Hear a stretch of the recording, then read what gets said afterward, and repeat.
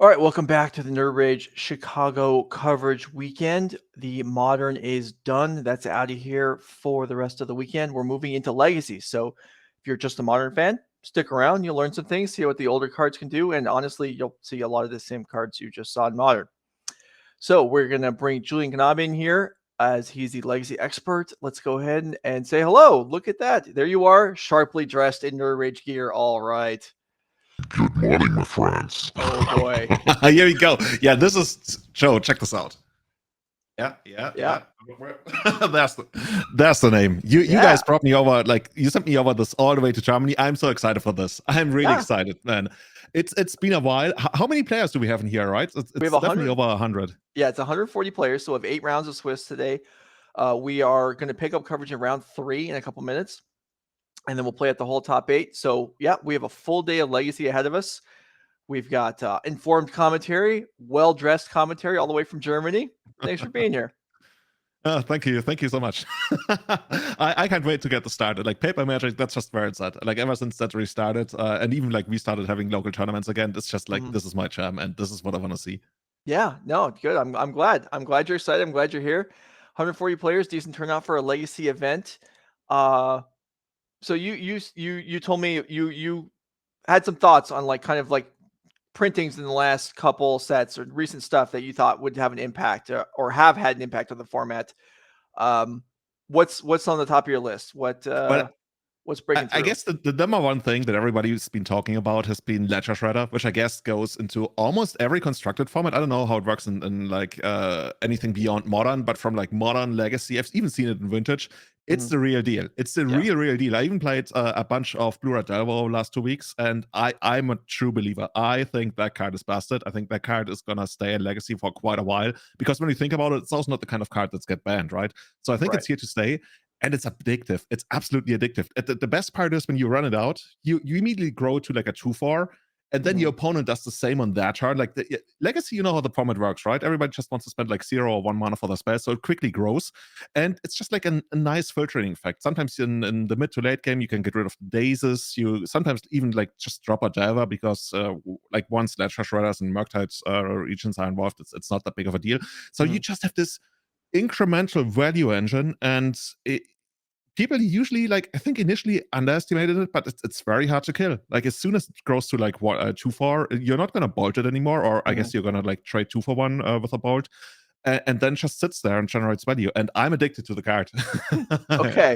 Okay. So this is obviously one of the big new cards, and then so I want to talk about, because I've been looking through Legacy deck lists the last couple of weeks, and like main deck sideboard cards is something that we've always seen a little of here and there throughout Legacy the last several years.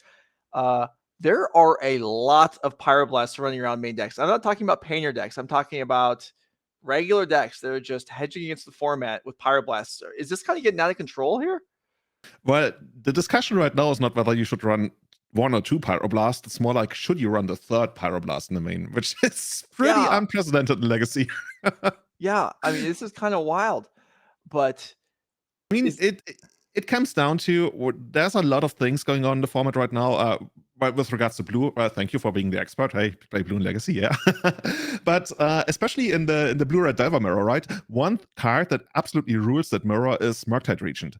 And especially in the first game, if Murktide Regent ever comes down, the only like way to stop a Murktide Regent is 2 Murktide Regents, or at least 1 Murktide Regent, and then you grow it with like Sanctum or something. But other than that, there's really not many ways to like free a board from the tyranny of Murktide Regents. And Pyroblast, good card all around, applicable in more than 50% of matchups, and also by moving it to the main deck, of course, you generate 2 more sideboard slots, which is another big upside. Right. So looking at the entire thing that's going on right now, people love to do that. They definitely do it online. I wasn't sure whether it's going to be that big of a thing in paper, because card availability and like decks aren't as fluid in paper, you would think. But when I look at the metagame right now, I think we have like 20% Blue Red Delver. So anybody who brought 2 copies of, Pyroblast in their main deck, in those decks, I think very good call. And we'll see a lot of that. Another thing that makes that more reasonable is, you said the Ledger Shredder. And that's something I even noticed in Pioneer. It's easier to play, it's easier to board in like something like a Ley Line when you have a ledger shredder so that you can discard it if it's not your opening hand or if it doesn't work. So in this case, it'd be main deck, Pyroblast, you're playing against Elves, for example. You're like, oh, I has 2 spells in 1 turn, throw it away, no problem. So that's a really nice. Good call, especially against Fs, right? Where you Yeah. you usually have to play the tempo game in the long run. They're gonna grind you out. So if you have flyers, that's how you win the game. And yeah, I guess over the course of the tournament, we're gonna talk about a lot more cards coming up. Sure. I don't know if we're ready to talk about the matchup coming up here, because I got like a post-it note full of cards that I want to talk about today. Okay, well, we'll maybe we'll hit a couple of them every round. So we're gonna go ahead and move into round 3.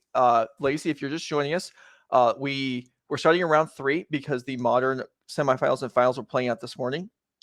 So we're gonna be watching John Ryan Hamilton versus Robert Hayes. Robert Hayes, we saw this morning, did make it all the way to the top 4 of the modern event with his 4-color elemental deck.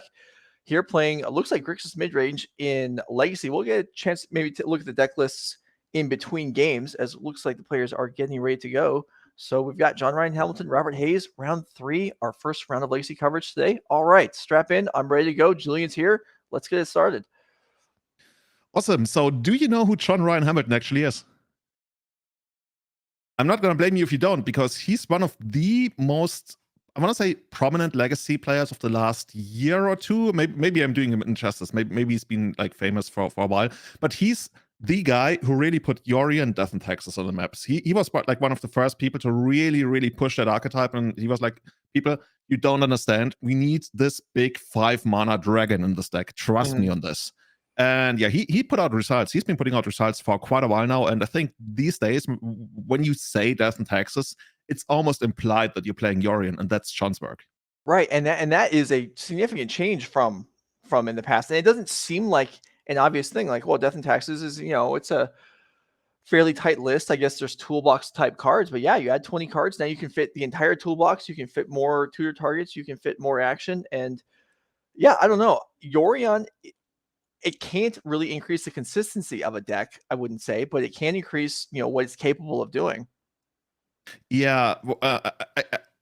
The thing that especially, I guess it started in Denmark, where all the Danish Death in Texas players, they called it mono-white control, which is always like, I don't know if I subscribe to that, but it's a thing. And especially in the matchups where you play the control role, having Yorion, even just like, let's say, a recruiter to blink is not inevitability in the sense that we usually use that in Legacy, but it gives you just like that extra oomph to to make one more turn really count, and then your opponent might not be able to keep up with you.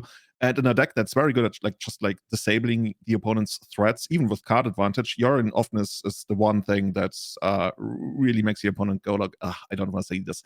Downside though, if you're up against a main deck Pyroblast, it can get Pyroblasted, and it does happen at times, and it's the worst.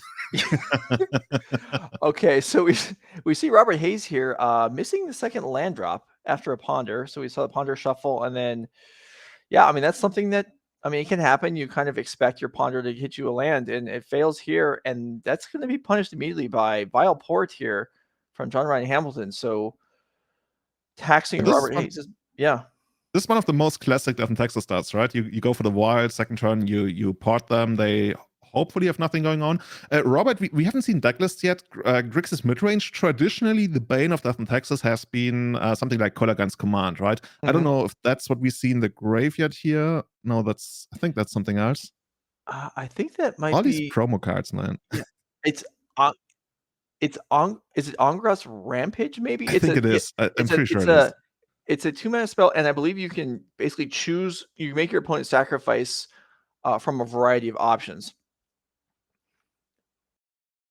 Ongra's Rampage, yeah, there you go. Sacrifice an artifact, a creature, or a planeswalker. So that's actually telling me Robert had to discard to hand size here. Oh my god. Yeah.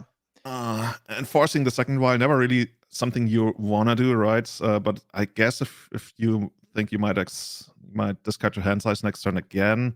Right. This just preemptively saves you from that if you don't draw the land. And so that, like the Ongra's Rampage, with just an island on the board, that's nowhere near being cast. We see a bunch of red cards in Robert's hand. It's the most beautiful island in Magic, though. I take issue with your ridiculous statement. It is not. It comes from the same artwork grouping, the same set, but no. Spirit of the Labyrinth, okay, that's a card that may that Robert may find annoying. And yeah, wow, 2 Pyroblasts in hand, I believe, for Robert Hayes. Yeah, 2 Pyroblasts, and I think at least 1 more Force of Will, like basically 3 cards you really don't want to see on this board. I think there's an expressive iteration, which is a convenient way to get around the Spirit of the Labyrinth because you don't actually draw the cards. But yeah, Right. I was gonna say we desperately want a Brainstorm, but we actually don't want a Brainstorm. We need a removal spell into a Brainstorm, and then we still gotta hope that there's no Flicker Wisp or something going on. So yeah, John is just going, oh my god, oh, this is the new thing. This is what they've been doing. This is what like a bunch of the quote-unquote leading Death and Taxes players on Twitter have been brewing for, I want to say like a week or two. Like basically at some point people tried calling it Team Italia many moons ago. But yeah, they're splashing red. That gives them access to Magus of the Moon and potentially Pyroblast. And yeah, Robert is like, no, we're not going to do that. Get that out of the way. Well, yeah, he's crippled enough already. He doesn't need to have basic mountains all over the place in his deck. Yeah, Magus the Moon. So that's another. I mean, going from 60 to 80 cards, you have more room for random stuff, and it's not just a tutor target. There's multiple of them. They may not match, but they do the same thing. And Robert Hayes, well on his way to losing this first game.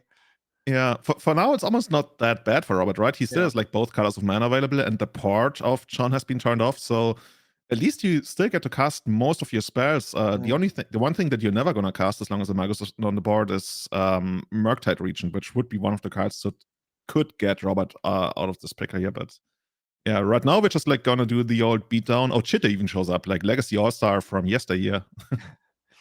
Yes, indeed. Another Force of Will on another vial. So drawing 3 vials usually not the greatest for John Ryan Hamilton here, but when 2 of them eat Force of Wills, that's just fine. Yeah, it's the cheapest him to charge in the world at that point. Yeah. And Robert Hayes is out of here. Like, okay, let's take a mulligan. Let's take a mulligan on that one and just start limited beatdown just got there. Yeah, all right. So we only have 1 deck list available, so let's go ahead and take a look at that.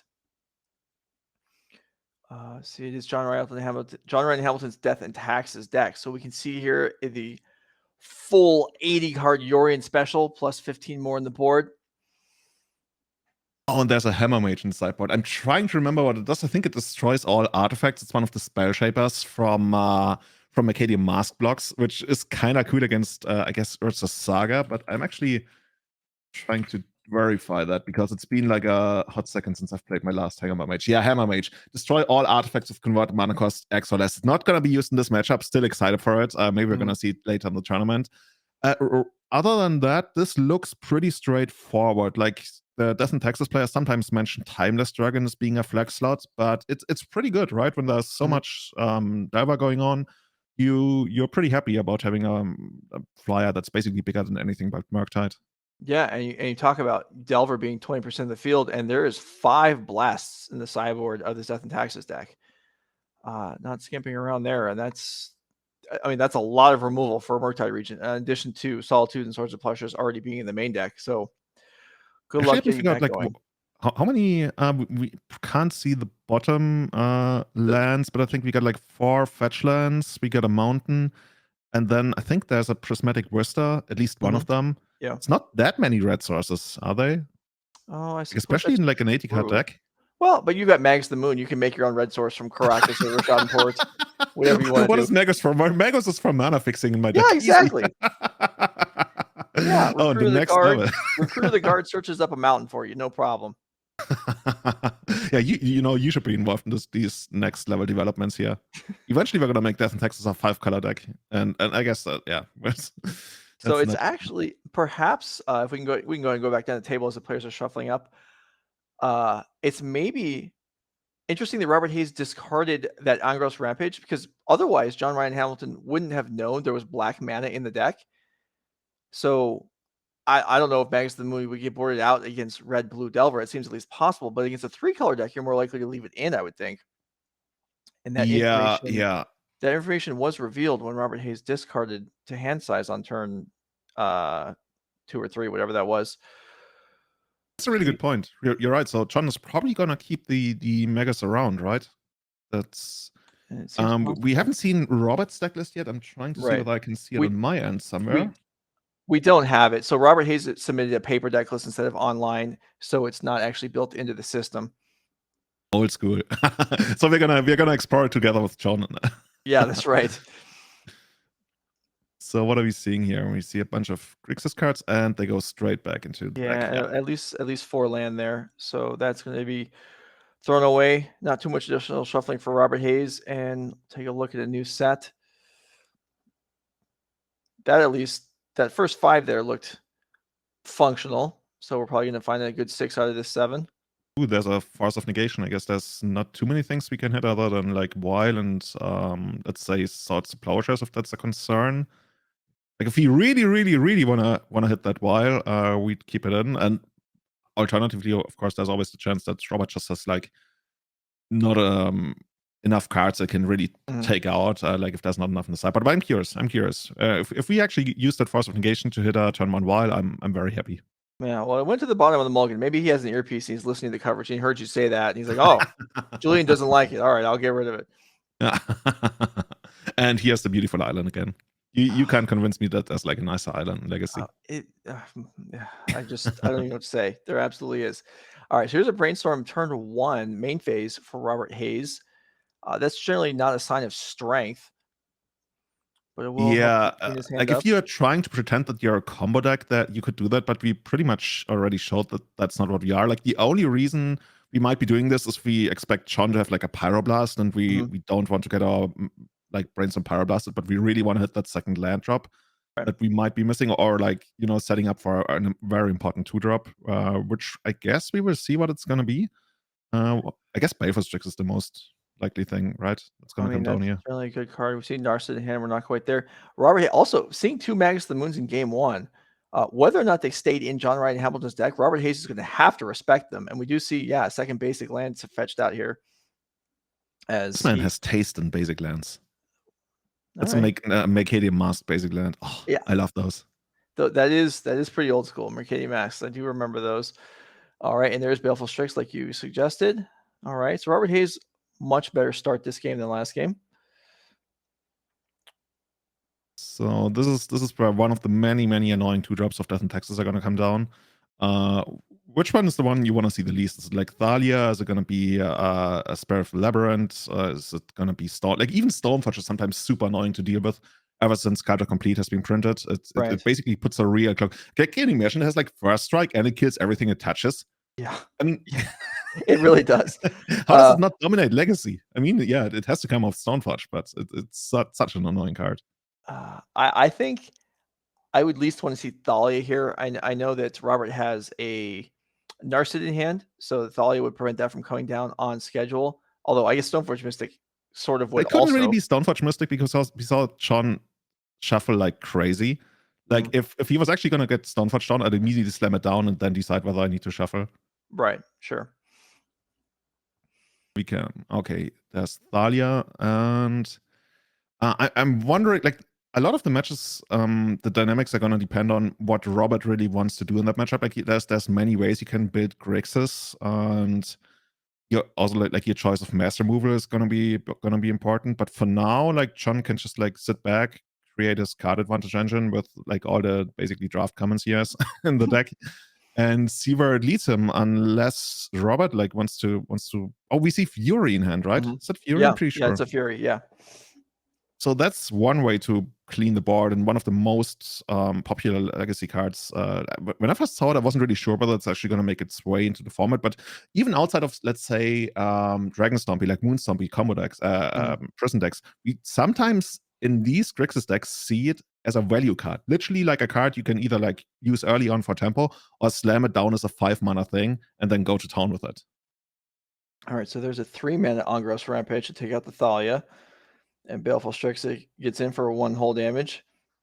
And yeah, this Fury is it's interesting to see a deck with Force of Will and Fury both. A Wasteland, Volcanic Island, and yeah, there's the one of the second 2-mana hate bears and Spirit of the Labyrinth. And Robert Hayes was about to cast Baleful Strix and then caught himself and he's like, oh, wait a second here. This is lame. And now what do? You're already annoyed. That's Death and Taxes is such an annoying deck. That's how it made a name for itself. So this Baleful And I guess Strix- that's part of the price you pay, right? When you play 3 colors and Mhm. you want to fetch all your basic lands. It's like the classic dilemma in Legacy, right? Do you fetch all dual lands or do you try to establish the all basic land mana base? But if you go middle of the road, like we see here, then one wasteland is going to screw up your mana base. Whereas if we had 2 more dual lands, we might be able to cast all of our spells there, which, yeah, we will see. Robert needs mana and Robert needs stuff to do. Like basically, it's really hard to say like what he even wants to do in the matchup, other than like maybe even stick at Chase if he has that, because Death and Taxes is also really, really good at just like trading 1-for-1 and like +1ing you on card advantage in the long run. So technically this should be a really good match, but we need Robert to be in this, right? We need Robert to actually cast the spells. Yeah, I mean, Baleful Strix to not draw a card is not much. Here, and this is... That's another way to get red mana, by the way. Timeless Dragon, yeah, cycling, get the plateau, yeah.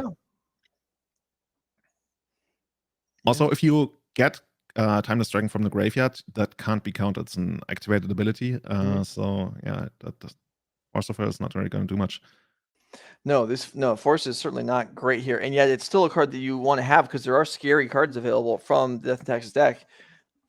Ether Vial can play a big role in the early game, and then sometimes some of the sideboard cards. You know, it's tough. You're not going to Force of Will a Pyroblast though, and that's kind of changed how this red splash allows, instead of having like haymakers, you know, whatever cataclysm kind of nonsense. That's always what I think of as the big Death and Taxes haymaker.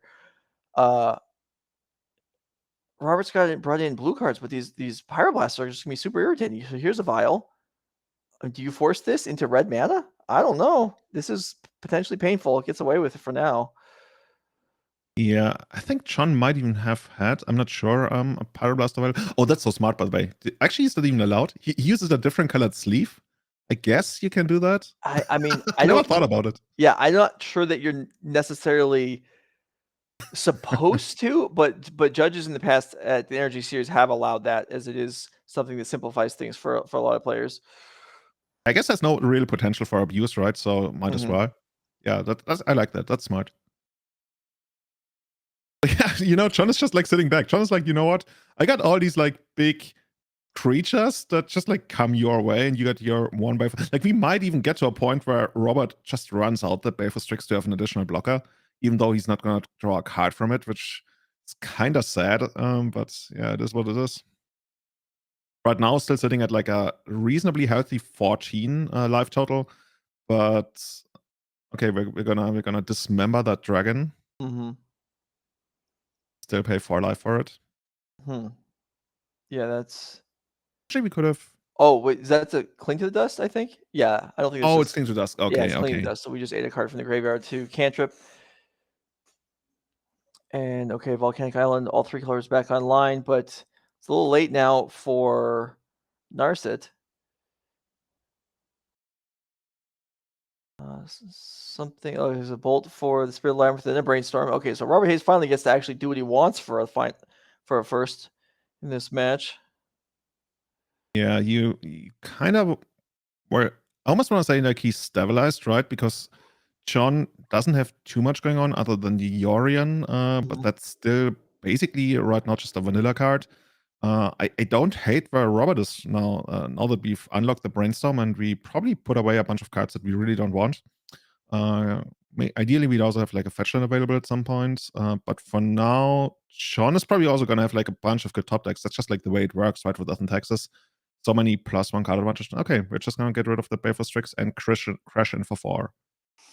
All right. Well, this is a lot of pressure. Robert Hayes, It is 2 Baleful Strix down already, so that's kind of one of the nice ways to deal with a creature like this. And yeah, Robert's going to have to dig up something else.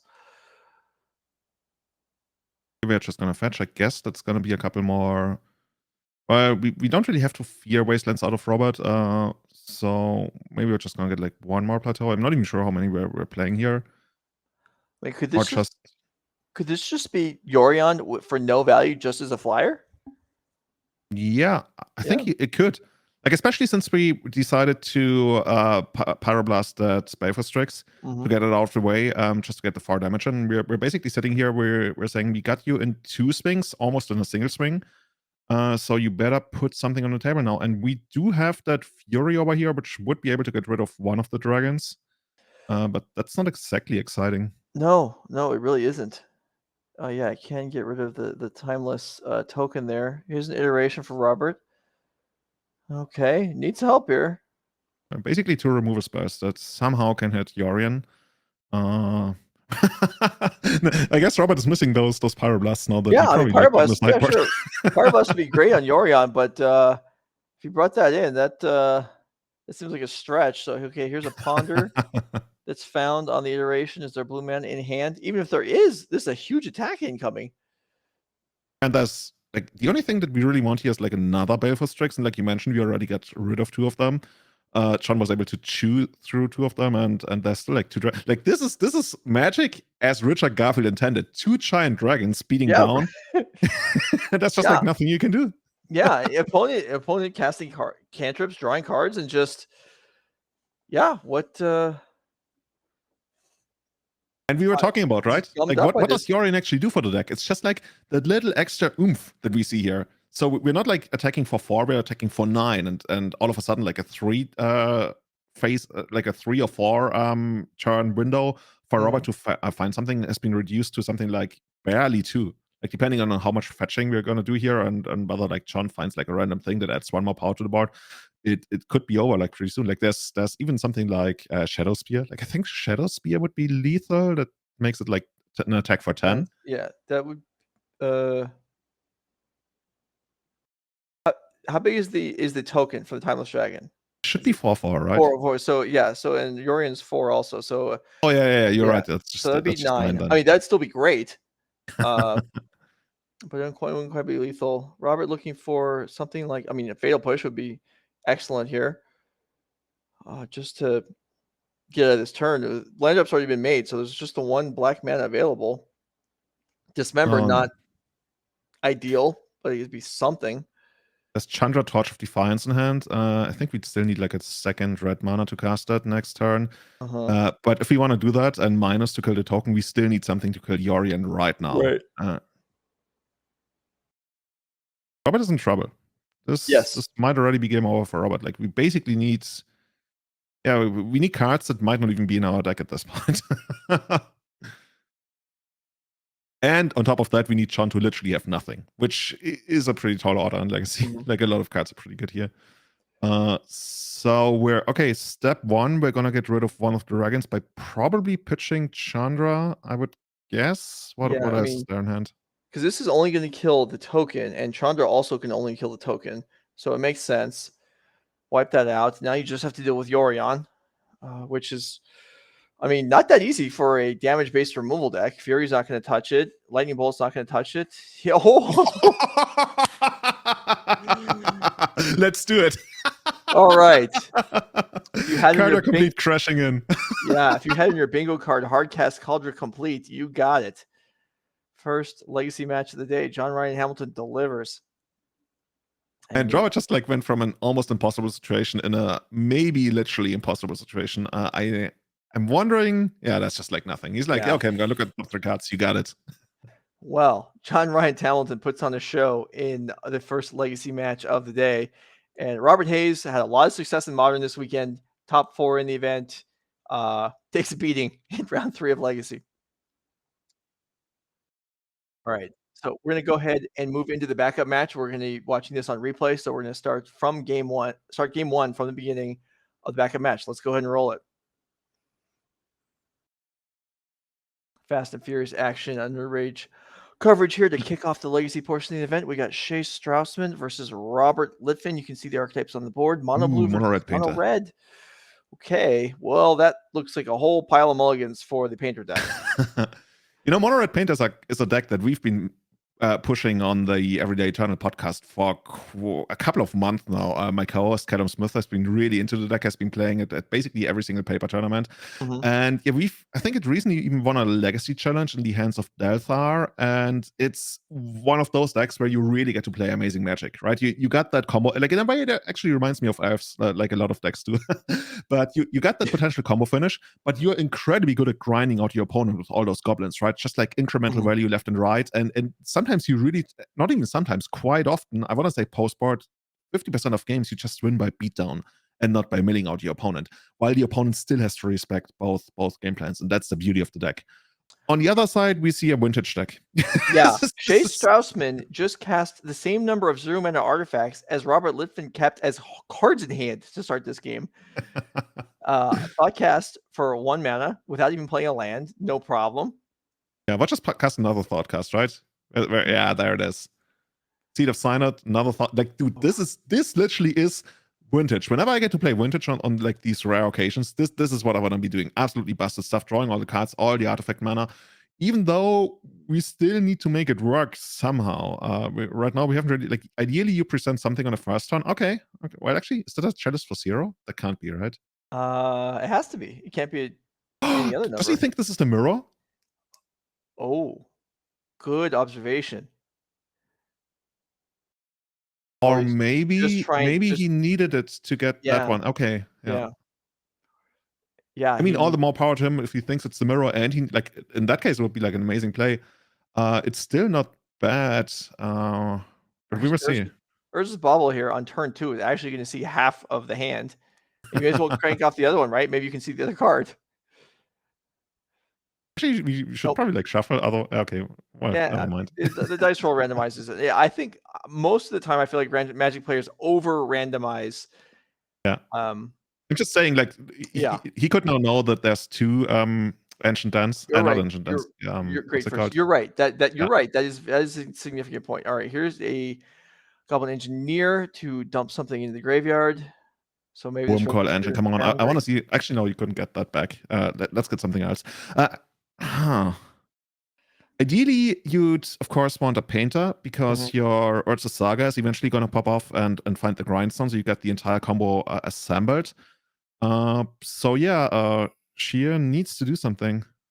We've seen all these like bells and whistles and drawing cards. I think we drew 6 extra cards in the first turn, plus all the bubbles that we cycled. But we need something, and the deck is, well, I guess you play Force of Worlds, but right now Robert can win through any amount of Force of Worlds. Oh, and back comes Needle. It's not winning through Pithing Needle here. Name's Goblin Engineer. So that's going to leave that Painter Servant stranded in the graveyard for now.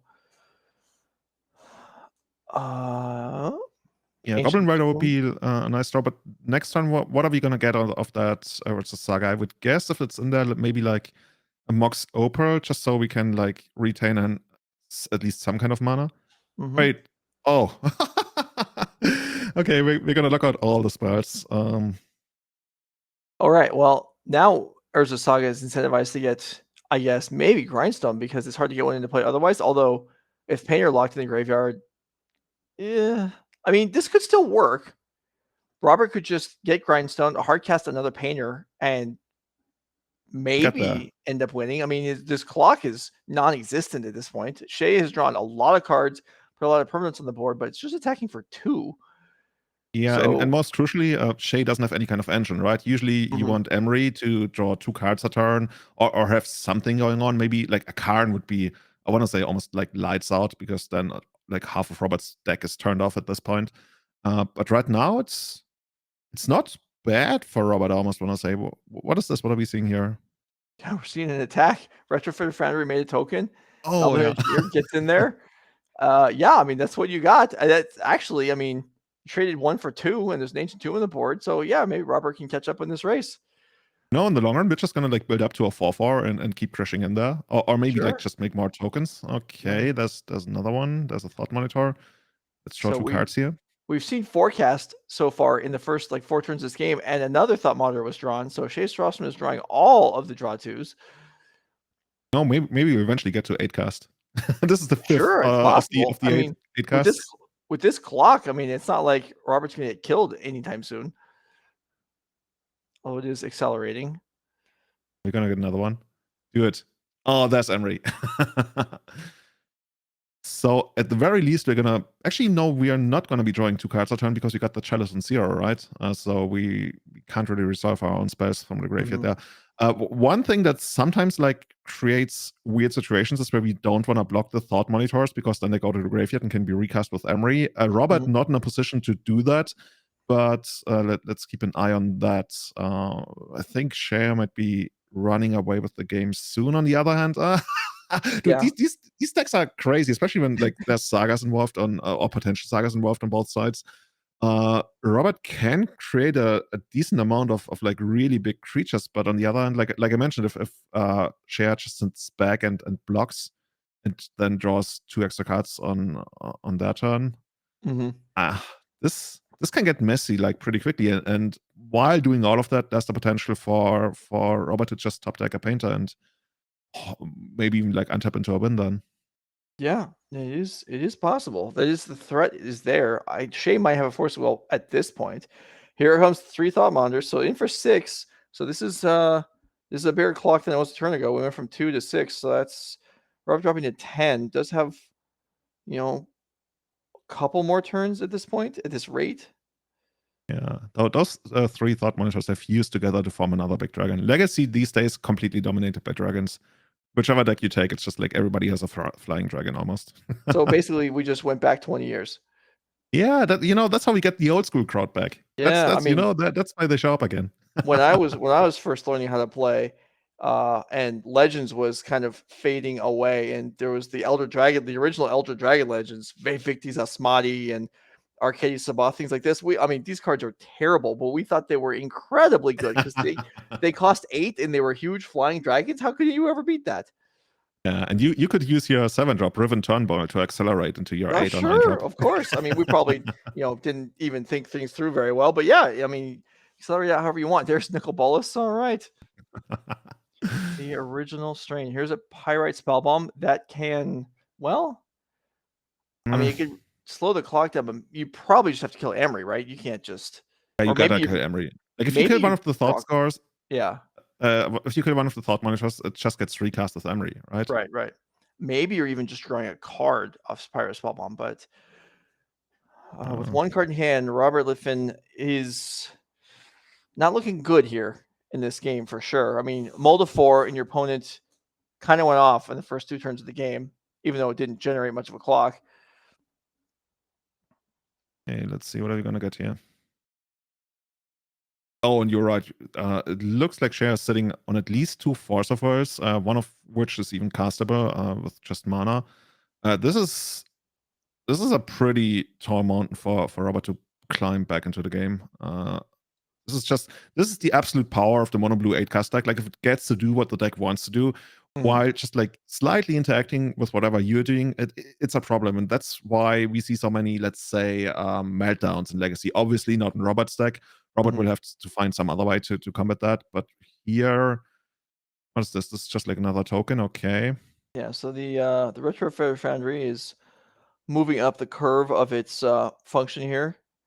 Yeah, I guess it was like a block and a sack before damage, so we can like create the 4/4 construct token. Yeah, so maybe Golden we can bring Company, as I like to say. Maybe we can bring the Retrofitter back up on the screen, but it goes through stages. It's I believe without any additional help, it's make a 1/1, and then make a flyer, and then make a 4/4, right? And that's the top end of the progression. Top end is the 4/4. Yeah. Also interesting play from Shea. We played 2 more Emerys, which of course died to a legend rule, just so we can mill ourselves to 4 again to find something else we might, something like a Kappa Cannoneer. That would be the dream. All right, and Pyrite Spellbomb is cashed in for a card here by Robert. Like you call it, right? It's probably like the best use for it. Maybe. I mean, he's looking for. He needs something here. Now, 4/4 does not fly, correct? Even though the second level token does. So this is a lethal attack right now. Yeah, I'm trying to figure. I think there's nothing really. Like we needed more mana. Like potentially, if you have like a ton of mana, you can use it like several times. Yeah, I guess that's what we're doing here. We find that LED? With LED, something like a painter would be a combo win, although we know that's not going to work because Shea has a Force of Will in hand, but Robert is doing what he can here. Yeah, but the thing is, with LED, you can untap the Retrofitter Foundry, Mm-hmm. and then you can use it again if you have a land drop, and it looks like we do have a land drop. So in one turn, we can actually generate a flyer to block one of... Like, we basically invested our entire hand and an LED into just, like, gaining 2 life, and that's a horrible position to be in. Yeah, but if you're at 2, it's maybe still worth doing. I mean, if you draw the win from the top, I'm not sure what that would be. Of course, Robert has to play the game as if Shea doesn't have any Force of Wills, because we already know that Robert wouldn't be able to beat Force of Will in time. Okay, so Lion's Diamond is broken off. 2 lands go to the graveyard. And you're right. Retrofitter Foundry untaps, makes token, converts into a flyer. Now this time the flyer will just die. It can't be converted again into another 4/4, I don't believe. So this buys a turn, but with 4 mana available. Yeah, there's Sai. Sai just chilling. Yeah. If you could literally put 1 card on the top of your deck if you're Robert, Painter doesn't do it, right? No. Even if it resolves, there's not enough mana. There's only 4 mana available. Painter plus activate costs 5. Destroy all artifacts. Shatter.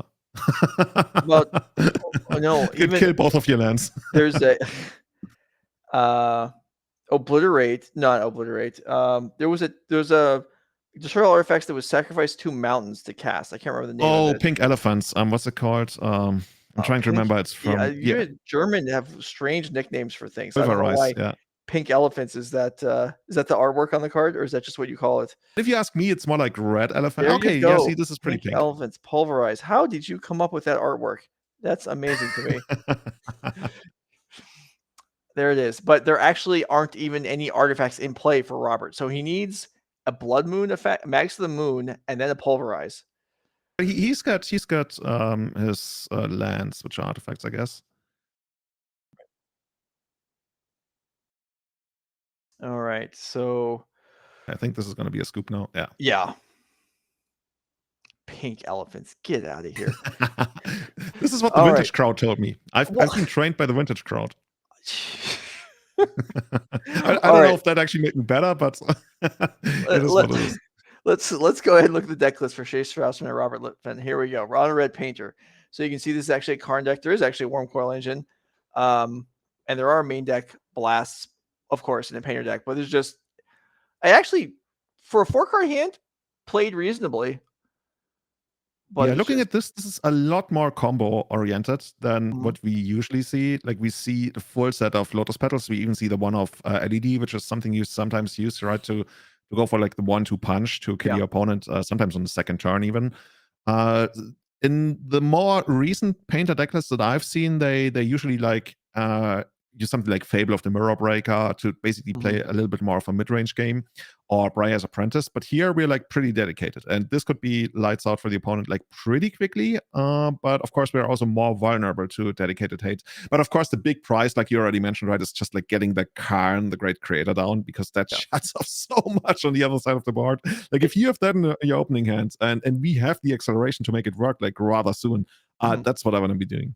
Yeah, I mean, Karn is great. Not only does it shut off some of the mana production, it also can do things like kill Chalice of the Voids, and there's a lot of ways to actually kill Chalice here with Abrades in the sideboard, which are likely coming in. So there are some options here for Robert. I don't know if extra Pyroblasts are... I mean, they kill some of the stuff, maybe even decent, all the draw twos. Yeah, it's an awkward situation. Yeah, usually Go ahead. Yeah, usually on the 8-cast side, a common thing to do is to just like bring in more forces. Like, you have 4 forces in the main deck, and then you bring in like up to 4 more Force of Negations in the sideboard if you expect your opponent to have really dedicated hate. And like, Karn is right on the verge, right? Usually Force of Negation really isn't all that great against Painter. Like, if you look at the list, like most of the stuff is like creatures or things you don't want to force. But then there's the Karn. So we're going to see what Shea decides. I'm happy that I'm going to be in the commentator seat, so I'm going to be right either way. Oh, great. All right. Well, let's real quick look at Shea Strausman's deck, because the players are probably getting close to ready. Actually, I forgot this is a time-shifted match, so it doesn't matter. Okay. So here is the mono blue 8 cast deck. You can see actually with only three thought casts, he actually drew 7 of the 8 draw spells in that game, or 6 of the 7. I mean, I request a name change. This is 7cast. yeah, right. I mean, these players with their self-submitted deck list is just we can't allow them to get away with this. But you're right. There You are can't 4 trust them. negations in the board. All right, let's go ahead and roll the next game. Painter's going to be on the play. We are in round 3. If you're just joining up, we'll see if Robert. Okay. Another mulligan. Yeah. That makes it tough. On the other hand, like especially when you're a combo deck and you have these big haymakers in Carr, you have good ways to recover from that, right? So Definitely. Like if you're sitting in a Diver Mirror and you mulligan on the play, you already feel like, oh, I might as well go home. But with Painter, there's always a way. There's always a way that there's incremental card advantage, not as much as in most other Painter decks, but Robert makes up for it with speed. And speed might be all he needs in the matchup. Yeah, I mean, a turn 2 Carr, which is certainly a possibility here, would go a long way. Yeah, well, you want to see Ancient Tomb in the opening hand. Oh, okay, we have City of Traitors, which is like another way to make a potential turn to Carr work. Mm-hmm. Okay, and we get this. We're looking at our own top deck. Interesting. There's a Chalice of the Void in Shea's hand. Maybe checking to see if there's another bauble, then maybe you don't want to play your Chalice right away. Oh, very heads up play. Yeah, that could actually be it. All right, revealed card is a Pyroblast. Okay, well, there's a potential information that maybe you want to play Chalice on 2 anyway. Okay, Soul Guide Lantern comes in. Yeah.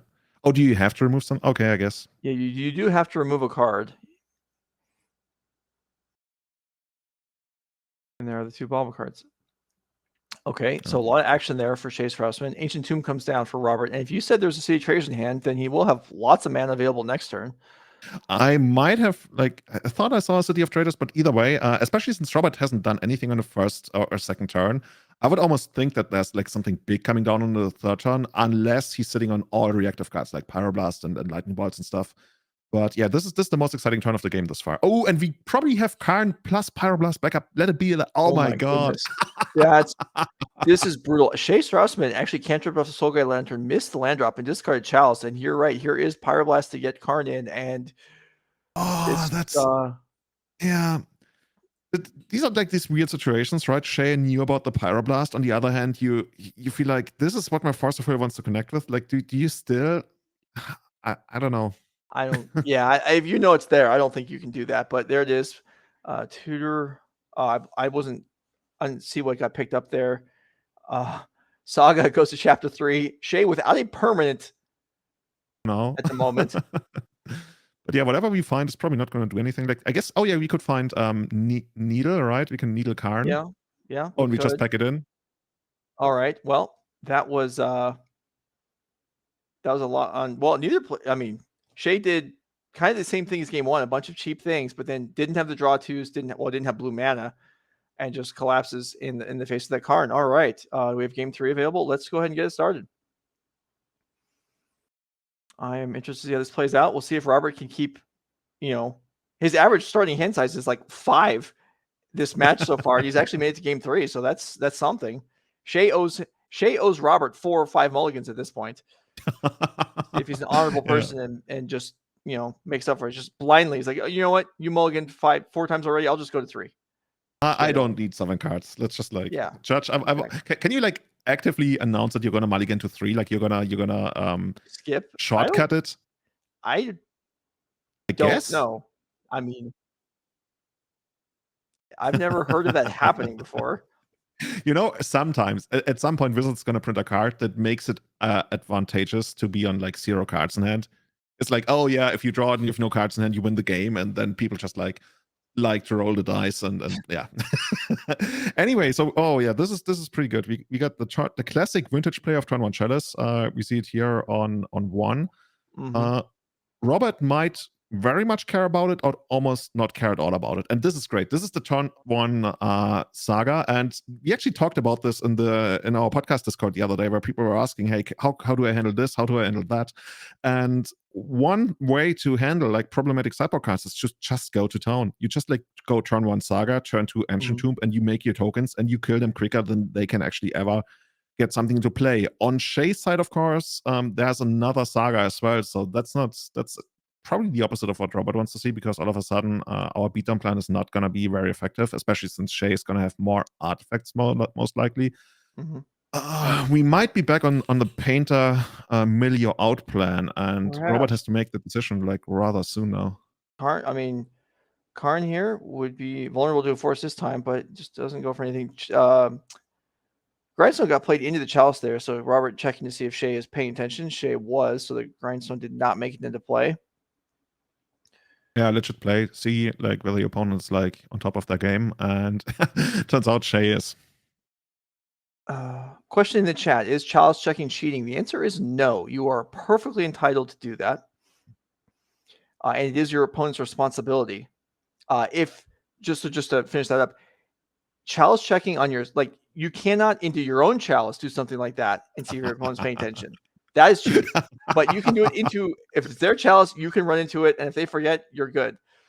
If you do it into your own chalice, you get thrown out of the tournament. Yeah, exactly. Yeah, not okay to do it on your own. A couple of years ago, I was playing Reanimator in Legacy, and my opponent had chalice for 1, and I had to reanimate, and I was like, oh well, okay, I'll try with the Ponder first and see if they're paying attention. They're like, okay, Ponder's okay. And I was like, okay, phew, reanimate, and they're like, oh, I have a chalice. Counter the reanimate. I was like, oh. It sometimes happened with elves when they would let the glimpse resolve, and then they would remember it for every single elf, but you would still draw the cards until you find, let's say, Abrupt Decay. So like, yeah. Okay, so here we get a bunch of creatures. So now all of those are 4/4s, right? So we can Christian for 4. Shares are going to be like 1, 2. Actually, it's going to be a 4/4 on the other side of the board as well. So they can trade, but yeah, Share is not going to. Well, okay, so that Mishra's Bobble's in the graveyard for Shea. Oh, it's in the graveyard? Okay, never mind. Then it's a 3/3. Yeah. Good point. I would have misplayed. Do it. I need to play more Paper Magic. Interesting that that Robert City of Traders to get. I mean, you presumably has something to play. Otherwise, he could have just left the tapped one in play instead of playing the fresh one from hand. Would it be just simpler if City of Traders was legendary instead of just dying to the next? I mean, I guess or other lands different ways. But when there's just City of Traders itself, it may as well be legendary. Yeah, but back then, like, it used to work very differently, right? Sure. Okay. And you could even legend rule your opponent's City of Traders and stuff. Yeah. Lots. Yeah, the legend rule changed a few times, definitely. All right. So Shadow Spear comes in, equips, and this is going to make racing impossible for Robert. Yeah, it basically never happens, right? You need one of your braids, right? That's one way to get rid of it. You can cast it. Shadows is only on 1. That's a good way to do it. Or of course, you eventually you gotta find another saga that gets you a grindstone, but it's gonna be rough, man. We have a painter. I think we see a painter in hand. So here's an abrade. So there was a reason to play the other City of Traders. The mana was used. Chalice gets picked off. But there's a painter and a grindstone in hand. Dude, we might actually be able to just win this game. Well, okay. Assuming Shea has nothing going on. Shea is still sitting on a couple of cards, but if we find enough mana, we might be able to do this. And this is a lot of stuff going on this turn. All right, so there's a force on the grindstone, which does exile it, but we know there's already a grindstone in the graveyard that the welder can bring back, and Shea's going to check that out right now. It does take a decent amount of mana to complete this combo, and Robert doesn't have a lot to work with right now. I was about to compliment both players about like their pace of play. I remember this. This is a replay. But yeah, there's a lot going on. Shea probably should be aware that there might be a painter coming down, right? Because we saw Robert not going after the Shadow Spear, which is like the big card that lets us win the beatdown, as you mentioned. So why would you go going after the Shadows? And on the other hand, the welder can also like kill the constructs that we see on the other side of the board. So Welder not only works for your own artifacts, you can also weld out your opponent's artifacts. And over time, those constructs, even the Shadow Spear, or even something like the Chalice, can just be welded out, which, funny enough, can sometimes create situations where Robert forces Shea to get a Chalice on 0 into play, which of course is not what that deck wants to have in play most of the time. No, that could definitely happen. So the Solar Lantern took the second Grandstone out of the graveyard, so that Welder's not going to work there. We see a double block here to trade, and then like you're saying, this Welder can now remove the token in play and replace it with a Chalice for 0, for example, which is not going to work to Shea's advantage. Shea's life total drops to 7. I don't see how that's possibly correct, but I guess that's what he was. He was very low before. He just gained a bunch of life to 7. I'm not sure. Anyway, here is the painter. As a painter, we have a way to either get Grindstone to play from the graveyard or eventually from the Ulster Saga. One thing I could see is like the Welder, if we have enough life, just like getting a Lotus Petal back to give us more mana to eventually activate the Grindstone.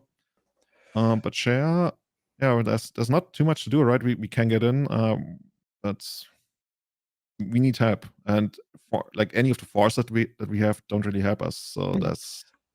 I think I would like to have seen upkeep or even main phase weld the token into the Chalice on 0, because that actually can impact what Shea can cast for the turn.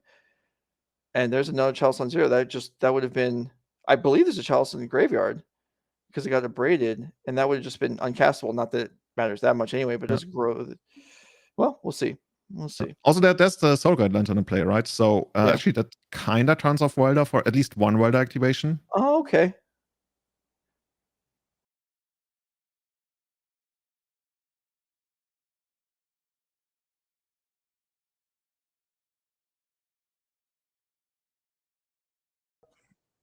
Okay, so here is the Welder swapping the token, and you're right. He's going to look to see if Soul Guide Lantern can potentially counter this.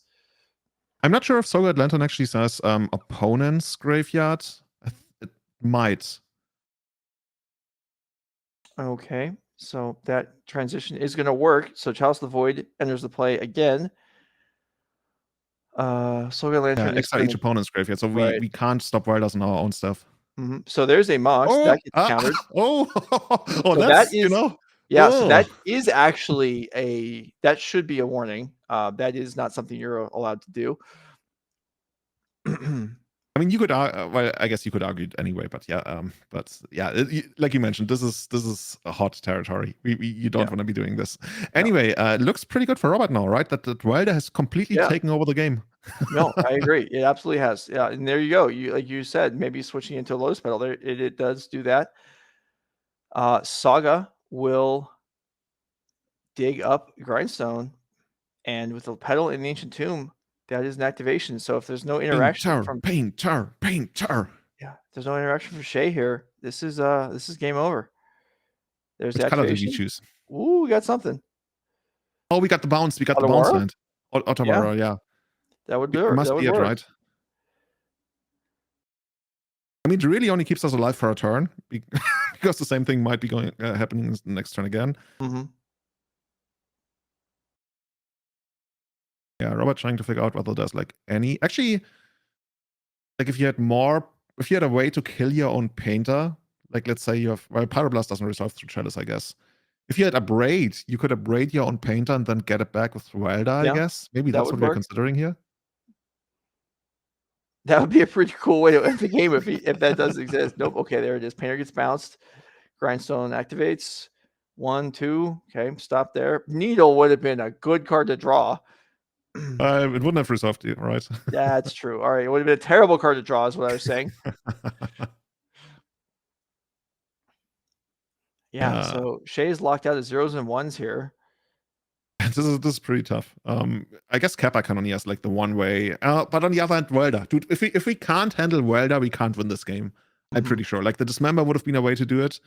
But if we can't handle Welder, like no matter what we get, it's just gonna bite the dust. This is a fun game. A fun match to watch. Although this game was by far the best of the 3. Yeah, this is what Painter makes. Like this is the kind of games you get with Painter. Painter is just like so many little things, so many like tiny interactions. Like we mentioned, the radio and stuff. Get it back with Welder. I think Welder is one of the most fun cards in all of Magic, especially since it allows you to also like target your opponent stuff. I mean, it's there's a reason why it used to be one, maybe the best creature in Vintage at that point in time, like a long time ago, but still. Mm-hmm. All right, Payer Servant comes back in. Hardcast. Oh, Robert down to 1 from Ancient Tomb. Hardcast Force of Will. Oh, so smart. Held out the Chalice, Pyroblast. And Robert's like, cool, I win. And I'm not sure that Grand Zone activation actually happened yet. Yeah, okay, so we're still playing. You didn't have enough mana to right. activate it. Okay. Yep. Force Negation is a draw, and Robert Liftin is going to win this one with Mono Red Painter over Acast, coming back from losing game 1 on a Mold of 4. That was fun. You see, there was action left and right on every single turn. I want to build Painter now. I gotta build Painter. I just like I can't get around it. Yeah, I have to do it. That was a cool match. All right, so that's conclude the action for round number 3. Matt and Monte recorded the interview with John Ryan Hamilton, so we're going to run that now, and then we'll be back in a few minutes for round 4. So stick around. We'll be here all day long with Legacy coverage. Julian and I, Becky will be along later on. Nerd Rage Gaming. Legacy fans, hope you're happy, enjoying yourselves. Roll the interview.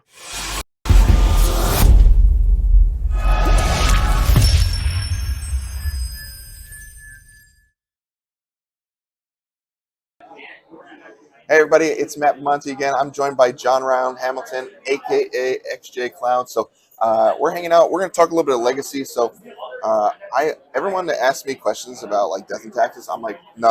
Like, go look him up on Twitter, okay? So you and I met a long time ago, both kind of from the Bloomington Normal area. Yeah. We played at a shop in Normal called Collectible Corner. Yeah, a long time ago. So besides that, let's talk about Legacy overall. Like how the format's changed since the new cards come out. What's your opinion on the format overall? A lot of people aren't super happy with what's going on in Legacy right now. Modern Horizons 2 has done a number on quite a lot of formats, but Legacy's been kind of suffering under the thumb of Murktide Regent, was suffering under the thumb of Ragavan for a while before that got banned, but Blue Red Delver is kind of just the king of the castle right now, and there's not a lot that other decks can do to stop it. But overall, I think there are a lot of decks that kind of range into like the right below the kind of best deck in the room right now. We got 8 casts that came out of specifically Modern Horizons 2, stuff like Jeskai with a bunch of new cards. D&T got a lot of upgrades in recent years too. So I think it's in a better place than some people would make it out to be, but it definitely could use some improvements. Yeah, so it's weird. Like in Legacy, a lot of times, like new decks don't really just like pop up in Legacy, right? There's always like these established players like Delver, D&T, land type strategies, things like that. But you mentioned the 8-cast deck that came out of nowhere because of the Cannoneer, which is pretty cool that new stuff comes out. I mean, sometimes things suffer because of new cards coming out, but it was cool to have a new deck like kind of out of nowhere. Yeah, 8-cast is a nice addition to the format. I think it's always nice to have a deck that isn't just Ponder, Brainstorm, Force of Will. Yeah. So I'm happy that there's an Ancient Tomb Chalice deck that's still kicking in the format. Yeah, definitely. All right, so I mentioned that you play obviously basically exclusively Death and Taxes. If I had to put a pretty much. So let's talk about the evolution of Death and Taxes over the last several years, and I'll let you kind of speak to the changes you made. So basically, Death and Taxes was pretty dead during the Snoko era. It was suffering a lot, obviously due to Dreadhorde Arcanist, Oko, Uro, stuff like that. Death and Taxes was really under the thumb of the control decks would just be able to out card advantage you. Your game plan of like kind of whittle them down with Thalia as a wasteland support really wasn't doing it anymore. We kind of revitalized the archetype. Me and a good friend of mine, Jason Murray, aka Luanil, we played Yorion. We added Yorion to Death and Taxes sometime after the companion nerf, and it was incredible. And no one believed us. Right. This was in like late 2021, I think. It was really good. We had we tested it against Snoko on Honorog's channel, and we like wiped the floor with the Snoko deck over and over again. But no one wanted to play the deck for whatever reason. But then they banned Oko, they banned Astrolabe, they banned Dreadhorde Arcanist, and the format just kind of got turned on its head. After that, we kind of just went back to 60 card. I was curious about whether the format would get less grindy. Blue Red Delver comes back, be more aggressive. Right. Then Modern Horizons 2 came out. Everything changed drastically. The biggest upgrades were Solitude for Death and Taxes was huge. 2 toughness being recruitable was incredible. You just get to recruit Source of Plowshares. And so I immediately went back to Yorion, and it was the best iteration of Death and Taxes I've played in my life. And I'm still playing it right now. Just the addition of Solitude, and then also Cauldra, having super quick clock on Stoneforge.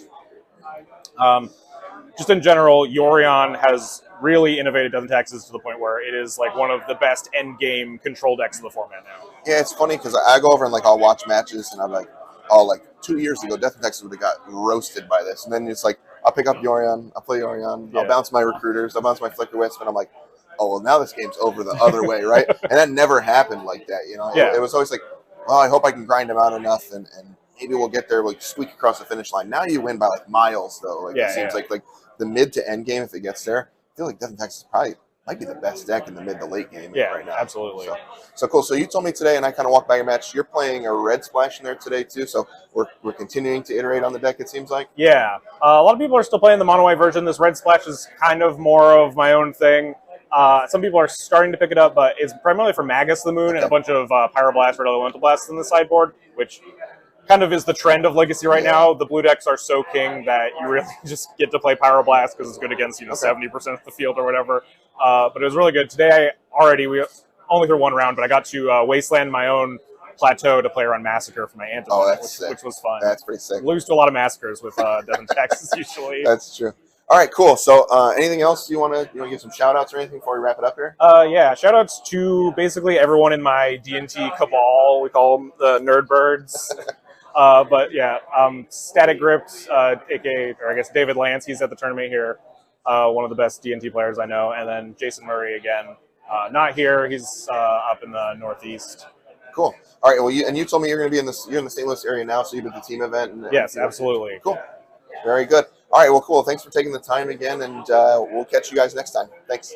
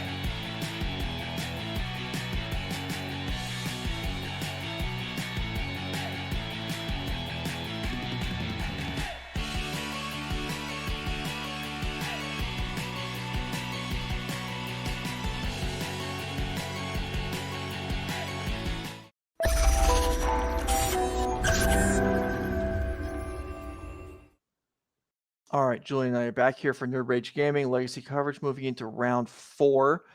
Now, we have our matches picked for this round. The players haven't started yet, but we're going to talk a little bit about, so there's an issue currently versus Paper versus Magic Online Legacy, which is going to be relevant for our backup match. And if you only consume Legacy for Magic Online, you may see some cards that you don't actually know about right now. So, Julian, what's your feeling about this? The Minsk and Boo is the card that we're going to see. But what's your feeling about, like, is this, I mean, obviously this isn't good for the community, but is this really bad, or it's just kind of a little annoying? So in the past, it wasn't really that big of an issue. I'm sorry for anybody who's been affected by it. I know some friends of mine play a little bit more niche decks who really want that special black curse that exists, but it never really affected the big picture. But now it does, because there's 2 cards: Maddening Hex, which we're not going to see in a backup match, but also Minsk and Boo Timeless Heroes, which both are cards, I think, from the Forgotten Realms set, I believe. Yeah, it's the Commander Legends Baldur's Gate, I think, is at least where Minsk and Boo is from. Yeah, and the thing is, I think we've never been in a position on Magic Online where cards of this power level were not available. We see Maddening Hex in all the big tournaments these days in Paper. I think we've seen it put to great use in the 20th God of Legacy tournament in Tokyo the other day. And Minsk and Boo is one of the best planeswalkers around right now, especially since it won't be hit by Pyroblast. And for those who don't know what it does, I think I'm quickly going to mention it. It's a 4-mana planeswalker, 2 colorless, a red and a green. When it comes into play and at the beginning of your upkeep, you can create a 1/1 hamster with trample and haste.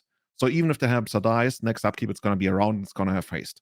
+1, you get to put 3 +1/+1 counters on a creature with trample or haste. So you can get it down. Hamster comes down. Immediately the hamster is going to turn into a 4/4 trample haste. Okay, that's okay. You get it every turn if you want. But now the minus is where the big payoff comes in. And planeswalkers who come in and then have big payoff on the very next turn, that's always like a thing in Legacy that can cause problems. And now we have it at 4 mana. And the minus is -2. You can sacrifice a creature and you deal X damage to any target, where X is, I believe, the power of the creature. So next turn you sacrifice Boo, you deal 4 damage to anything. That's not that great, but if the sacrificed creature was a hamster, then you draw X cards. So all of a sudden, you get this 4-mana planeswalker. It immediately takes a 4/4, and then on the next turn, you can shoot something for 4 and draw 4 cards. Like, whoa. That's huge. That's absolutely, like, if you end, we talk about like how you untap with Chase, and that's a big deal. You untap with Minsk and Boo, it's like explosion. And it happens every other turn, and it's so hard to stop it because you automatically get that 4/4 hamster every turn. Yeah. All right. So let's go ahead and tell the players they can go ahead for the primary match. But yeah, so what you're saying is this card is relevant to the format.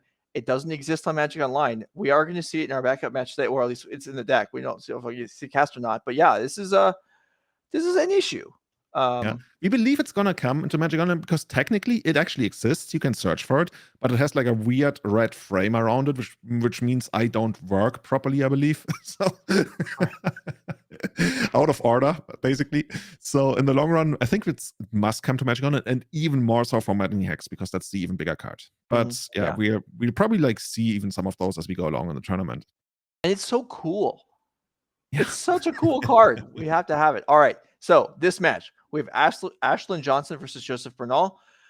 Bernal has had a lot of success in various formats, including Legacy on the NRG Series. He did win a Legacy event this year. He's playing Blue-Red Delver against Selesnya to Fs in the hands of Ashlen Johnson. Things kick off with Dragon Rage Challenger for Joseph Bernal. And okay, no play yet for Ashlen, but we'll see what's looming. Yeah, green-white depth, or like sometimes you call it Naya depth because there's Pyroblast in the sideboard, has secretly always been one of the most successful decks in Legacy win percentage-wise. I think we didn't see it win all that many tournaments except for one of the Eternal Weekends last year. But every time we pull up the numbers, it does well. It does really, really well. And it's such an uncomfortable deck to play against because a lot of stuff is happening at instant speed, even though it's not a blue deck.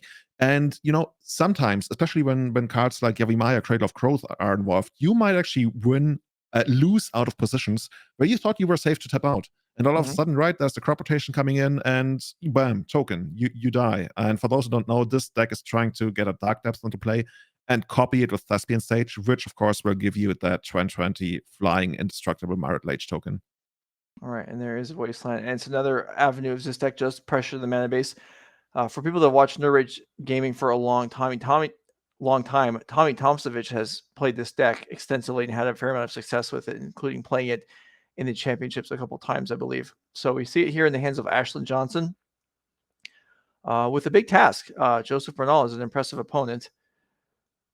Yeah, always like a tricky situation when your opponent plays a Wasteland on the second turn but doesn't use it, which like there's often like a lot of stuff you can at least try to read into it. But for Joseph, that doesn't matter all that much here, right? You're just like trying to make a creature and beat Ashlen down, because one of those things that the depth decks have going on a lot of times is eventually their threats are just going to be too big for you to handle. Like if you get a Knight down, or even something like an Elfish Reclaimer, right? It's a 3/4, you can't bolt it, your Pyroblast aren't going to do anything. You could try to win with basically your biggest trump, which is Murktide, but Ashlen is also, of course, playing Swords to Plowshares in her deck, so usually when I see these matches, they become pretty insane grindfests, especially post-board, but I'm not sure what we're trying. Oh, this is great, right? So Joseph tried to Wasteland the Savannah. Ashlen had the basic potential punish and crop rotation, but Joseph saw that coming and had the Force of Will for the crop rotation. Okay, cool. Yeah, So, my brain is fully caught up to what's happening here.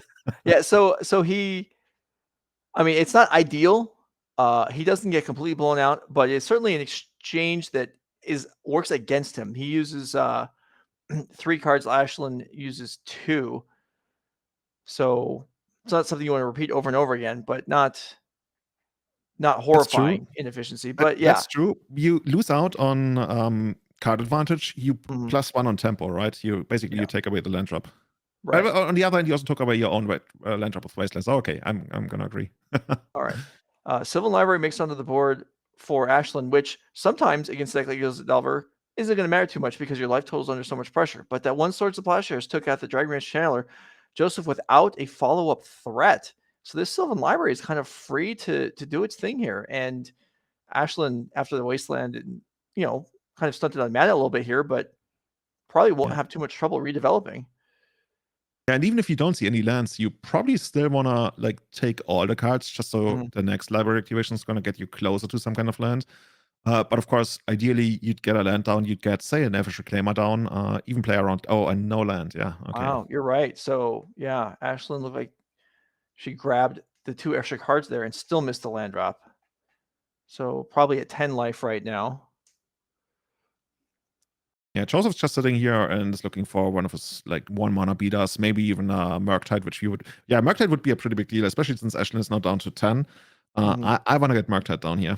This because Ashlen is very far away from ever making the token. On the other hand, of course, you probably put Ashlen in having a ton of interaction hand, as in like potential Swords to Plowshares or even Prismatic Ending. And I would guess there's a pretty good chance that the next library activation is going to find a white source. On the other, but yeah, it's not like you could really like would not cast your creature here.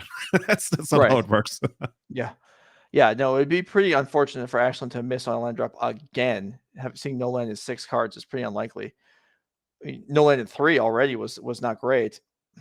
So Bernal trying to figure out this brainstorm here, needing to deploy a threat, and it's a Delver, which I mean that's something, but you're right, it's not like Murktide, which would have been ideal. Yeah, depending on how aggressive Ashlen is actually going to be on those library activations now, I think we also saw a Bolt in Joseph's hand. It's not unheard of for him to maybe even find like a second copy. But yeah, okay, we pick up the Wineswept Teeth. We will be able to. There's, I think, at least 2 Swords to Plowshares. I see those Ice Age Swords to Plowshares in hand. Let's see if we actually want to find a basic or a Savannah. Like, I'm not sure if you're in a position to play it safe. Sure. And well, 2 Wastelands already have been used for just Bernal, so not too much risk there. But yeah, and only 1 card taken this time. We know Ashlen has plenty of cards to deploy once she actually gets her mana going. But the priority here has to be remove the Delver, whether it's with a Savannah or Plains. She passed a. Okay, thinking about it. It's kind of annoying, of course, because in the long run, if you have main deck, let me actually look that up. Do we have main deck endurances? We do, of course. Yeah, we got 3 copies of main deck endurance. Of course, those are the ones that you want to use to deal with the 1-drops out of Diver. But we don't have the luxury of time or mana, so I guess we got to spend. Yeah, and this one is going to connect with one of those 1-mana creatures anyway. All right. And Prismatic Ending, that allows something like Swords of Plowshares to be saved for Murktide. And this Wasteland continues to just sit on the board for Ashlen. It's kind of Daze insurance instead of actually, oh my gosh, is this 3 bolts? It is. I was talking about the second bolt, but this is the third bolt. Oh Okay. man, that fetch line get us. Yeah, that's a rough one for Ashlen. Joseph Bernal does pick up the first game, not quite in the typical fashion, but Sylvan Library does 8 damage. 3 bolts come across to finish things up. So let's go ahead and take a look at the deck lists and see what players are working with. You can probably guess 90% of what's going on here, but Ashlen Johnson, Selesnya Depths deck. All right, so we've seen this before. You've seen this before. What, if anything, looks like an outlier to you? An outlier. Let me see. This looks pretty straightforward, right? Main deck, Grammar Excavator. We do have a Green Sun package for Knight Reclaimer. There is a Ramadop Excavator. There is a little Ollie Rowdy Sylvan Safekeeper in there, and then the 3 Endurance, like you mentioned. So yeah, this looks pretty like nothing we wouldn't expect to see. A couple Sylvan Libraries. Yeah. I think at this point the Tower of Megastrate is also like pretty standard. It's like a really cool way to beat all the Thopter tokens that 8cast might throw at you. Otherwise, they could block you forever. It's also technically it's a way to unequip Kaldra Complete, I guess. Yeah, that's a nice one. I remember that with Battle Skull back in the day, and then everyone stopped playing it right away because it wasn't worth it. And then, like you were saying, we do see 3 Pyroblasts in the sideboard, so there's certainly some sideboard options here for Ashlen, including the 4th Endurance. Yeah, and I don't hate the matchup. Like, as long as we can like establish a reasonable mana base, we have a lot of creatures that Delver really doesn't want to see. Like, Delver doesn't want to see Reclaimer, Delver doesn't want to see Endurance. And like, I was almost going to list Knight as well, even though that's kind of hard. On the other hand, Delver doesn't really play all these like submerge style of cards. They play like more sweepers, something like Rough Tumble. But that's not something that's really going to do all that much against this deck here. So yeah, these creatures are fairly frustrating to deal with. They don't seem, it's like green and white creatures. They don't do anything special. They don't have, magical card abilities to draw 4 cards or fly over and one-shot you, except they actually do, because they just assemble Merit Lage, and that does come over and one-shot you. And we have things like Choke in the board to just completely cripple what the opponent is doing. So let's look at Joseph Bernal's deck.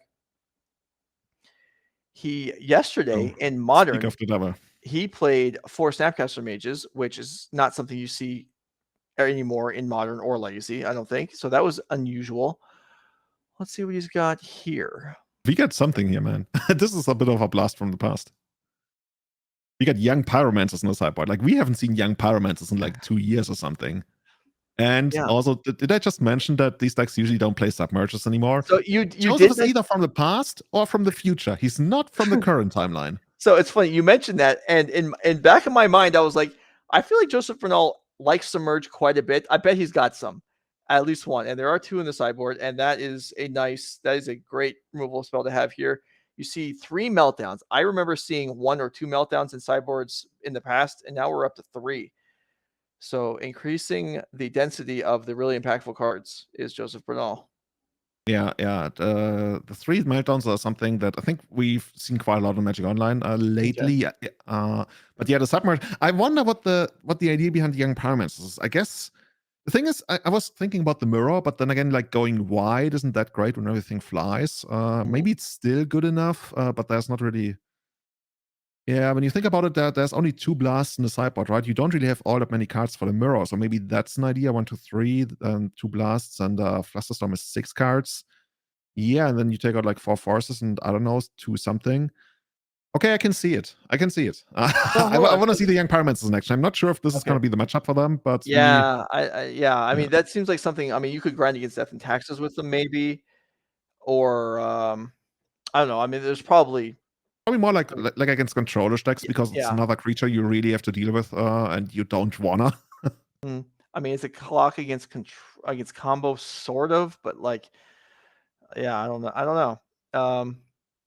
Anyway, he's got them available, but the Submerges, they seem like the best card there to bring in. We'll see. Ashlen probably has more cards to board in for this matchup than Joseph does, but she is down a game, so looking to recover here. We'll see how things play out. Let's go down to the table. Players are presenting. This is NRG Gaming, round 4, game 2. And we'll see how things shake out. Both these players are 3-0. We have 8 rounds of Swiss today. 140 players showed up to battle. You already mentioned, right, that Joseph plays his own take on decks. I also noticed that there's no Mishra's Bobble. In the past, we usually had at least one Mishra's Bobble, and I think recently most players agreed that 4 Mishra's Bobble is the way to go. Joseph cut those bobbles. Joseph is playing 2 copies of Brazen Borrower on the main deck, which of course it's another great card for this matchup if you want to block. Like basically it deals with Merit Large twice, or at least 1.5 times by bouncing it and also like jump blocking it a turn. And I think we got a Flusterstorm on the main deck, but now we're sending it back. Well, both players are actually going down to 6. Both players looking here. So we didn't even mention the fact that so we're playing blue-red here, and just like yesterday Modern, Bernal is not playing Ledger Shredder. Yeah. Like I think there's basically like a couple of different versions of Delver. That's like this one that we're seeing here is almost want to say like the most aggressive, even though it usually is like built in a slightly different way. Then there's a somewhat less aggressive one with the Ledger Shredder, and then there's the what Isaac Bullwinkle played to great success in Magic Online, which is basically blue-red Delverless Delver, and almost like it's a mid-range deck basically that goes just so far over the top of Delver that it's like beats it, but can still also like somewhat tempo out other decks. It's a quite interesting thing. By the way, I think that one you can find on minmaxblock.com. They have like a great primer for it released today. All right, so we're getting set up for game 2, deciding what to put back. Can we get the life totals reset here? And we'll be underway. Okay, so there's Flusterstorm in our opening hand on Joseph's side, and we're also keeping it in hand. So Flusterstorm basically does 2 things in the matchup. You either, randomly hit a crop rotation, which of course is like a great trade, or you just try to hit their removal spells, and then you kind of tempo them out, right? While your flyers get there, and you hit their prismatic endings or Swords of Plowshares with your Flusterstorms. So for people in chat that might be curious, that dual land play, is that original Taiga? Is that what we're seeing there? No. That's the Plateau. Plateau is the only dual land with 2 different artworks. 2 darts, yeah, right. It's Plateau. Okay, that's why the Mox had to be played, is because there's no green mana available from the land. Also, I think Joseph had a Submerge in play. Like a common play that people like to make is to activate Submerge in response to the Elf activation, the Reclaim activation. But as long as Ashlen doesn't have any forests, Joseph won't be able to cast it for free. Oh, right yeah, that's a good point. So we'll see. This is going to be interesting. We can't really save. The most common way to go about these activations, if you have like nothing that you're playing towards right now, is just to get Flagstones of Joker, which of course will allow you to basically ramp over the course of 2 turns. And we did see the Young Pyromancers coming in. I want to see them go crazy. Yeah, we'll see how this plays out. This will be interesting. Okay, here is the activation. Yeah, so unless like we already have like a Dark Depth or something in hand, I would guess it might be Flagstones, but we will see. Oh yeah, there it is, Flagstones. Yeah. You want to hear something gross? Maybe. I don't know. It's safe. All right. Opposition agent in response to Elvish Reclaimer sacrificing Flagstones. Oh get no! All so the cards. Both. Wow, that is pretty gnarly. It's like these screenshots that you sometimes see on Twitter. You're like, been there, done that, been there, done that, and then you see somebody who has that happen to them. You're like, oh my god, like let's plan your funeral or something. This is the worst. For anyone that doesn't know what opposition agent is, maybe we can pop it up on the screen. It's a flash creature where you steal your opponent's tutoring, basically. There you go. So yeah, that would come in. So you get the Flagstone land, and then you would also get the Elvish Reclaimer land. And they lose their land drop. Yeah, that's hilarious. All right. Okay. So swords on the Pyromancer, then an attack for 1. So Ashlen misses another land drop. You know, Joseph could also be going for a plan of, you know what, I'm gonna tempo you out as hard as I can because I think your creatures and like all the stuff that you do is just too good for me. That's why I have like young pyromancers, and I'm just gonna barely try to stop your combo and will overrun you with like stuff on the ground. Which like that's a legit strategy. I have no idea how good it is, but it's certainly worth exploring. And he might know more about it than I do. All right, Brazen Borrower and Flusterstorm among the cards in Bernal's hand here. So nothing to add to the board. Last game, I speculated, it turns out incorrectly, that Bernal would struggle to finish this game without a creature. He did manage to do it. This game, same scenario. And maybe Ashlen won't deal 10 or so damage to herself this time. Oh, okay. Joseph wants to make it clear which search that is, because of course the search for flagstones is okay. There's a restriction, whereas Reclaimer searches for anything. Okay, so now we search for the first thing, then Reclaimer goes on top of the deck, and then the second search reserves. So Reclaimer is going to be out of the game, and we probably won't top deck it. Usually, I think people somewhat overrate using Submerge in response to a shuffle effect, but I mean, if you think a random card from the top is going to be worse than drawing that specific card next turn, and the tempos like plays out in your favor, then I think it most of the time makes sense. I've sometimes like been in a position where people did that to me, and I felt like, dude, I don't even want to draw the card fair. Yeah. Okay. All right. So here we have, and that's a nice one. Petty Theft on the Mox Diamond. It is nice. Yeah. The one thing Joseph is missing is a creature, right? Right. Joseph technically needs to get Ashlen down to 12 before you can burn her out. Technically, like 15 would even work if you have Mystic Sanctuary. Yeah. All right. Whoa. Here's 2 Reclaimers. So maybe one came off the top or one didn't, but either way, there was more in hand. And I think we see 3 lands in the graveyard, Yeah, right? there are. So these are 3/4s. So they're rather hard to remove. Joseph's going to need more Submerges. We know there's 1 additional copy. This is also like a very common way that Elves actually wins against Delver post-board. Like you literally get your 3/4s down, and like 6 damage is nothing to joke about. Like that kills you pretty quickly. And I guess Joseph would be pretty happy to have the young Pyromancer here now. Yeah. So sitting on just a couple cards, Wasteland takes out of Savannah. The Depths deck operating with just 1 land here, but Bernal with no creatures, and the door's open for these 2 Reclaimers to get over. As you said, 6 damage. This is a 3-turn clock, and not easy to remove. So chat is asking, what's the green creature? This is Elvish Reclaimer, one of the best printings in recent years. It's a 1/1 for 1, but once you have 3 lands in the graveyard, it turns into a 3/4. It can also basically tutor something from a land from your deck if you pay 2, tap it, and sacrifice that land. But right now, I think the most important part here is just to go for the beatdown. Like Joseph has not presented a creature, probably doesn't have any kind of removal, and we can kill him in something like 3 swings. Yeah.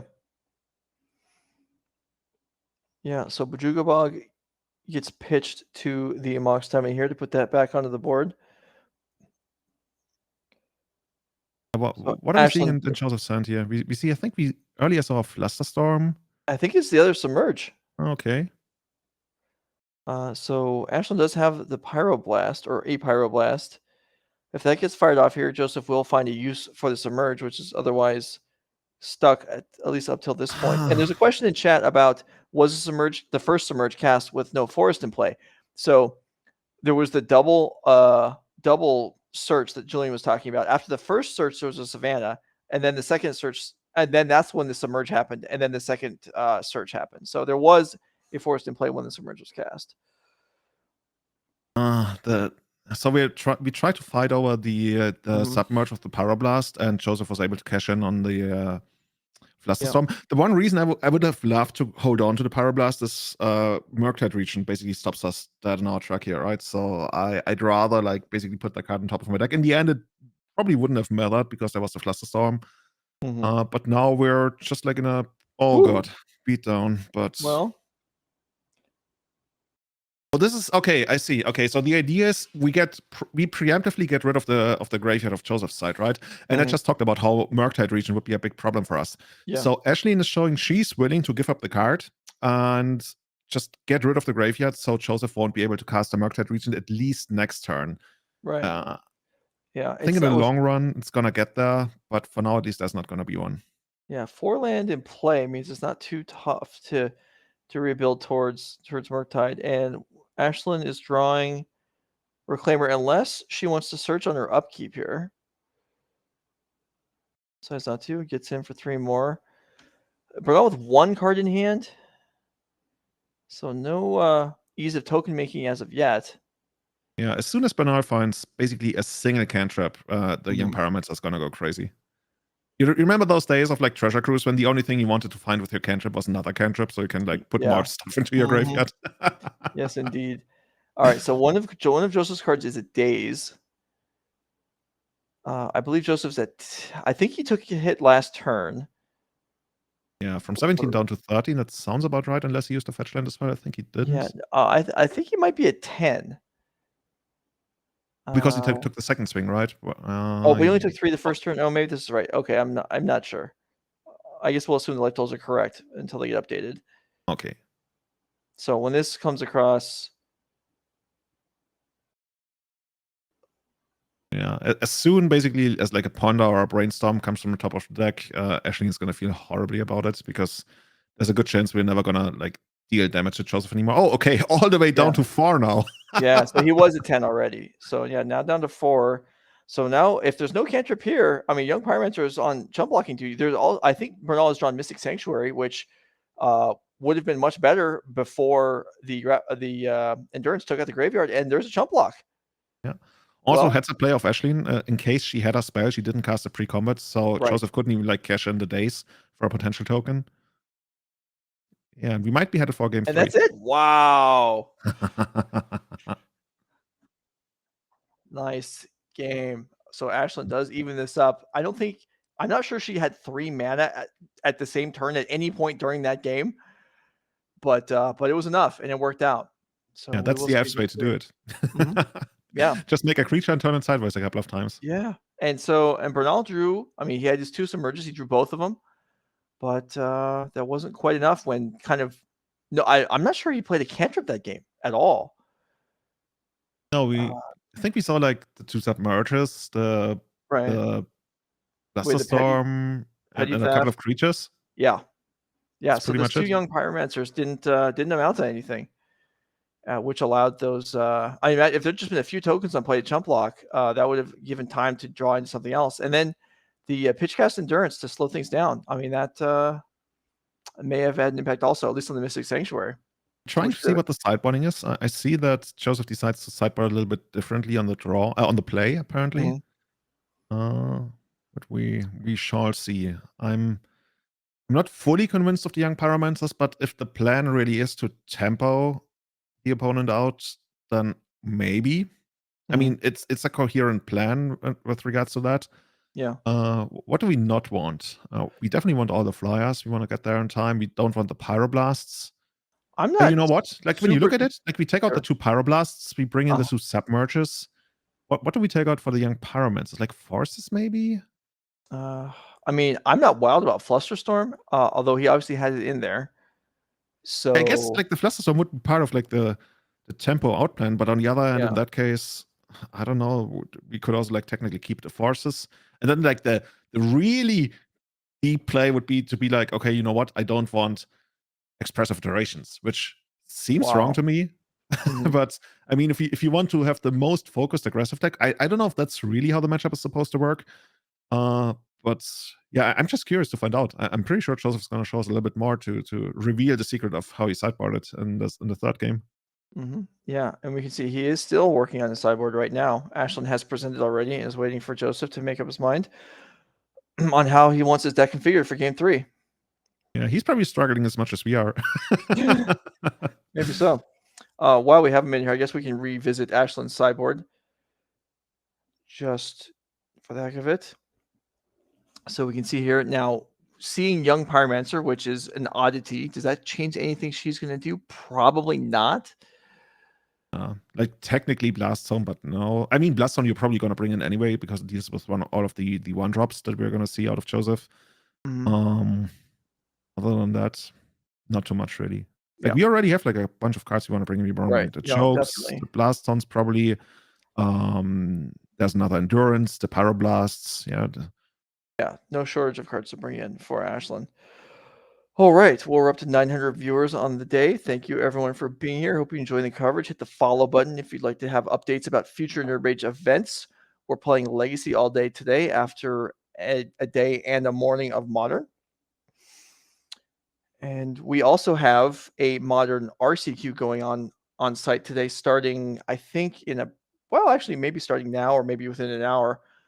And if things line up perfectly, and I mean, this would take some luck, but if things line up really well, maybe we'll get a chance to watch the finals of the Modern RCQ on stream this evening, but no promises on that one. So, Look at this. This is an opening hand. Mystic Sanctuary is our only land. I would Oh, guess no. we're gonna send this back.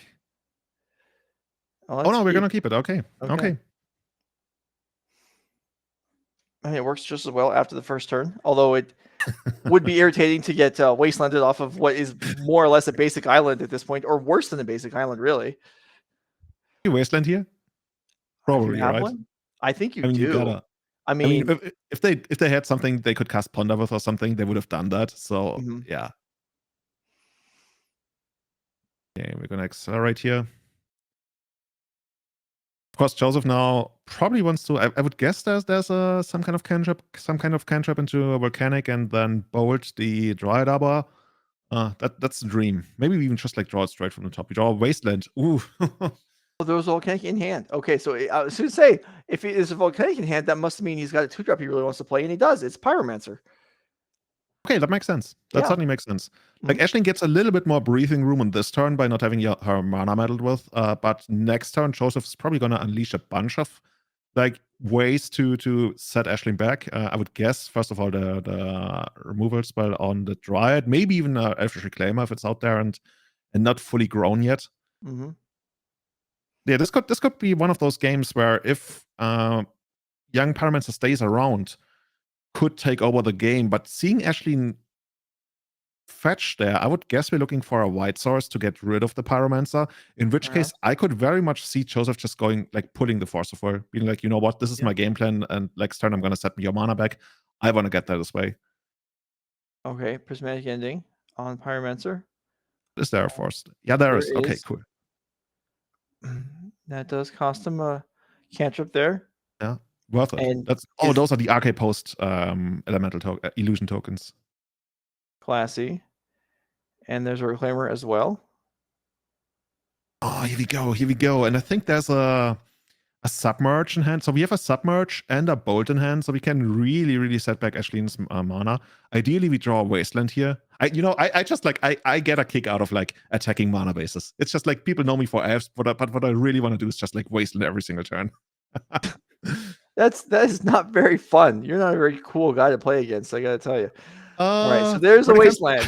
There's your Wasteland. Holy cow, this is going to be destruction. Okay. Now I actually feel bad. Yeah, I would too. This is okay. So Joseph's going to use almost all of his cards, and Ashlen's going to have no board. Well, except for the planes. Yeah, except for the planes. Terrific. the best basic net magic, right? That's how it works. Lining up this Wasteland. And I think he has the Flusterstorm again also. Yeah, he could even like fight over another removal spell next turn. Like this, the way this game has played out is almost as if like Joseph had drawn it up perfectly. Like I guess you could have played a Delver on turn 1 or something, but everything else worked out like a work of art almost. Mm-hmm. All right. Joseph giving himself some time here to think about what he wants to do. Probably send in for 3 points of damage, and then could leave Ashlen with just planes. Decides not to do that, go that route. Wasteland takes out the Arbor, leaving the Submerge behind. Okay. I mean, one thing that sometimes comes up is like you could try to not wasteland your opponent's legendary land because they might be sitting on another copy.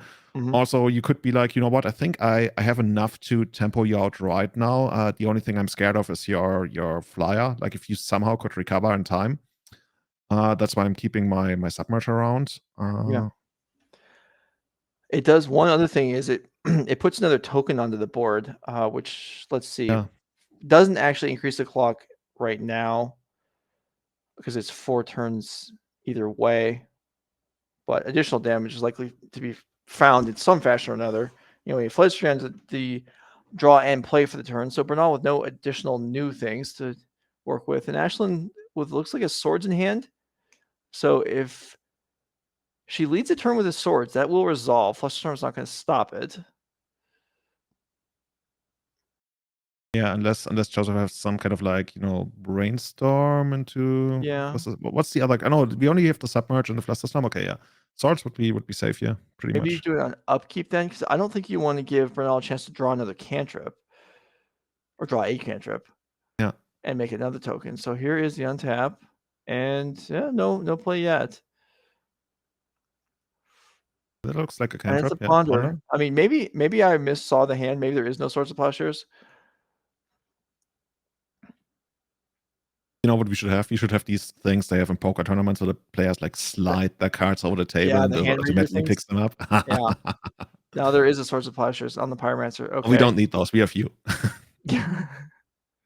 Those are pretty slick.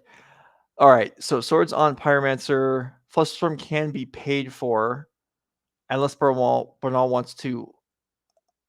Submerge one of his tokens. Yeah, that's. I mean, that's what was my thought. I mean, that gives you another token. Yeah. So I guess it replaces itself, and then you get to stop the Swords of Plowshares. Interesting decision tree here. I mean, if you do that, you get Ashlen down to 8 this turn. Mm-hmm. Yeah, You're gonna have like 1, 2, 3, 4, 5, 6 damage on the board next turn. It's not horrible. On the other hand, of course, you feel horrible if Ashlen has like a crop rotation and finds like makes the token next turn. On the other hand, you're on 21, by the way, somehow. Oh yeah, the Swords of Plowshare is resolved. Oh, but okay, but you're only on 21 because the Swords of Plowshare is resolved. Okay, never mind then.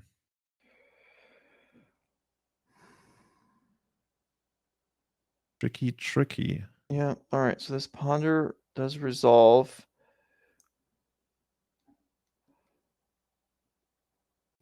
We're not trying to figure what he needs. We know his hand. Flusterstorm Submerge. Not the best. Not the worst. Certainly been weakened by the lack of the Pyromancer now.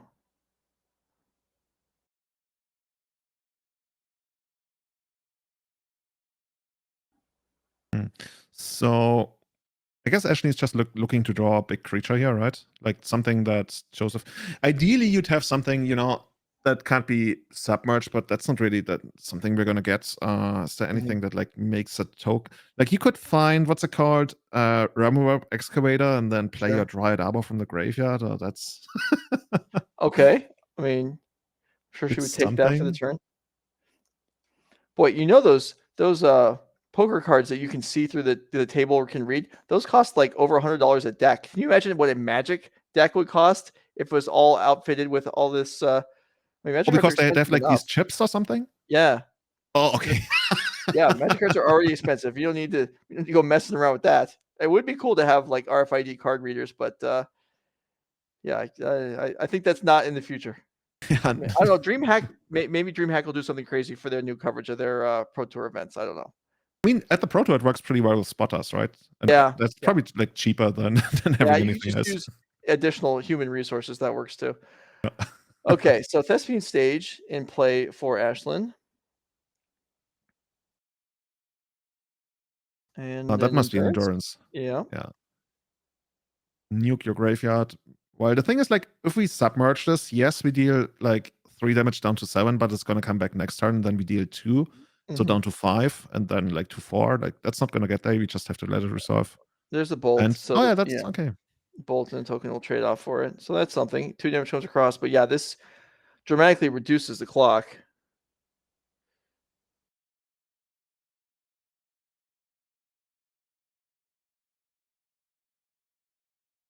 Feeling reasonably confident in Ashlen's position, especially since we already drew out a bolt now. We're trying to read what Joseph has in hand. Like, can we almost like read the Flusterstorm? I'm not sure. Not even sure if we should like expect it, but apparently there's like no Murktide, no extra creature. What is that Well, card then- that we? Oh, that's Murktide, but we There's didn't play Murktide. it. The problem is there's no graveyard. Okay, yeah. You got it. Okay, true. I always like take it for granted that like these decks they cycle through a deck so quickly. But yeah, I think that the earlier Buchuka block, and I think later on now the endurance made it so that we are pretty far away from where we are. Well, actually not that far away, right? With the fetch land, we have 2 in the grave. Like we're already up to 5. It could happen.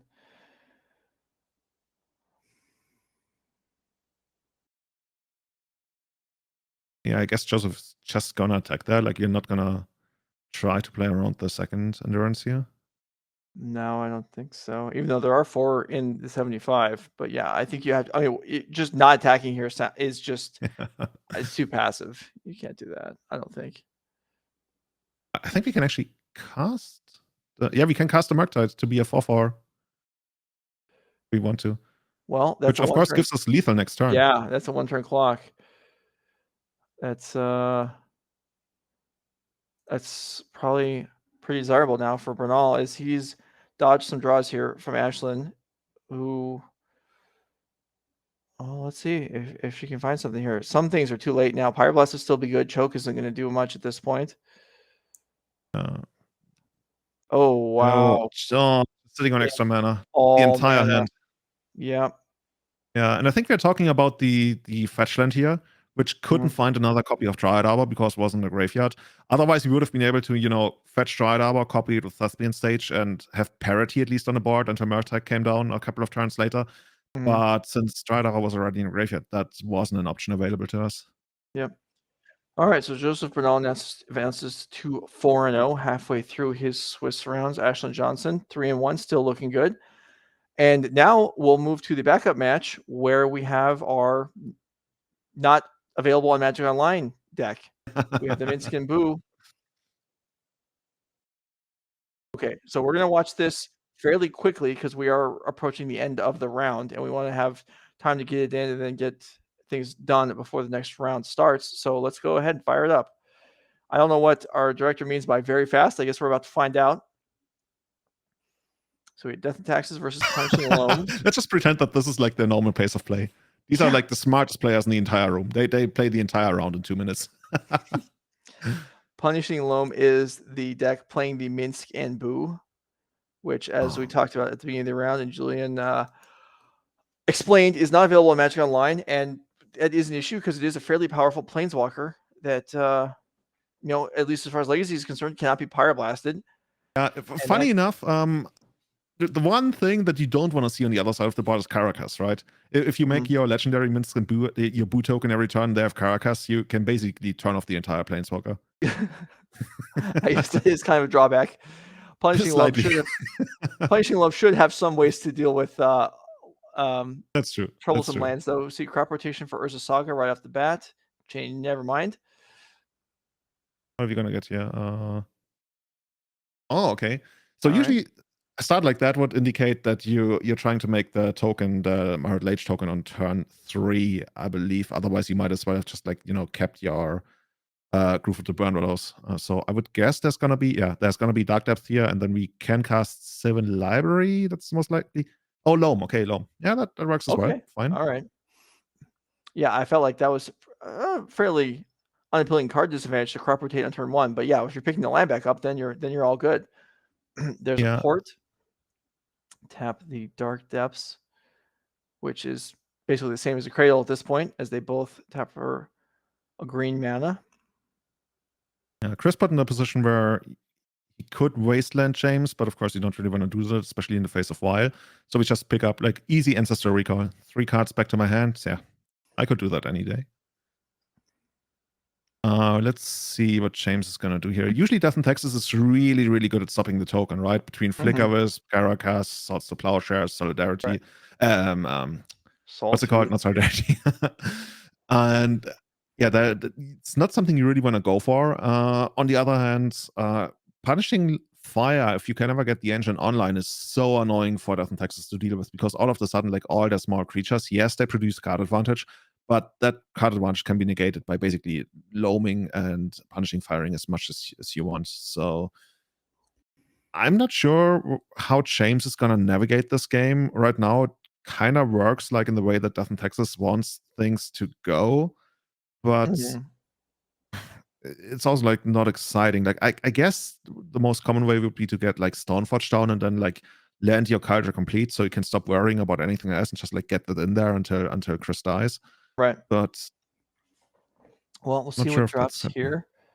Oh, Charming It's- Prince. Yeah, Charming Prince. This is gonna eat a Punishing Fire on the Recruiter, just trying to pick up a free card. So Kris prevents this from getting completely out of hand right off the bat, and is able to recur the Punishing Fire next turn.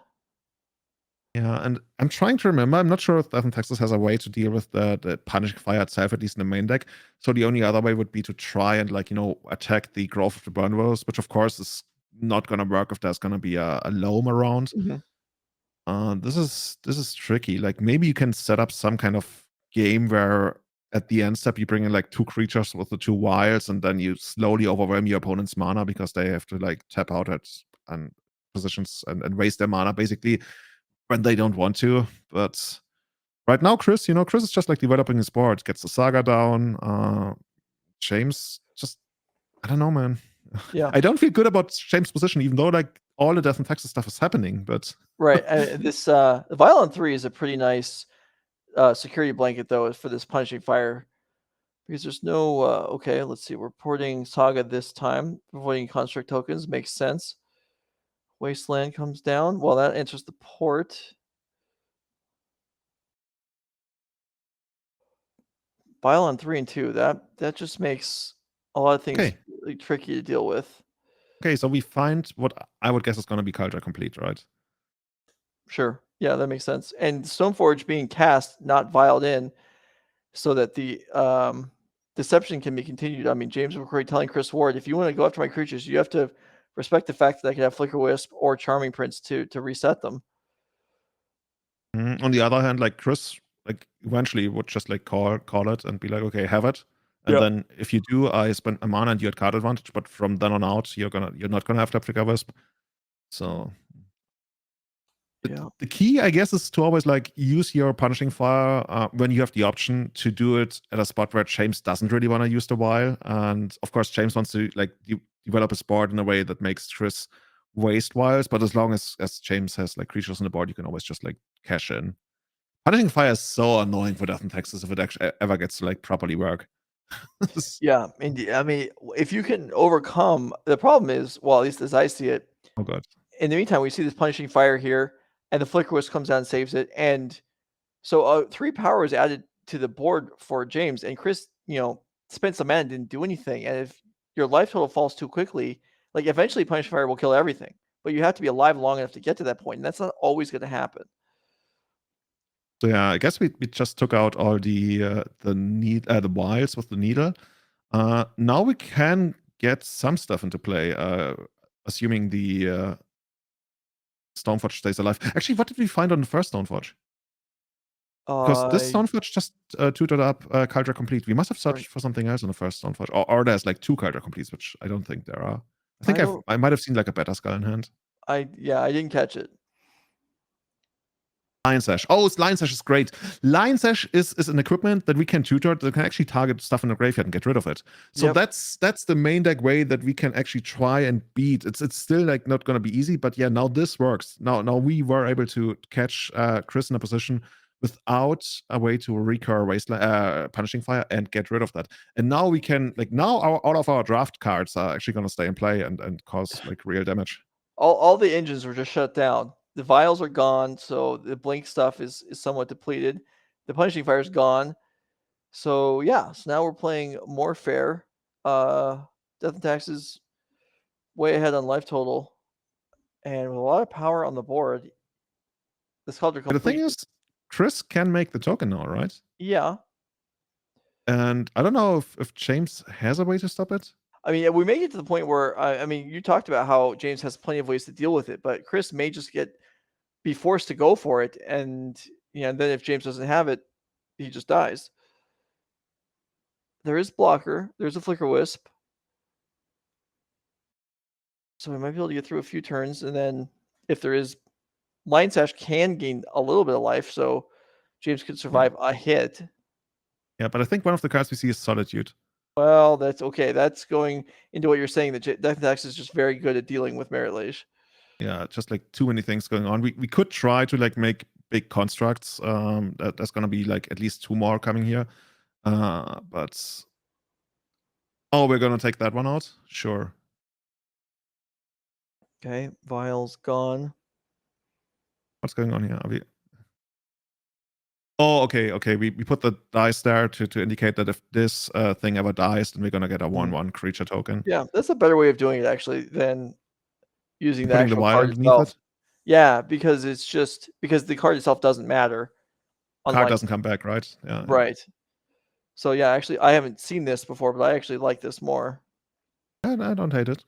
All right, constructs blocking here. this is dude. We're just like trading resources left and right. This is like good magic, even though it's probably like kind of hard for Kris here to find a way out of this. But this is like the way Death and Taxes sometimes works. As soon as we were able to overcome the punching fire engine, we just like become this big boa constrictor, and we just like slowly make it so the opponent, like all their cards don't really matter all that much unless they're playing a combo deck. Because if they try to play a fair game against Death and Taxes is very well equipped to just like shut that down. Mm-hmm.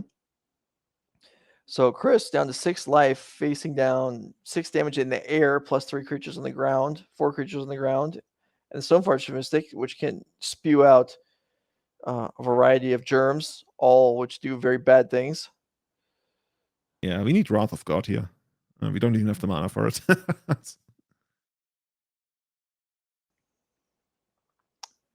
James shows off the cards that Kris knows about, which are the Solitude and the pitch card for it, I guess. Oh, okay. This is pretty rough. I'm wondering what Kris is thinking. I'm trying to see what the cards we have in hand here. I think like Mox Diamond, Wasteland. Okay, so he's putting this aside because that makes the token, and then we just float the mana, find something.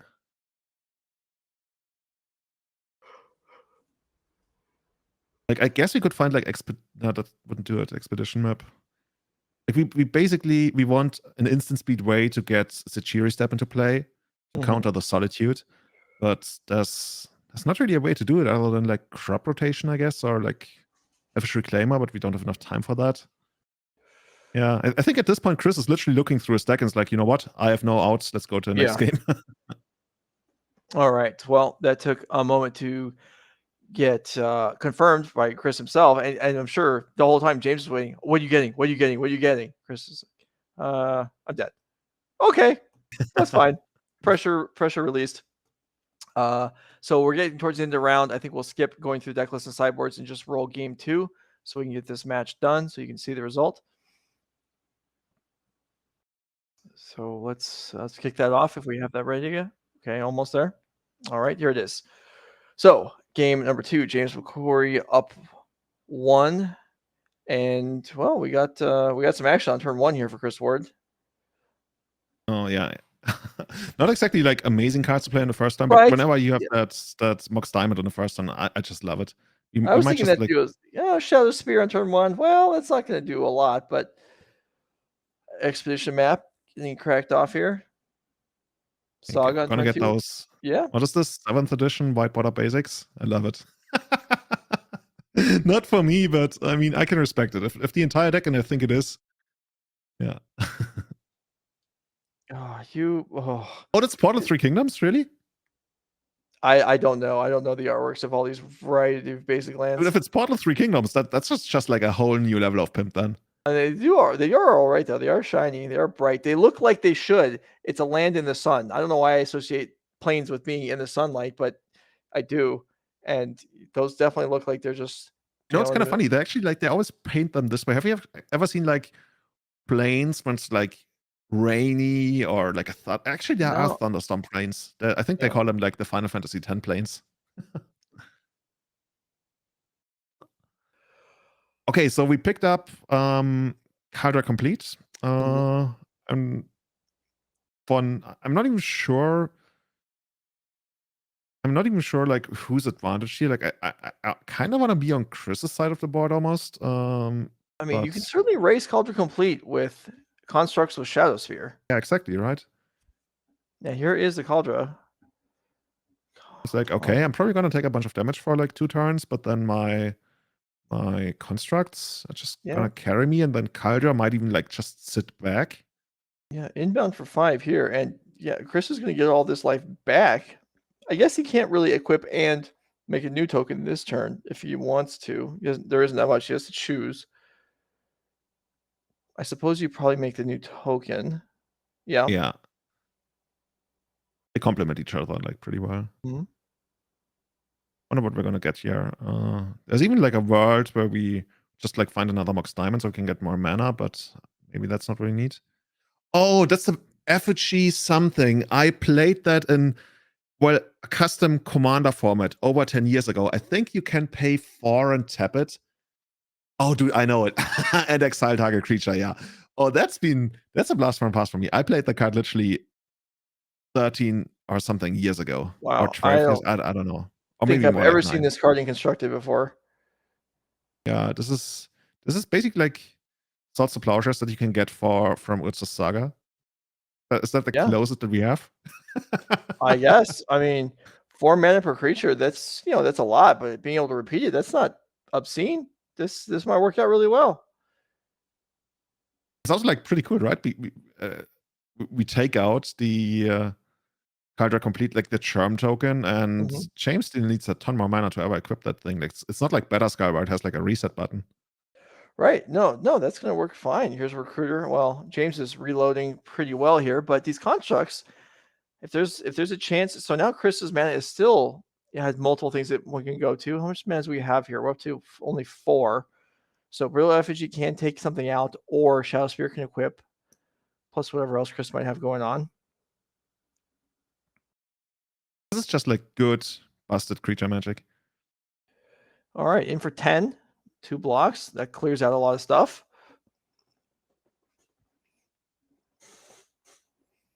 And they pass. So what else do we have? Like, looks like James has a bunch of like Death and Texas stuff, like Mother of Runes. What else can we see there? They're shuffling so quickly in these time shifted matches. I guess one way, if you find a Flicker Wisp, you could also technically reset the thing. I don't know if Kris has like a way to regrow the effigy from the graveyard. We're probably not gonna play, I don't know, just Academy Ruins. So of course that takes another turn. Kris takes the hit from the Germ. James Plains cycles, gets up to 3 mana here. Okay, second Mother of Runes, not worth a whole lot. Guess it's a chump blocker. Ooh. How big are the constructs actually? So the constructs are 5/5 right now? Yeah, they're 5s. All right, so the Cauldra is left in play for now. There's a port. We're still not equipping. This is an attack that's not lethal. It looks like we're blocking. Yeah, actually. Is this also Plowshares? Yeah, well, I think so. Sometimes the way people have like mannerisms or like the way they put a card to the table, you can tell what it is, even if you couldn't see or understand the artwork. It's just context. We learned from context what that was. So this attack with the Endurance maybe really wasn't all that great because it just got blocked with no other runes, which protected itself. That would have been maybe somewhat valuable as a blocker. Kris is still at 10. I thought we had attacked down to 5 last turn, but I guess we actually got attacked down to 10. So a little more stable than it appeared. And there is a Solitude. Honestly, when I look at Kris' side of the board, this very much looks like my old Commander deck. Like, look at it.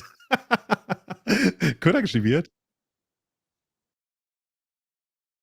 Okay, looks like we have to move to the booth. Can we get to know who actually won that match? This is so. Apologies to everyone watching for this. We've just been informed that despite the speed the replay is running at, we are not going to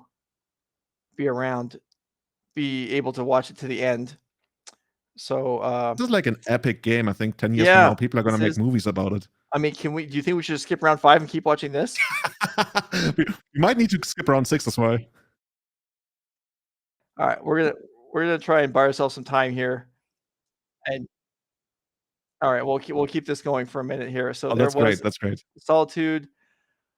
Coming and taking out a construct, then we see double block here. This Shadow Spear, which I played in turn 1, still has not done anything. Oh, actually, does Shadow Spear shut off Mother of Runes?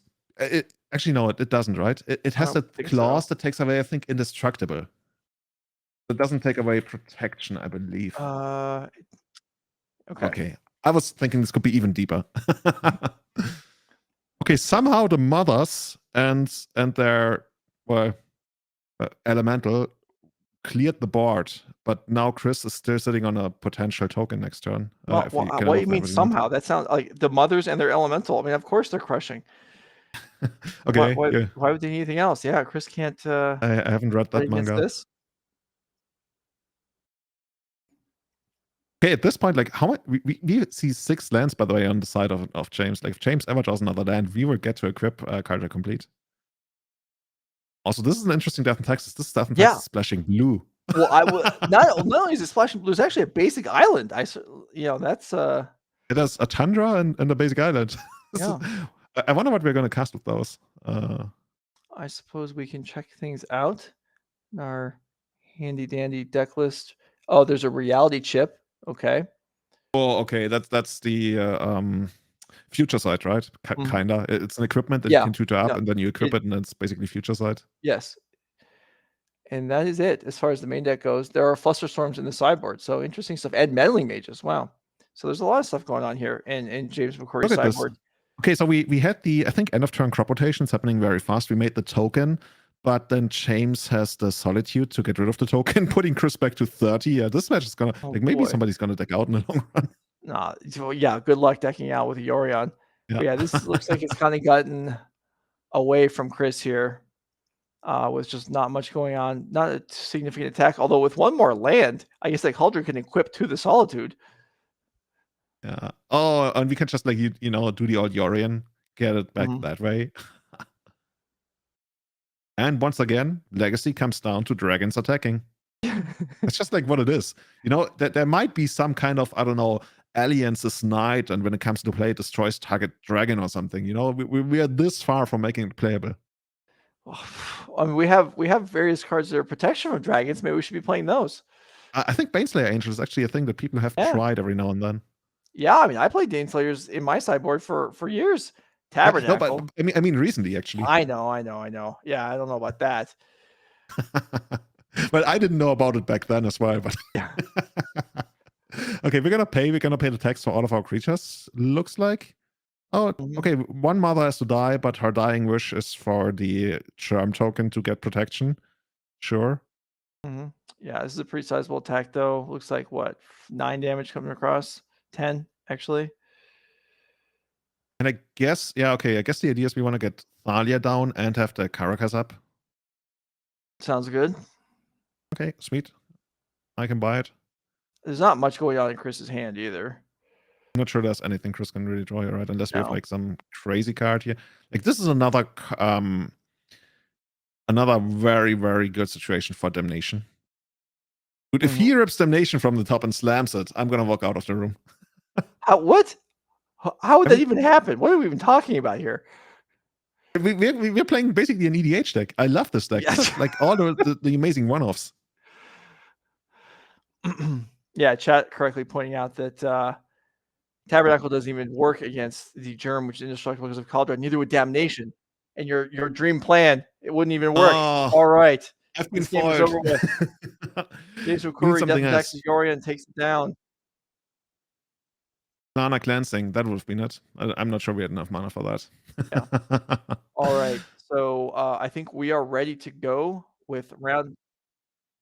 Okay. Yeah, one of our colleagues actually who's naming the decks was struggling to give Kris' deck a proper name. So I think we sided with Loam something. But after watching this match, I can understand the struggle. I wonder what Kris actually calls the deck. Well, we didn't see the Minskampu, which would have been the cool card to see. All right, so we're on a we're moving to round 5 now. I think we're in step away. I'm not sure if we're ready or not. Okay, all right, we are ready for round 5 to begin. Let's go. Bring it up. No break, no rest for the weary. Here we go. Ethan Cummins versus Barry Piotrowski. Elves? Okay. Elves versus Oops All Spells? Are you kidding me? That's this is what we're watching. Wow. Okay, well, it's gonna be interesting. All I right. guess the most interesting thing right now is so you wanna explain what Oops All Spells does, like how it works? Sure. Okay, so Oops All Spells is basically if you wanted to design a deck that could beat elves, this would be a good place to start in game one. What we're looking at is there are two different creatures. Balustrade Spy is one of them. They both work the same way. They both cost 4 mana to activate. The other one is 3 mana on 1 to activate, whereas this one is just 4. You mill until you hit a land. Well, there's not going to be any lands, so the whole deck's going to go in the graveyard. And then from that point, you're like a combo dredge deck. Narcomoebas come back into play, and you can sacrifice them. And there are a variety of win conditions that have been used over the years. However, Thassa's Oracle simplified things dramatically Yeah. as far as that goes, making the kill go from a variety of 3-card packages.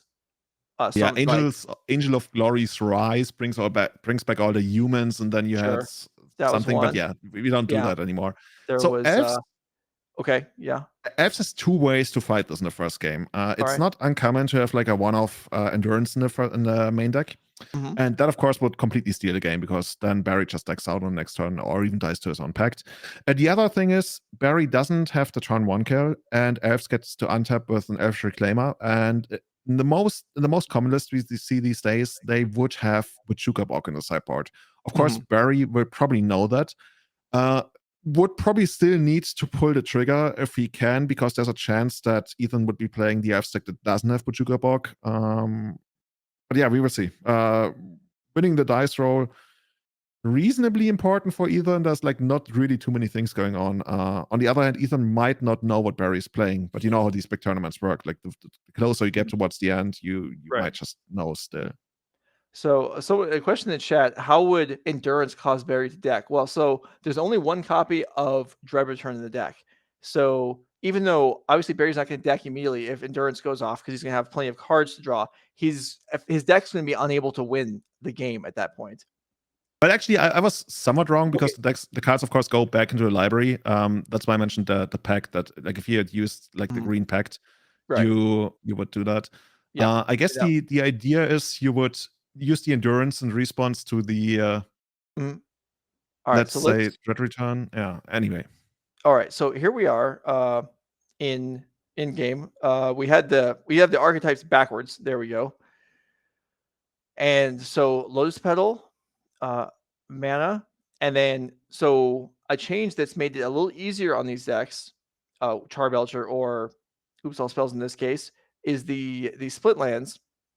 So you can see the land in play. I have no idea what land is that. Aghadom's Deem's Awakening on the backside that's in play. I never tried to actually learn the names. I know they're like basically split lands. Yeah, there's Wirewood, some turn timber is the green one, something turn timber, symbiosis or something.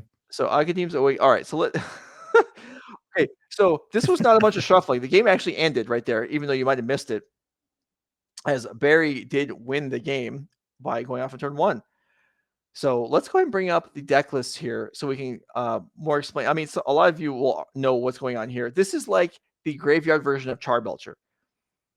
It's really all in. It's actually faster and less resilient than Charbelcher, if you can believe that. Well, maybe not less resilient, but certainly faster. As we see, we have packs to protect ourselves. We have Thoughtseize. We do have half a dozen or more spell lands. So they don't count as lands in the deck, but they do tap for mana, and you can play them as lands if you want to. And the idea is to use Balustrade Spy or Undercity Informer, get one of them into play. You deck yourself. Narcomoebas come back into play. Sacrifice Narcomoebas. You can Cabal Therapy if you're worried about something, and then Dread Return Thassa's Oracle, and the game's over with, as we just saw. Yeah, you can also Cabal Therapy yourself in case you have Dread Return or Thassa's Oracle in hand. And if you like, if the worst case scenario happens, you need to Cabal Therapy your opponent, you need to Cabal Therapy yourself, and you had like a Necromoeba in hand, then you still have Bridge from Below, which is still gonna give you enough creatures to eventually use the Dread Return. So this deck, it's very well constructed. And like you mentioned, right, in a way, it's like more resilient than Belcher because it has pacts. On the other hand, it's also less resilient because it uses the graveyard. So there's a trade-off. Right. And generally, most people agree that it comes out ahead of Belcher in that department. Sometimes, you see Belchers in the sideboard even. Like sometimes the deck is like, you know what, you bring in all this graveyard hate, I literally have straight up Belcher, I can make it work, and then I hit you in the face. Yeah, I have actually seen that a number of times over the years. Okay, you can see the sideboard here. White ley lines, Force of Vigors, Xantid Swarms. The white ley lines actually stop Endurance, so that might be actually what we see here. Let's go ahead and take a look at the Elves deck. Pretty See sure what it also Ethan stops Cummins. Chukabok. I need to look at. I'm pretty sure. It probably Yeah. does. Target player's graveyard. I suppose we should note actually, Barry won first that game. He possibly has no idea what he's playing against. So he may actually not be able to sideboard correctly here. I think I associate Ethan Cummins' name with Elves. I could be wrong, but when I read the name, I already thought like, oh yeah, this is Elves, and then it stated right after the name anyways. But yeah, what do we have? We have Endurances, we have Duraces, Thoughtseizes. That's pretty much it. I mean, it's not bad, especially the discard spells. Certainly enough to justify the ley line. Okay, chat is saying he actually saw Once Upon a Time, so that does give away something. Looking for Endurance there in game one. Barry's going to take him all again. That's something that will happen frequently. Yeah, there's a couple of decks that use Once Upon a Time, but of course, Elves the most likely one to use it, or to be it rather. Right. Okay, so yeah, white ley line. I mean, go back several years. White ley line would have done meaningless against Elves. Now with Endurance, Thoughtseize, Duress. Okay, yeah, sign me up. Yeah, exactly. It stops basically everything. shuts down almost all the interaction that we have over the graveyard, or like any kind of like thinking about it, like white lane is really good. Yeah, that card scares me. So let's see. Ethan, I guess, kept 7. I think so. What we're seeing here. Yeah. Sending one back and 6-card keep for Barry. That's still enough to be scary. No ley line. No ley line and turn 1 Reclaimer. That basically says, well, Barry, you have to do it now. Yeah. I mean, Endurance still potentially has it covered for Ethan's side, but I don't imagine that Ethan could keep a 7-card hand that doesn't have any interaction here. Yeah, right? yeah. There's no way his combo. There's no Ethan winning this game is irrelevant. It's Ethan stopping Barry from winning. That is all that matters. Okay, there's Turn Timber Symbiosis. It's funny, right? Wizards could have printed those lands either way, like with either card on the front. And from what I understand, they printed it with the land on the. Actually, no. What's on the back? The land is on the back. The land's on the back. Yeah. So you can play a discard spell and make them discard it. Yes, you can. Oh, okay, yeah. You could have printed it the other way around, then you couldn't have discarded lands, but then of course it wouldn't have worked for Upsa spells. Right. All right. So Cradle and another Reclaimer, and now Bujugabog is searchable. Yeah, and I guess for the rest of the game, at least for Barry's main phases, Ethan we're gonna keep that up and keep the Bujugabog searchable. End of turn, we're probably gonna activate one of the Reclaimers to either get like a fetch land or whatever you need. Could also be a Dryad Arbor. What are we gonna do here? Oh, nice. That's Busichu. That's the new Busichu. And looks like Barry's not gonna have a base. Of course, Barry's not gonna have a base. that would be something. Oh, let me just get my basic swamp. Ooh. Sideboard tech. Yeah, that Busichu is definitely lead to a whiff there. So Barry with no resources in play. Yeah, and at this point, I think Ethan can actually run out his entire hand, which contains a Sour Shepherd, which will then allow him to basically win next turn. We're probably gonna, we're gonna have enough mana to do basically anything we want. All right, sending in there for 1, I believe, but yeah, I think we're gonna go to a third game here. This is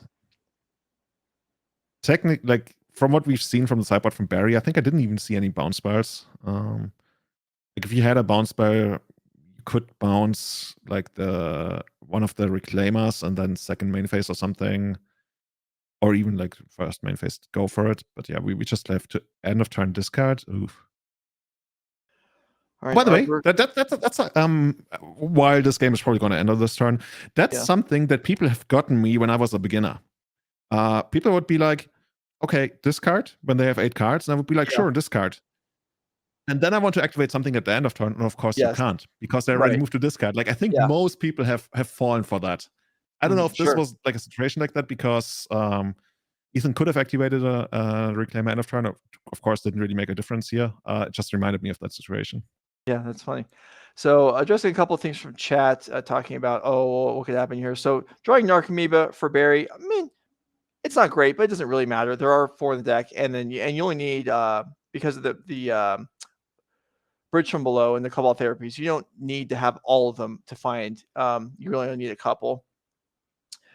There was another question acknowledging still something about the Dread Return. Can Endurance, preserve and let you, win over again? You can't. The Dread Return will get exiled on casting.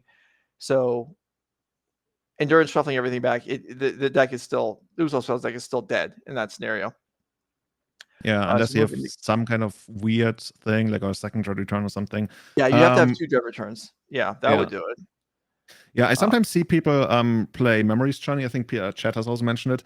I guess I've never really seen it work, even though I've seen it played against me plenty of times. But there must be something to it. I think you can, shuffle back whatever. Like if they have a way to pinpoint target your, let's say, Oracle, then you can shuffle it back into your deck. But then you still don't have a Dread Return, right? Right. Yeah. Target player shuffles up to 3 target cards from his or her graveyard into their library. Yeah. Okay, someone's pointing out, you have to have a way to hardcast in that point. So that might work in something like Doomsday, where you actually have blue mana, but it's not likely to work here. People do it in almost exclusively in Uppsala Spells, but like you mentioned, right? Yeah. You would need to be able to hardcast it. I guess there is options to make blue mana with Lotus Petals being pointed out, so it is possible. Anyway, players are drawing up for game 3. We don't want to be late because we might miss the entire game. Honestly, though, like you could, I mean, that's pretty desperate, but you could also put back 2 Lotus Petals, right? That's sure. Because 2 Lotus Petals and the Oracle, because you put back 3 cards. Yeah, but then it's gonna be such a slow process to ever get there again. And you wouldn't, like, it requires you to not have used any pacts. I mean, technically it works, and I guess for a one-off card that you put into the deck, I see the merit at least. Maybe it's actually going to work here. I don't know. And the idea of like, well, it's going to take a long time. You have to take 3 turns. This is probably only going to work in cases where you're against a deck that mulled desperately far down for their graveyard heat anyway. So the opponent may not be doing much either in this scenario. Anyway, both players taking a mulligan here. Probably if they're both on 7, 6, maybe even 5, that would favor Uppsala Spells. I think anything beneath that, Elves, is massively ahead. I think the lower you go, the more awkward it gets, because Uppsala Spells can construct like 5-card hands that still do it. On the other hand, they're gonna have a really hard time ever recovering from anything that Ethan could throw at them. But this is a spot where when you take mulligans, the lands actually help a lot because you can have some stability of mana. I think there's like 2 Necromoobers in hand. Oh no, I think the other one might be a pact. Okay, well, going to 5.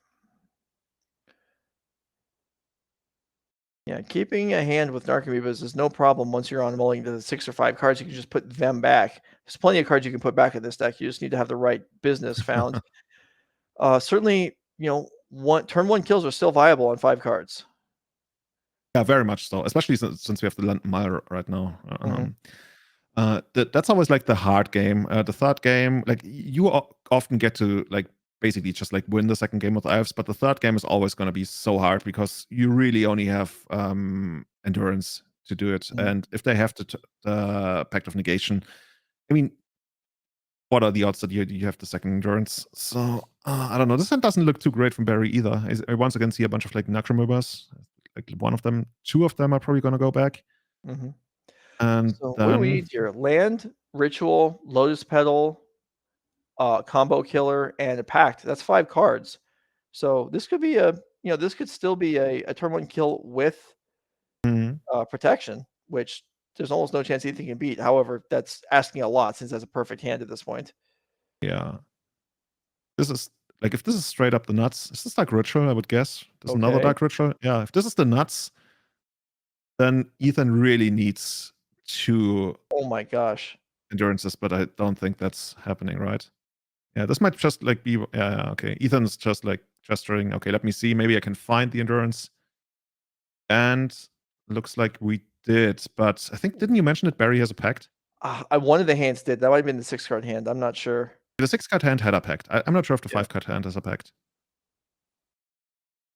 And there it is! Does! Wow! Holy goodness. Okay, so Barry Piotrowski, 5-0 with Oops All Spells. My goodness. This is how you play Magic. 5-card hand. Land, double ritual, win condition, protection spell. Yeah. Elves, This is take a hike. and even I've seen Found the Endurance. My Loving it. goodness.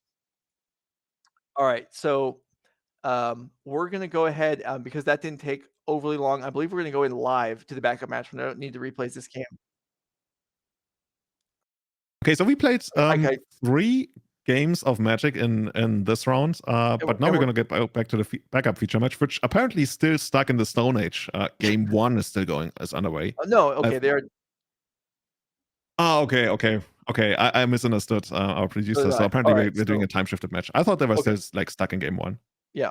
All right. So we're jumping into here, and this is game. I'm sorry. What game are we watching here? Okay, this is game 1. All right. So we got the pip out of there. All right. So this is. Okay, we'll take a breath and recover ourselves here. We're seeing Connor Mullaly and Kris Smith playing. This is round 5. Simic combo. Let's just take a peek and see what that might be. It's. Whoa. What do you see?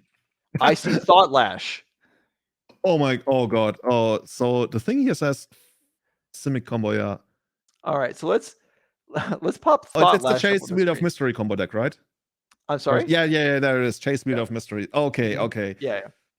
So this is another deck that wins by more or less decking itself, although in very different fashion than what we just saw with Oops All Spells, even though the win condition is actually the same. Here's one of the options: Thought Lash, cumulative upkeep, exile the top card of your deck, and then exile the top of your deck to prevent damage. So you can do that as much as you want. So if you get this in play, you can just immediately exile your whole deck. Why would you want to do that? So you can play Thassa's Oracle and win the game. We need this card to take off. Honestly, the card has tried to take off for almost a decade. People play it every once in a while, but I speculated on 3 cards in my life. 2 of them hit, and Thought Lash did not. So how many of those are you still sitting on? Oh, I only bought like 8. I don't know. It was just forever ago. No, 100. It was cheap. It was a very minor thing. It was just like, I think this is cool. I'm going to get a couple sets. I don't know how much they were. I think they were basically free at that point. They're probably still basically free now. But we'll see. I mean, my track record is pretty good. The Gemstone Cavern thing worked out very well. Oh, it did? Okay. So part of the challenge here is for Connor to actually identify what's going on. Because for quite a while, this might look like some kind of, 3-color band control deck. Like you see Ice Fang Codals, you see Brainstorms, Ponders, Uro probably at some points. But then we're eventually going to try to resolve Paradigm Shift to basically switch our library into our graveyard. And then win with Thassa's Oracle or something. Like this is, I've only played against this a couple of times in Magic Online, and it didn't really come together when people did it. So I'm naturally inclined to believe that Izzet has like quite a leg up in the matchup, but we shall see. Is there Cavern of Souls in the deck? No, but there's 3 Shelldog. Oh god, there's 3 copies of Shelldog Isle as well. Oh dude, I'm loving this. Also, if you ever get a Thought Lash down, I guess we can stay alive for quite a while, right? Oh yeah, Thought Lash can save you forever. Days. Yeah, this deck is definitely, can defend itself. Like you're saying, there's a couple defensive cards. There's Veil of Summers. I'm surprised there isn't a Cavern of Souls, honestly. You know what I like? I like the Muddle the mixture. It's been a while since I've Sure. seen that in Yeah, constructed. transmute card. Let's pop that up. There might be people that don't even know what this card is. Yeah, Muddle the Mixture is 2 mana, I believe, counter instant or sorcery or transmute. So you can tutor for any 2-drop in your deck. There you go. It basically finds you both parts of the combo. It finds you the Yeah. Paradigm Shift, or it finds you the Thassa's Oracle. And then I guess, like, if you really want to do it, you could also have something in the sideboard. Okay, yeah, but most of the time it's just gonna find the combo pieces. Yeah, or you could just randomly counter like Expressive Iteration. You're fine. Perfect. All right, Pyroblast on Quaddle. You know what? It's actually beautiful because once you have the entire combo assembled, then it's a way to protect it. Yeah. It's the ultimate card. Oh man, we should rebuild this deck with 4 copies of Muddle the Mixture. All right, but I'm putting a copy of Cavern of Souls in. I don't care what you say. I'm down. Okay. All right. So starting to actually pay attention to what's going on here. We had a Quaddle Pyroblast, so we have a Ponder here. So yeah, I definitely understand what you're saying about Connor potentially not actually knowing what he's playing against here. As why would you ever assume that this is what you're facing?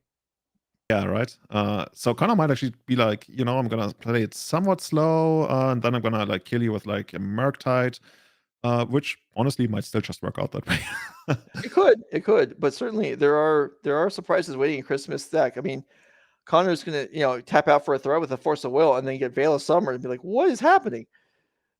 But yeah, I think the longer the game goes, the more Uro Yeah. becomes a problem, because Uro is just like something that I can't really handle very well, unless, of course, once again we keep going back to dragons. You make like 1 or 2 big giant dragons to just fly over it. Okay. Well, there's also like Malevolent Hermit, which is an all-star, not actually an all-star in Doomsday, but we see it quite regularly played there. That's another way to protect the combo. So I don't know if that's going to come up at some point. But right now, just like Connor is doing the Delver thing, right? It's going to like, okay, I'm going to sit back. I'm just going to get like 2-for-1s, 2-for-1s, 2-for-1s. Wasteland doesn't really do anything here, but now this better be a creature, because the beatdown's got to start somewhere. Okay, this is just an island. Interesting. Huh. I wonder if we're getting the island because it could be a case of maybe the opponent is on some kind of like back to basics tech. I don't want to play right into that. I mean, yeah. I mean, that's a reasonable thing to fear when you don't know what you're facing. I mean, also we're speculating this. Connor could know what he's playing. These players, have been out in the field for a few rounds now, may have been sitting somewhat near each other, may know each other, may have observed. So no reason to necessarily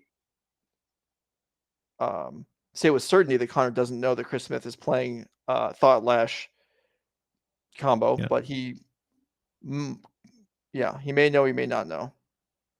I just wonder, like, at which point things are just gonna go down. Like, does Kris just like sit back and eventually just do a paradigm shift into Thassa's Oracle?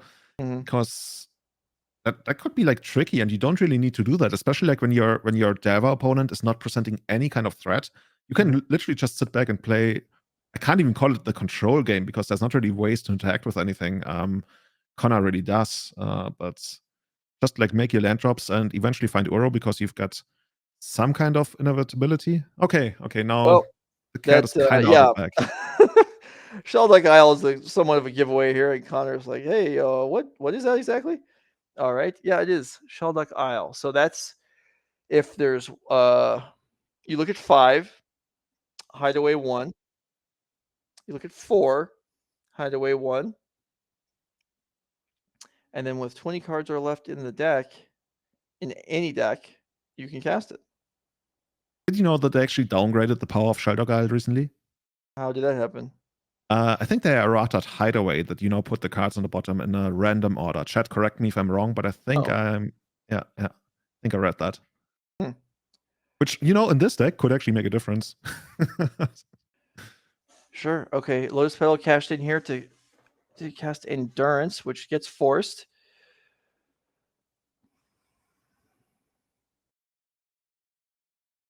Okay, force on this, force on that.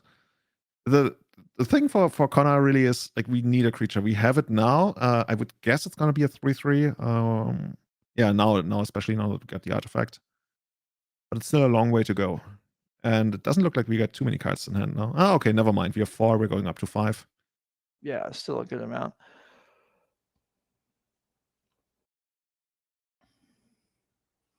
Oh, this might be revealing also. Chat is asking once again, what is the combo in the Simic combo deck? So it all comes down to resolving Thassa's Oracle in the end, and winning that way. And then we got multiple ways to get there. The most common way is Paradigm Shift, which basically exchanges your graveyard and your library. You can also use Thought Lash, which is an enchantment that buys you a lot of time and like can basically mill you at will.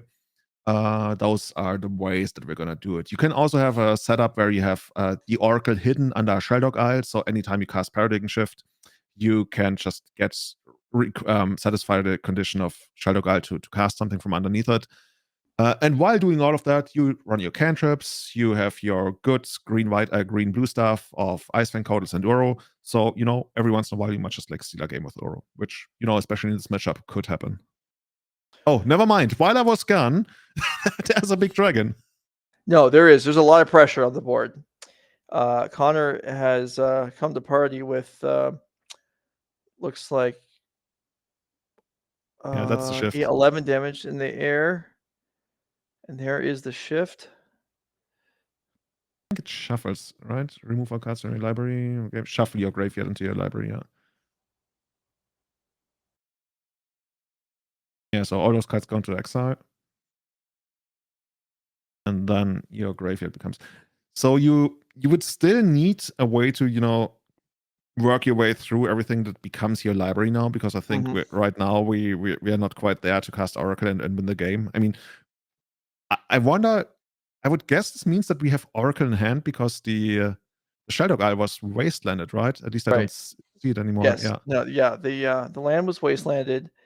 So the deck does not contain a Thassa's Oracle. You're right. So that has to be in hand.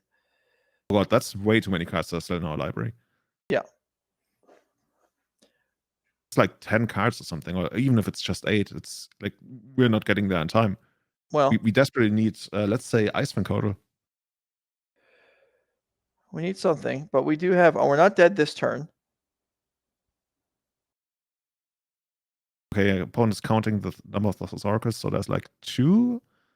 Then probably 1 in exile that was underneath the Sheldog Isle. Yeah, 3. Boy. So there's probably 1 in hand. These combos that don't just win instantaneously. I mean, Oops All Spells is just like, what are you messing around with this stuff for? But we'll see. But this way you get to have the beauty of like endurance and Uro. Well, and you get to like play lanes in your deck. There are advantages to doing things this way. I was told having lands is pretty good. I mean, okay, now we put Pyroblast back on top. Yeah, this is, apart from that, we probably won't be able to get through our library quick enough. This is really one of those games, otherwise, where Cavern of Souls would shine. I wonder if did we increase the size of Murktide Regent? Because it looks like we used Mystic Sanctuary, right? We did. Which You're right. grows. Yeah, you are correct. But that is a missable trigger. So here's an attack for, I think, 11. So that Murktide will have to be dealt with, or Chris Smith's going to have to get through half a dozen or so cards this turn. This is a slow way to do it. It's kind of hard because we also know about the Pyroblast in hand, right? That was put back on the deck and then probably drawn with Expressive Iteration. So even if we find our Icewind Codal, it's not going to be good enough unless we have like a Force plus Pitch, which I think is not, like, technically the entirety of the deck is known. The cards in hand, of course, are unknown. But I guess you could also work that out if you looked at the exile. I believe chat is correct. Mystic Sanctuary was the land played for the turn. Flooded Strand should not be on the board right now. The player did miss the trigger, and you're allowed to miss trigger, but you are not allowed to play 2 lands in the turn. So if we can quickly radio over to the... Well, that's right. Time shift to match. We're not going to be able to fix anything about that. I get caught by that every single time. So no fixing that. So we can wait to find out and see if it matters or not. But likely, Connor's looking pretty solid this game. I don't know what Chris Smith's going to be able to muster here to stay alive. No, you've just been caught. Like back home, you have a time machine and you actually do that kind of stuff, but you can't admit to it in public. You're like, oh, we can't go back in time. I forgot. All right. Connor picks up game 1 here against Chris Smith's Simic combo deck, which, I mean, showed off some of its tools, but really didn't threaten all that much. I don't know. This probably isn't a great matchup for the Simic combo deck. I mean, sure, you have some defensive cards like you're saying Uro, there's Ice Train Quaddle, but there's a lot of anti-red quite a lot cards. of there's quite a lot of help in the sideboard though. Yeah. Okay. So yeah, we got Carpet of Flowers, we got Fluster Storms, we got Runner Foul. I like guess Waterfowl. we also bring in like Blue Elemental Blast. If we wanted, we have Veil of Summer. We can take out a lot of stuff that we want. Whoa. What? Where? Okay. So, what? Where Sorry, did the Maddening Hex come from? Are we? Is this live coverage from now? the other side. Okay. Okay, so we've jumped into live coverage now. That's what happened. All right, so we watched the game 1 replay and then caught up to where the players were actually at. So Okay. if you were as confused as Julian and I were, that should straighten out what actually is going on here. And this is Maddening Hex that we talked about, right? The one card that's not on Magic Online right now, which probably makes the biggest difference between paper and Magic Online. So what this card does, it's a curse. So Kris is cursed, and every time Kris casts a non-creature spell now, he rolls a d6, a 6-sided die. And then whatever you roll, that's the kind of damage that Maddening Hex deals to you. So on average, it deals like how much? Like 3.5. And that's just gonna kill you. Like there's really not all that many spells that you will cast before the game basically ends for you, unless you get like super lucky, or like if you're super unlucky, it ends even quicker.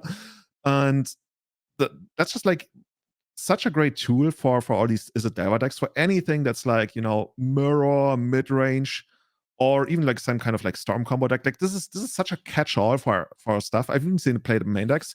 And yeah, Kris has to work this out. There's a counterbalance going on as well. That's another thing that these decks do. Yeah, like, what? Yeah, this is bizarre. I mean, Yeah. Godlash can protect us from Maddening Hex. We could be fine there. Okay, iteration gets revealed, so this Ponder is going to resolve, but no 2-drops for the turn. Yeah, the counterbalance is like you see them like 2 copies in the sideboard usually, mostly for the mirror, I want to say. But of course, like in these weirder matches, you can also bring them in, especially if you probably like don't want your bolts or something. I don't know. Or maybe you do want your bolts because there's Malevolent and Hermit, which is annoying. Oh, this is I feel this is EDH Sunday today, what we're commentating. This is weird, wild stuff here. And there are 2 fetch lands on the board, so Connor can change the card of his top randomly if he feels the need. He does want to draw the iteration, though. Fires it off immediately. Yeah, that's always a great thing to have. And so the only creature on the board belongs to Chris Smith right now, attacking for 1. But that Maddening Hex is probably going to beat that in a race. Well, if he ever casts spells again, yeah. But now we got that big dude. Yep, that big dude. Can't get through the little dude on the other side of the board right now, but still a pretty intimidating presence. I never thought I would ever see something like that in Legacy, like counterbalance and a big dragon right next to it. I guess the other thing, the Brazen Borrower looks to be on an adventure. So if we ever have mana, we can just like flash that in as well and go on the beatdown. Basically, that's probably how it's going to work out, right? We're going to get the Brazen Borrower and send that in, and eventually the Ice Train Hodl might need to block. What is happening? So this Murktide's on the stack. I didn't see what Chris Smith responded with, but then Connor has fetched twice. Or maybe he's fetching twice before playing the Murktide. Maybe that's what's happening. The Murktide's just not been played yet. It's just could be it, yeah.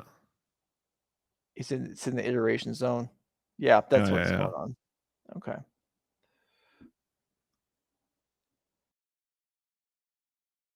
So did you catch what Kris has in hand? I'm trying to see. It's a lot of cards, but no, I haven't identified them yet. And it's the second Murktide. So that's why the first one didn't exile instant sorceries, but the second one does, growing both of them up. So there's a pair of 8/8s. I mean, that's a way to get around the Ice Train Quaddle, is just to have 2 dragons. I guess something cool, like a pretty cool interaction is if you ever get to resolve your Veil of Summer through counterbalance, that stops counterbalance for the turn, right? Yeah. As you control can't be countered this turn, yeah. But of course, 1, usually the hardest mana cost to sneak through a counterbalance. But from what I understand, like the top should be random right now. Yes. So there's a decent chance that Kris could just get there. You could also, yeah, why not Yeah, try it? Yeah, Like your he does combo have, is all 2 mana, right? he does have the So paradigm shift, and if he has an oracle, I guess even if the Veil Somewhere gets countered, that would mean that the yeah, counterbalance exactly. is not lined up with the rest of the deck. That's what I meant, right? If Yeah, there's sure. like one top, you go through the rest. Of course, you want to make sure that you don't die to your own to the opponent's maddening hex. Oh, there comes the die roll. Like on 15, we take Yeah. 2. All right, take 2, get rid of a Murktide. Reveal. Maybe. I can't see it. Oh, it's Dragon Rage Dragon Rage Channel Channeler. for Okay. 1. The problem though is, do we have enough devotion to blue to like even combo off this turn? Assuming we have all the cards that we need, because I think we might not have enough devotion to blue unless we like endurance ourselves or something. There's like weird combinations, and Maddening Hex also plays into it. Granted, we even had those cards in the first place. I'm curious. Like I'm sitting here, I'm like, okay, Kris, entertain me. I mean, this is okay. Here's a hideaway land that gets. Yeah, I don't know. This is bizarre. So 2 hideaway lands in play now. So I guess depending on what's under there, paradigm shift. I think there's another run of foul under the second hideaway land.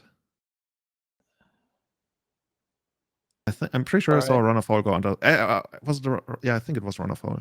Okay, well, so we don't know what's under the first one though, and even the run of foul would be. Yeah, I guess that's still not going to get through the counterbalance.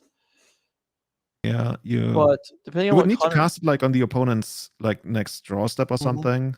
Yeah, but Chris Smith doesn't have to kill the Murktides as long as he actually just wins the game, which is possible, maybe. Yeah, but there's only so many spells you can still play. Like never forget about the Maddening Hex. Like technically, the Maddening Hex could knock you out in 2 spells, like in 1 out of 36 games. All right, here is the paradigm shift. Here comes the Maddening Hex. The power of Maddening Hex is not to be underestimated. That card is so good. Watch him roll a 1 now. 4, okay. Well, that's a significant number because now 1 Murktide getting through is lethal, and there's a counter on the paradigm shift. Like you could cast Veil of Summer here, but I think we know there's a 1 on top, right? We do. Yeah, 1 mana spell is not going to work here. I think we still do apparently. Yeah. Okay. Veil.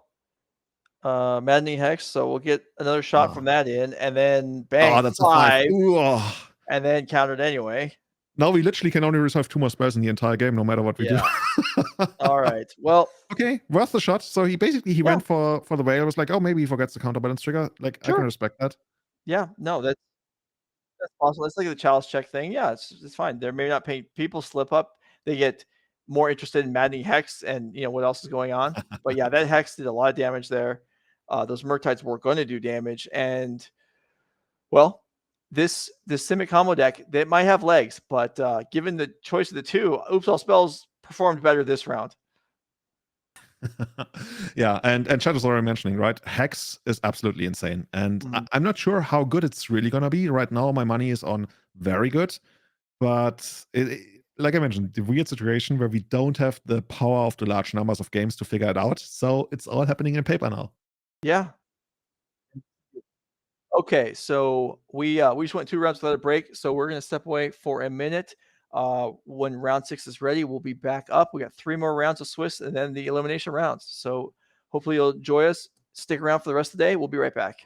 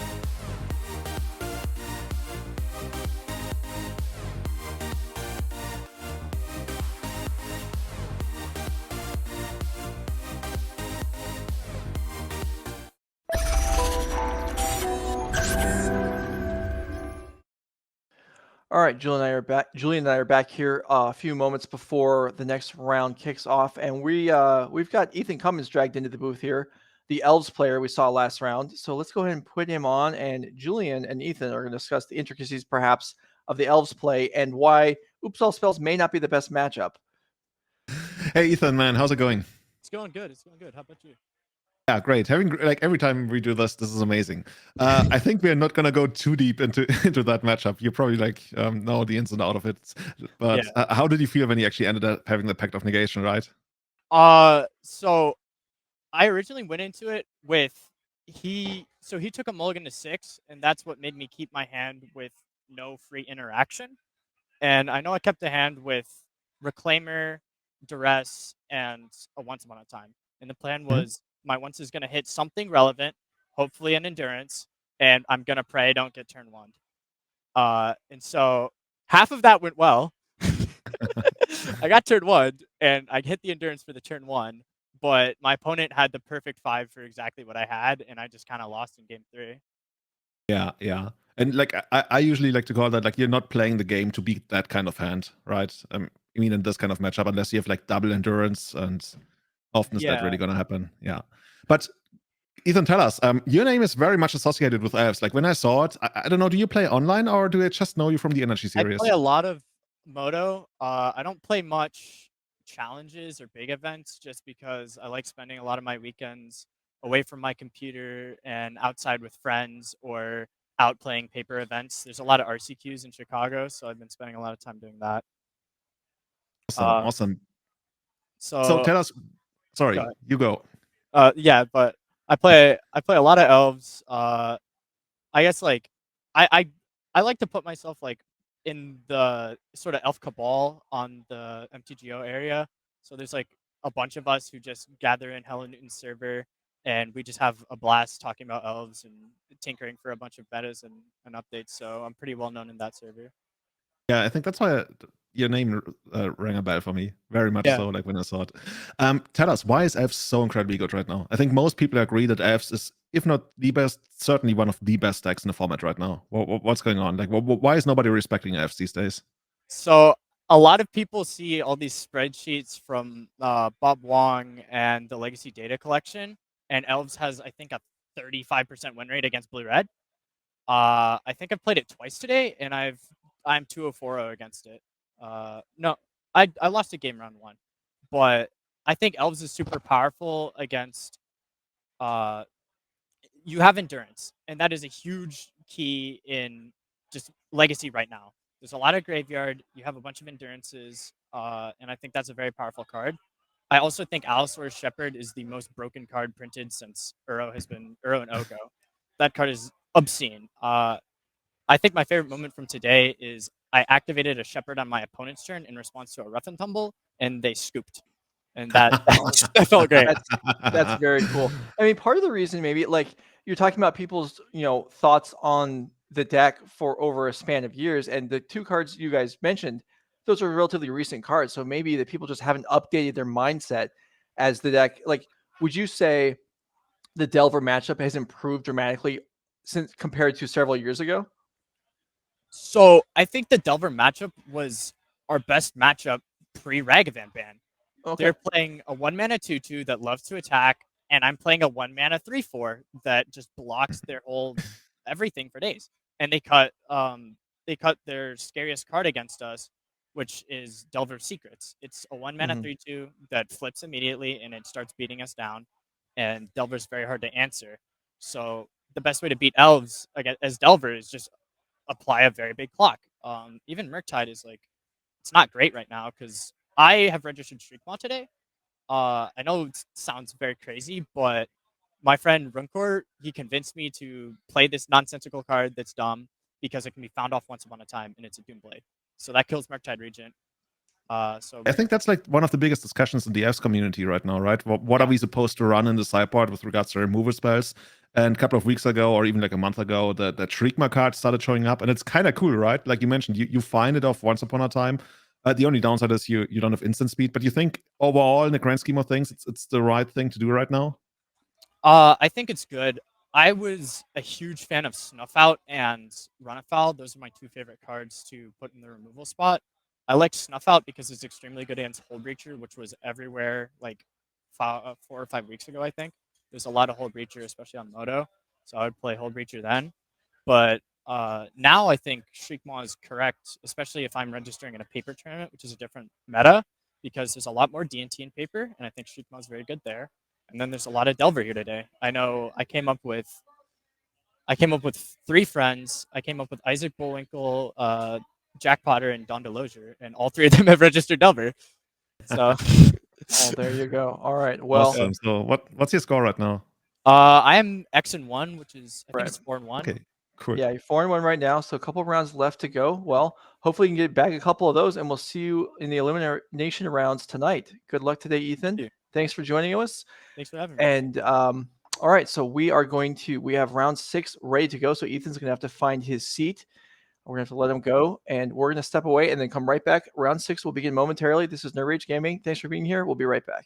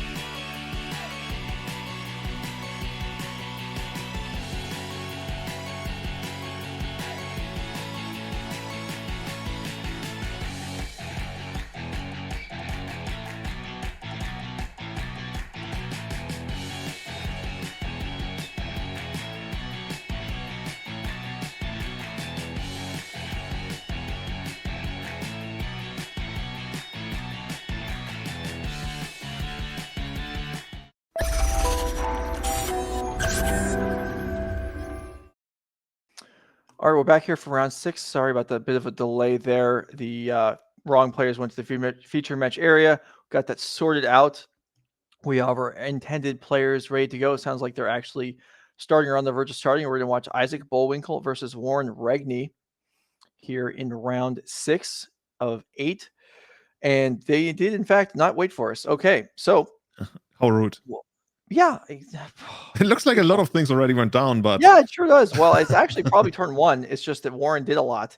Warren Regnier on Mono Blue 8-cast, or the 8-cast deck as we refer to and saw earlier today, versus Izzet Bullwinkle on Izzet. It says control. That's self-submitted. It's really basically like most Izzet Murktide lists. We're probably going to talk about this during sideboarding when we have a little bit more time. But I don't know, Joe, if you've been following this, but the last 2 weeks have been like a big discussion with Izzet and his takes in the middle. Because he has a very different take on the deck that he's playing, or rather on Delver. And he's very, very vocal about that this is not Delver, which I mean, it is not. It's not even playing Delver in the first place, and it's also like playing a much slower game. But before we get into that, let's just like catch up where we are. It looks like Emery was cast in the first turn. Izzet tried to fold it, and it looks like Warren protected it with Force of Will pitching Thought Monitored. So on Izzet's side, we got new Legacy All-Star Ledger Shredder down, immediately followed by a Bobble, so we get to loot. And of course, Warren is probably looked to, in the long run, either get a Thought Monitor back or even a Kappa Cannoneer, because that's like, that's not what you want to see on the other side of the board. But to just very generally go about the strategy. So what Izzet is doing is he wants to play a slower game. He wants to play a more controlish game. And in the article he actually just released yesterday, he talks about that he has never experienced a degree of agency as big as in the deck that he's currently playing. And that was like a problem he was trying to solve. And he feels like he kind of solved it. I mean, as close as you get to solving something in Magic, I guess. Yeah, this is a very unusual list. Like you're saying, he's got shredders, and we saw other players that did not have shredders, like Bernal. He also has predicts in the deck. So going for more card advantage, as long as he can set them up with Brainstorm and Ponder. Interesting to see how this plays out. And Warren's deck is a more, well, standard may not be the right word, but typical 8-cast deck here. A bunch of cheap spells, a bunch of draw 2s, and then Cannoneers to finish things off. Here is a Retrofitter Foundry. A ways to go before that Thought Monitor in this graveyard can be cast, but yeah, once you get enough mana. Yeah, Chalice for 1 though, it's pretty solid. Yeah, it comes to Chalice, but in response we get to loot again. Depending on what we discard, our bird might even get bigger. No, it looks like we're going to discard a land. What is it? Yeah, it's going to be a land. Still, we probably like get to keep something else. And playing this deck, you can play surprisingly well, like through a Chalice on 1. Like it's not great because like all your cantrips are still gonna be locked down, but you have Murktides, you have Letter Shredders, you have Brazen Borrowers, you have Expressive Iteration to dig deeper into the deck, and with our threat already in play, I mean, yeah, you'd prefer for the Chalice not to be there, but it's not nearly as lights out as it used to be against servers in the past. Sure. Okay. Well, we'll see how he handles it here. It is nice to have card drawing you can play, and actually the Petty Theft is in hand, so he already has a way to get the Chalice off the board temporarily whenever he gets around to it. This Expressive Iteration reveals a land in 2 1-drops, so Izzet will only be able to bounce the Chalice once. So if he can't counter it on the way back down, he's going to want to unload as many 1-mana spells as he can during the window when it's off the board. Yeah, makes sense. I'm really excited to see him play this because he's been doing really, really well with this. And like he's basically putting his money where his mouth is, or this way. And that's always exciting to me. Like when people talk big, but like basically, how do you call it? Like you got to talk the talk, but then you got to walk the walk. And Izzet has been certainly walking the walk recently. Okay, so we see this iteration. The Lightning Bolt goes to the bottom. It can't be cast yet. I'm sorry, Lightning Bolt went to hand. I think the creature went to the bottom. Steam Vents going to make its way into play. Probably tapped. I mean, there's not really a reason to play it untapped, right? Right. Unless you're like playing around some. What, really? Okay, now I'm curious. I guess the only way is if you want to run it out. So so you can cycle. This takes a lot of experience to be comfortable making a decision like this, where you're just throwing a card away in order to connive. Yeah. Extra shredder is tossed and across for 3. We're still in the early game. Warren's life total plenty high, but got to get started somewhere. So Izzet does come across, and Ancient Tomb to draw for Warren, which is going to unlock some of the more expensive spells in his graveyard. You know, it could be a case where Izzet is just like trying to finish the game quickly, even though that's probably not going to work in the face of Retrofitter Foundry. Oh, and we're just like, tap all my things, make the big turtle. Mm-hmm. Yeah, loot again. And this time we're probably going to discard something and try to force it. Yeah. Yeah, so this is But of course, that's going to happen next turn again. Right. It's the tempo play for Izzet because this is going to continue to happen. I mean, you can keep playing the tempo game, right? On the other hand, you can't bounce it with Petty Theft unless you have like significantly more mana. You could try to bounce the Emery to basically keep it away for another turn if you really just want to play that tempo game. Yeah, or maybe you Petty Theft the Chalice and bolt the Emery. I mean, that's... If you have another bolt, that's the perfect play. Then you also get to loot again. Yeah. Like if you like this indicates to me that you probably have a bolt then. Yeah, he drew one for this turn. So that is an option. Okay, so this is one is an adventure, it seems. Or does he keep his adventure cards like on below his lands? That would be cool. Okay, never mind. Okay, now we're gonna do this. Yeah, loot again, and then probably attack you for something like 4 this turn, depending on what we discard. Down to 12. Nope, still 3. All right, so Emery's down, Shredder across, and now Warren's gonna need to do something here. Ooh. And Mystic Sanctuary puts Expressive Iteration back on top of the deck. And if Warren has enough time, like he can try to like make a flyer every other turn, but of course that's gonna tie up his mana quite a bit. And Izzet is gonna be able to deal damage to him every other turn. And yeah, I honestly like he doesn't even probably care about all that much about Chalice. Oh, and we just okay, of course. If we loot with just a single card in hand, we just grow the Shredder. Mm-hmm. So that the Chalice is on 1. That die is just misplaced for the moment. But Warren is out of action completely.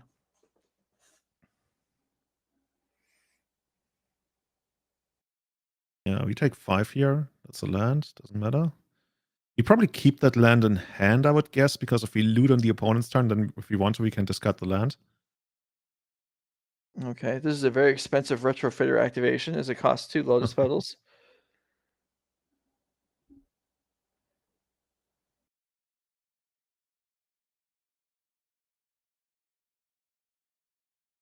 Dude, I love it. Like, it looks like Izzet, when we talked about it, right? Figured, okay, this is gonna be a tempo game. I'm not gonna outgrind you. I'm gonna like throw away my bolt into the chalice just so I can loot again, make my bird bigger, and try to get there in the air. And it looks right now like he almost might be able to get there. Like Warren is gonna be able to have a jump blocker next turn. But from there, we have a flyer as well. Huh. Yes, indeed. The adventure is over. Brazen Borrow is real now. I just sent them in. Okay, so token will you can flying trade with the borrower. All right, that's decent. Warren still needs a lot going on here. Ancient Tomb will put him to dead from the Shredder. Otherwise, he's got 1 additional turn, but he's going to need to draw. Let's see how many artifacts are in play right now. Looks like 4. So Thought Monitor is still going to cost 7. Chat is mentioning Warren might have missed a bubble trigger. I think he had like Urza's bubble that he ended up not drawing. I'm not sure, but I think that might have actually been the case. I'm not sure. Okay, so what are we looking to draw here? We need something like Thought Monitor, right? That would be something. Ether Spellbomb? That's not castable. Yeah. Well, it's castable. Well, sure. Yeah, it's not resolvable. Yeah, exactly. Right. It's not resolvable. Okay, good point. Yeah, so that's gonna be a pass. So Warren can block again this turn. That'll be it. For that. Like that okay, he's able to make the 4/4 this turn, I believe. I'm not sure. No, I'm wrong. He just had to graduate into the flyer. Okay, now I'm not even sure if we can still. I probably still can cast a Thought Monitor. We got like 1, 2, 3, 4, 5, 6, 7. Down to 1 life or something. Oh, we even have a Thought Monitor in hand. So Right. can It we just actually came cast up. it if we tap out? It costs 4. Yeah. It looks like it can be played. Oh, we don't need to tap those. This is straight up affinity. Of course, Days would do it here. Yeah, almost anything would, but it does resolve and 2 lands are drawn there. That's not going to do much good.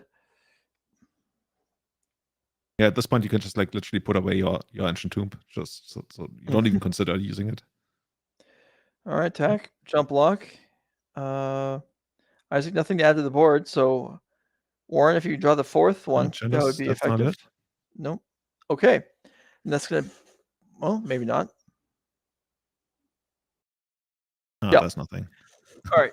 Warren reconsidered whether he was going to be able to survive another turn. The answer was no. Isaac Bullwinkle picks up game 1.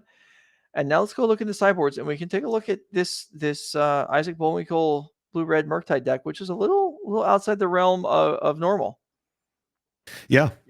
He tried a couple of different names for it. Izzet Devas is probably gonna offend him if he keep using that, but that's actually been a discussion on Twitter. But let's look at the sideboard, and the sideboard has some serious hurt. The sideboard has 2 meltdowns. I could even see counterbalance coming in to deal with a bunch of the 0 drops. I'm not sure if that's like what you really want to be doing in the matchup. It depends on like part of like who you think like who's the beatdown, all that kind of stuff. So like it's probably too slow, especially with like the more expensive stuff later on. But who knows? Like Isaac has figured this out, I would guess. But yeah, the meltdowns, pyroblasts, probably I could see Force of Negations, even though usually like you want to use the Force of Negations to protect your meltdowns, and that doesn't work.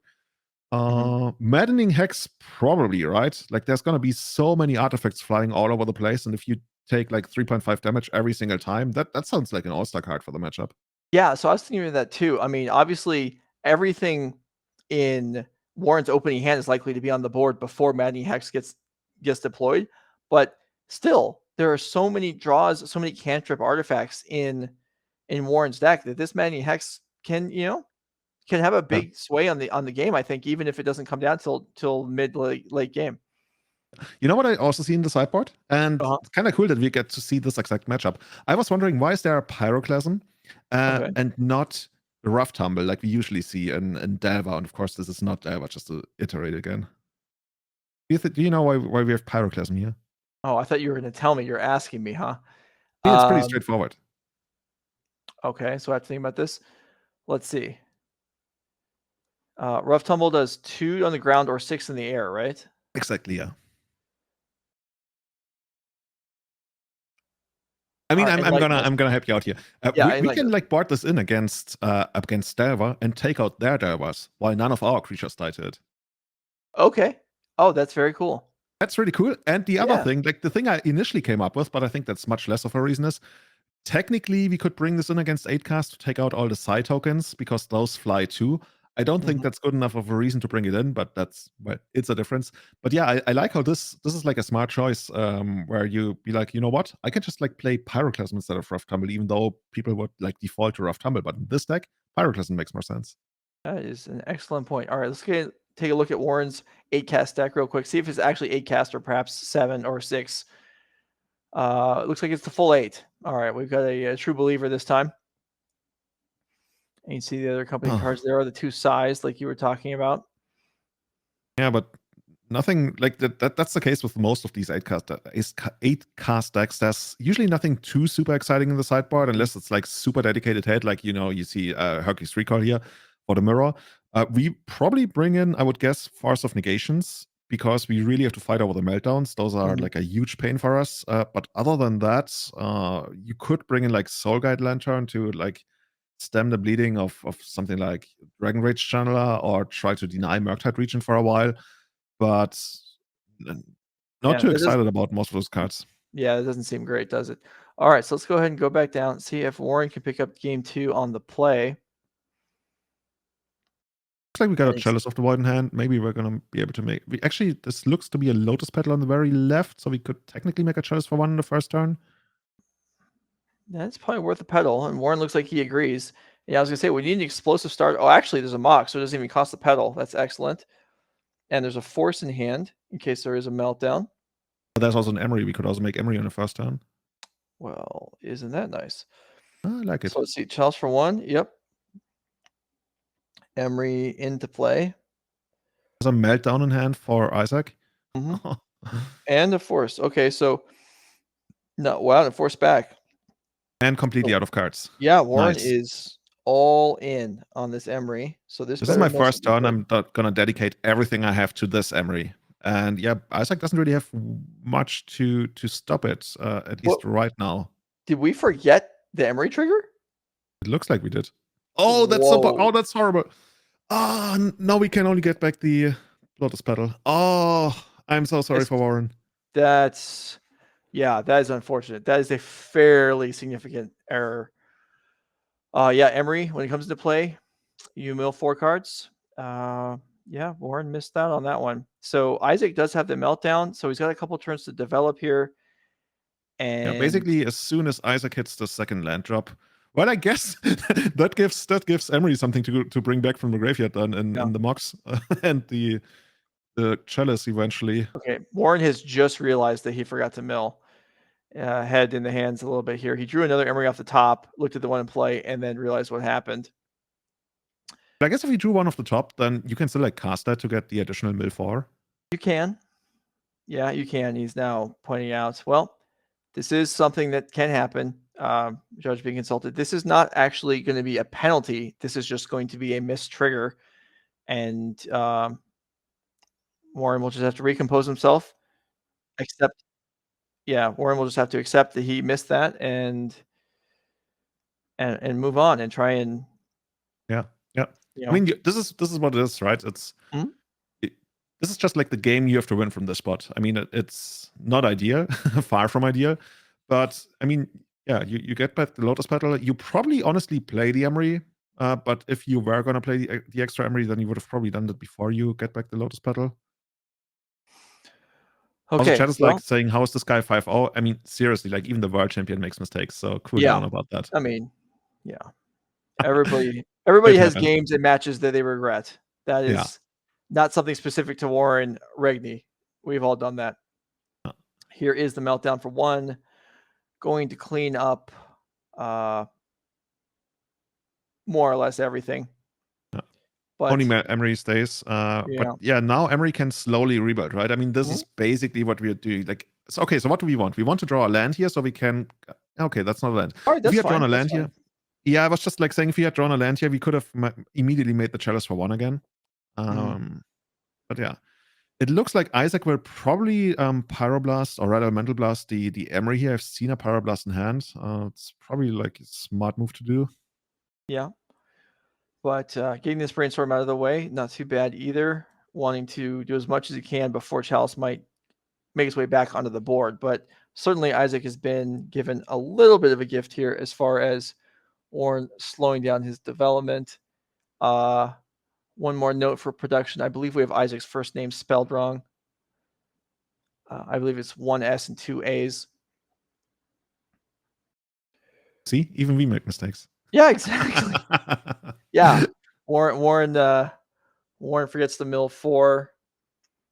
Question in the chat is that why wasn't it rewound? Is not a must trigger. There are no beneficial must triggers. If a trigger is beneficial, you are capable of forgetting about it.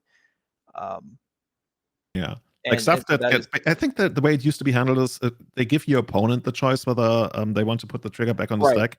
Yes, that is correct. And so. Okay. So we're here with Aurora. Here's the Emery, or here's the second Emery. I mean, this is for as bad as it is. It's surprisingly like we are far behind, but it's not crazy, I would guess. So I suppose if Isaac only has 1 card left. So the question is here now. I see. Can Yeah, Lotus Petal on Auto War. Can Lotus Petal count for the Emery affinity cost and for mana? And the answer is yes, it can. Here's a mill of 4 cards for the Emery. And okay, question. Yeah, so I'm not. I mean, I'm not a judge. I'm knowledgeable about how interactions are resolved, not necessarily about the exact reasoning behind them. So I can tell you that this is what happens. Yeah. So the cost is confirmed before the cost is paid, and so that's why the Lotus Petal can account for both parts.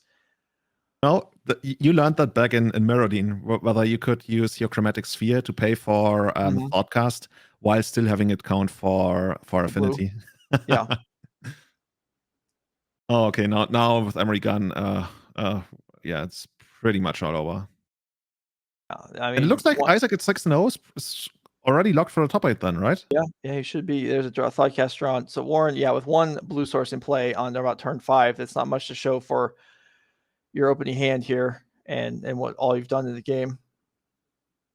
And it looks like there's a big dragon. Once again, I'm just call me the dragon speaker, whatever. Legacy games these days, they end with big dragons.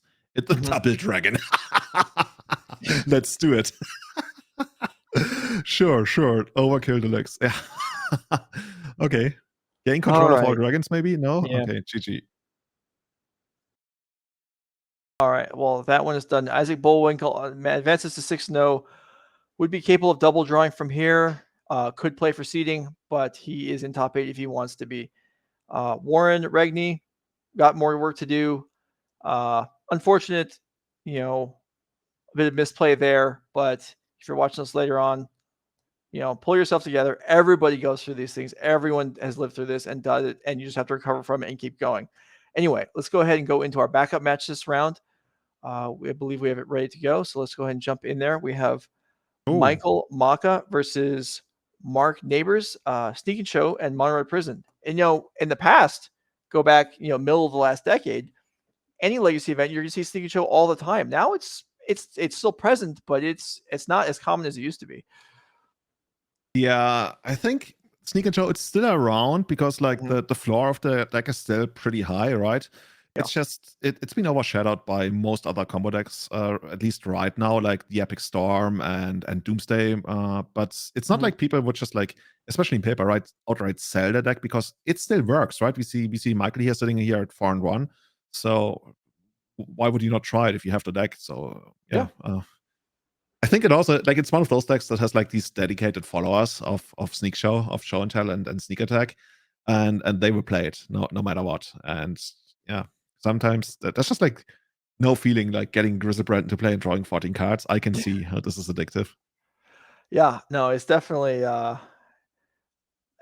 some good stuff with this deck. I looked at the construction a little bit. Omniscience in the sideboard for some of the more troublesome matchups where Caracas and such were bouncing things, get annoying. But we're developing here against Monterey Prison, and here we are with Chrome Mox, Den of the Bugbear, and this new-ish red creature that I was unfamiliar with up until recently. Fireflux Squad, I believe, is what got printed there. Yeah. That's a card that we see in the more aggressive versions of these mono red decks. But the community is still is somewhat torn about how to call these decks because there's the very dedicated prison decks and then there's the very aggressive decks, usually playing 8 goblins and then Fireflux Squad. Fireflux Squad is kind of cool in the sense that you can, if you have Goblin Rebel Master or Goblin War Boss, you can use the tokens they generate to sacrifice and then get a real creature out of that. Ideally, not something like Simian Spirit Guide, but maybe a Fury. Even if it's a Spirit Guide, it's still upgrading on the token. It is, yeah. Even though it's a downgrade on triggering Goblin Rebel Master on the next turn. Yeah. But yeah, a lot of times these games work that way that you just you run out a bunch of creatures and then you Fury away whichever kind of blockers your opponents can present. Fury not that relevant in this matchup, I would guess. You'd probably want to get something like a Trini Sphere, especially, which even though they can resolve their Show and Tell, there's not too much they can do with the extra cards they might draw off Griselbrand. But yeah, we will see. I actually need to take a look at Michael's deck. Michael's hand has a lot of tools in it. So we're going to see here.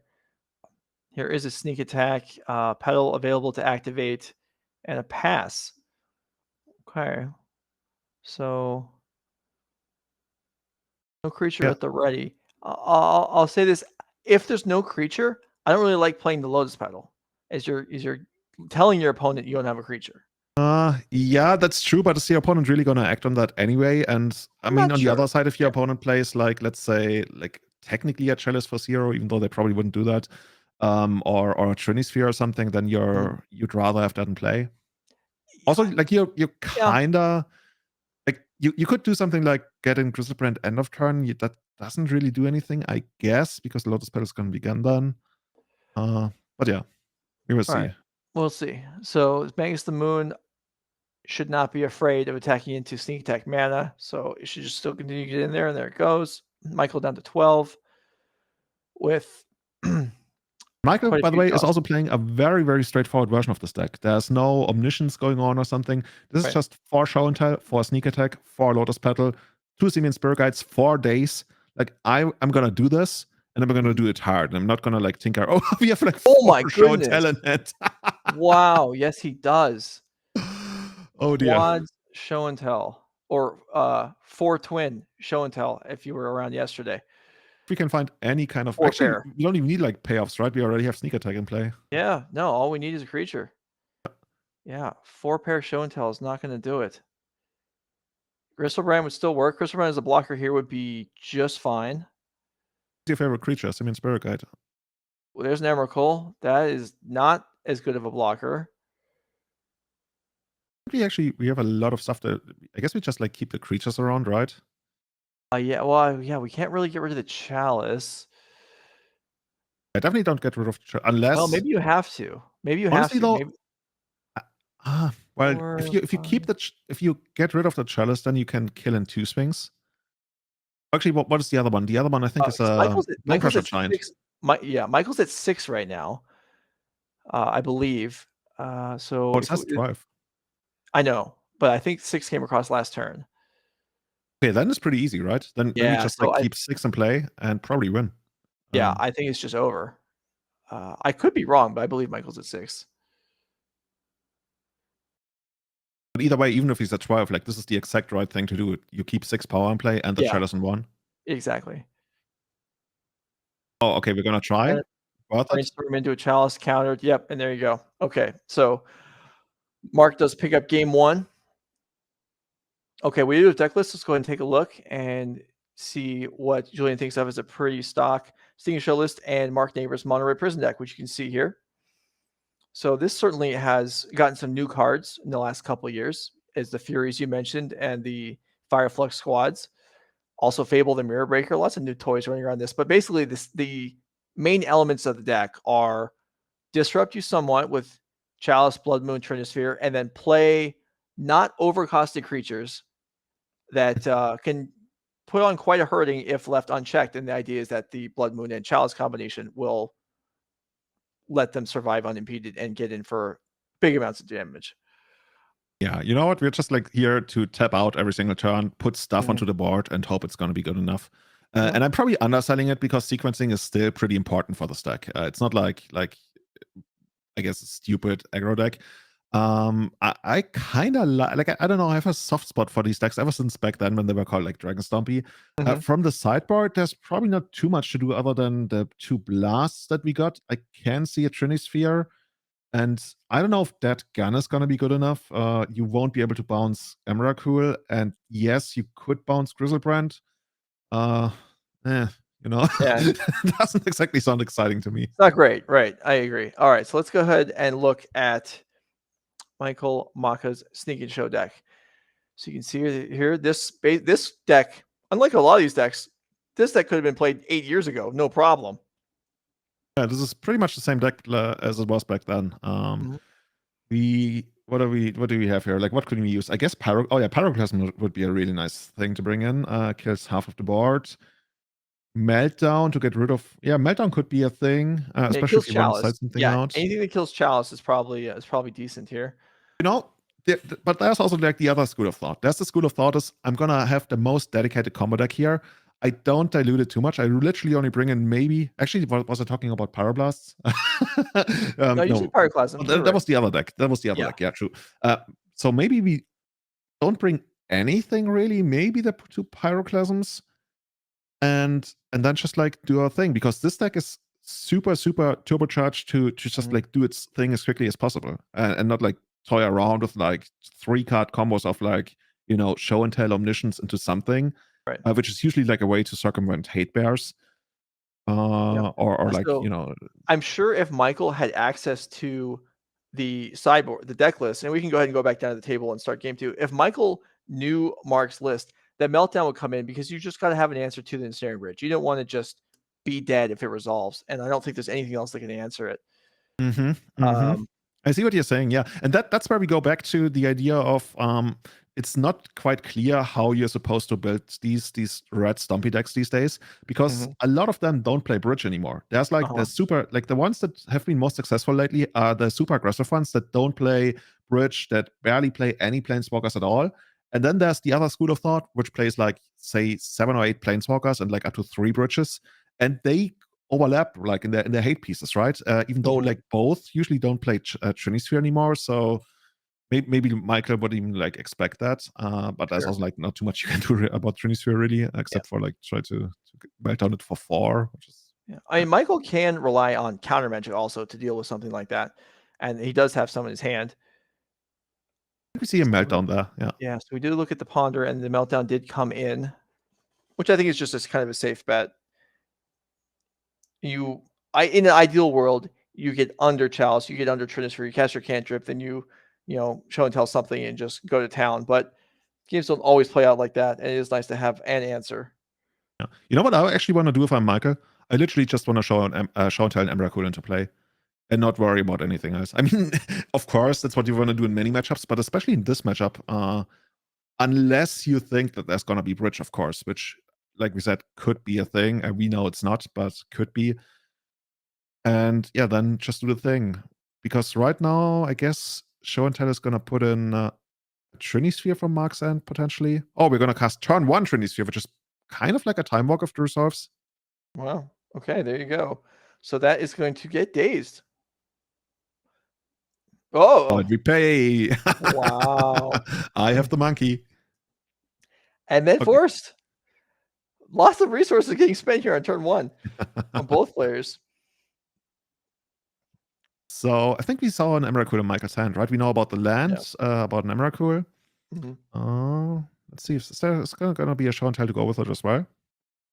So this cost 2 Spirit Guides and the Trinisphere for Mark, and it costs Days, Force, Brainstorm for Michael. So even on resources expended, although Michael did also give up a land drop.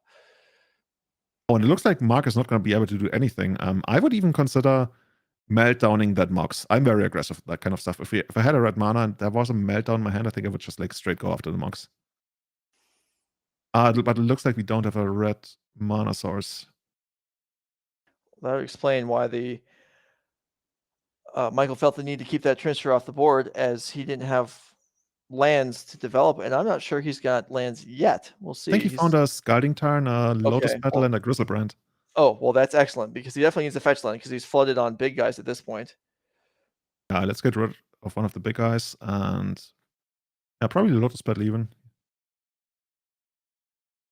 Yeah, now that you've seen that Mark didn't make a land drop and didn't cast anything, I think I'm going very hard after the Chrome Mox. Okay, well, let's see if Michael agrees with you.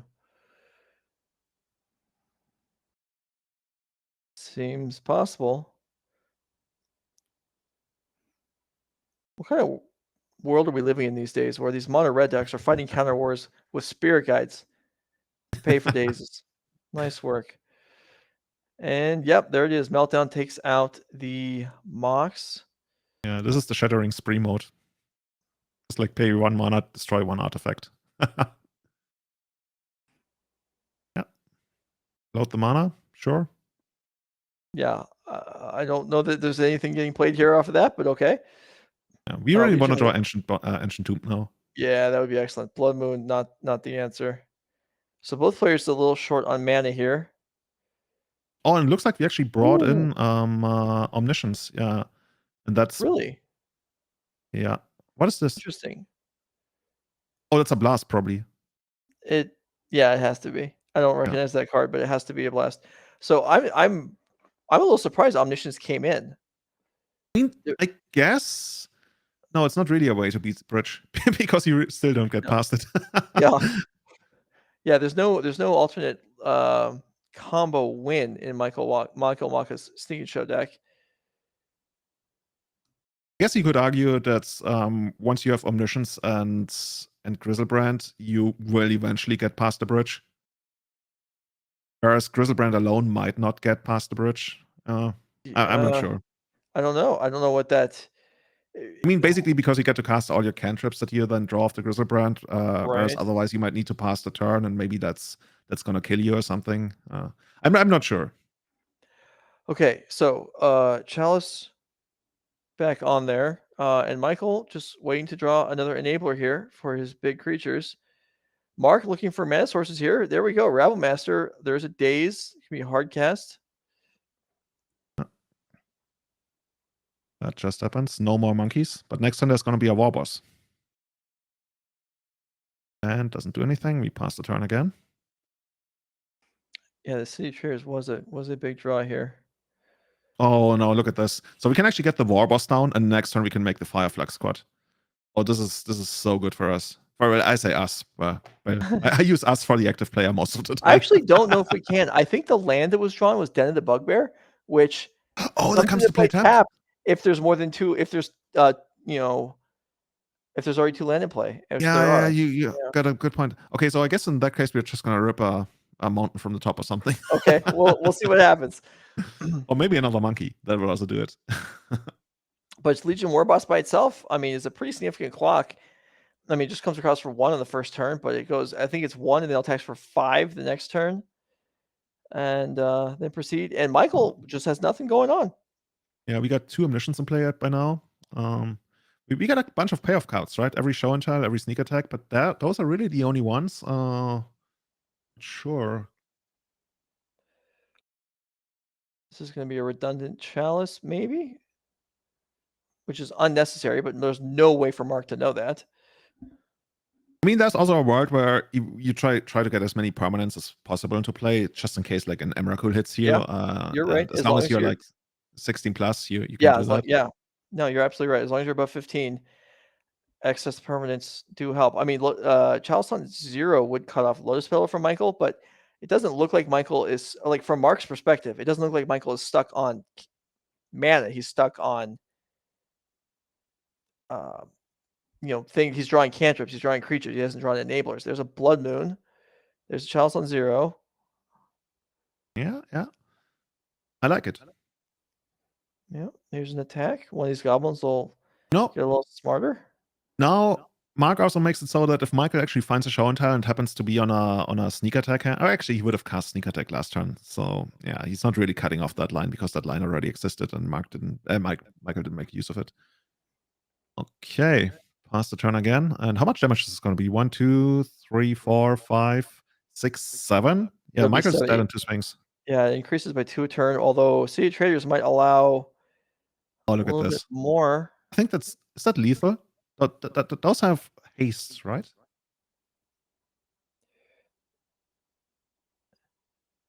Is that the Fire Squad? Yeah, it does have haste. Yeah, 4/3 haste, and it'll increase the size of one of the tokens. So this is 4, 5, 6, 7, 8, 9, 10, and then swap a token out. Yeah, whatever it's gonna be at least a 2/2. Yeah, it's not gonna get smaller. Another squad. That's sweet. 8, 10, 12. That's 14. That will do it. And Mark Nabors will defeat Michael Maka, who just couldn't get anything going, and he shows the hand there. Emrakul and 2 Omniscience and a Grizzlebrand at the end, alongside a couple lands. So yeah, just know that 1 Pyroblast taking down the show and tell, and that was enough. Yeah, this deck, all these Dragon Zombie variants, one of the most popular decks lately, especially during the last 1 or 2 weeks. I can't really tell you why, but we see them quite a lot, and we see them doing well. So maybe they're making a comeback right now. Yeah. Okay. Well, 5-1 for Mark Nabors. We'll see how he fares the last couple rounds. So that's going to bring us to the end of round number 6. Julian, that's also going to bring us to the end of your state today, I think. True. Yes, sadness all around. I know it's. Is it past midnight already? I literally have no idea. Well, I know it's late there. It's 11:15. It's gonna be Okay. fine. All right. I'm gonna have a bunch of ice cream and then I'm gonna watch the playoffs. Okay. All right. Well, that's great. Thanks for being here. You did an awesome job. You wanna tell people where your podcast can be found? Yeah, right. First of all, thanks for having me, Joe. It's always my Yeah. pleasure. If you want to find me, you can find me on @itsjulian23 on Twitter. And if you want to listen to the Everyday Eternal podcast, you can check us out on @eternalmtg on Twitter. And all the episodes release on itsjulian.com as well as Apple Podcasts, Spotify, what have you. Would love to see you there. And Joe, until next time, have a great time and see you. Thank you right. very much. Thanks, man. Thanks for being here. All right. So we're gonna step away. We'll come back with round 7. Becky Bell's coming back in for the rest of the day. It's legacy action. We've seen some wild stuff. We'll see what goes forward. Come on back.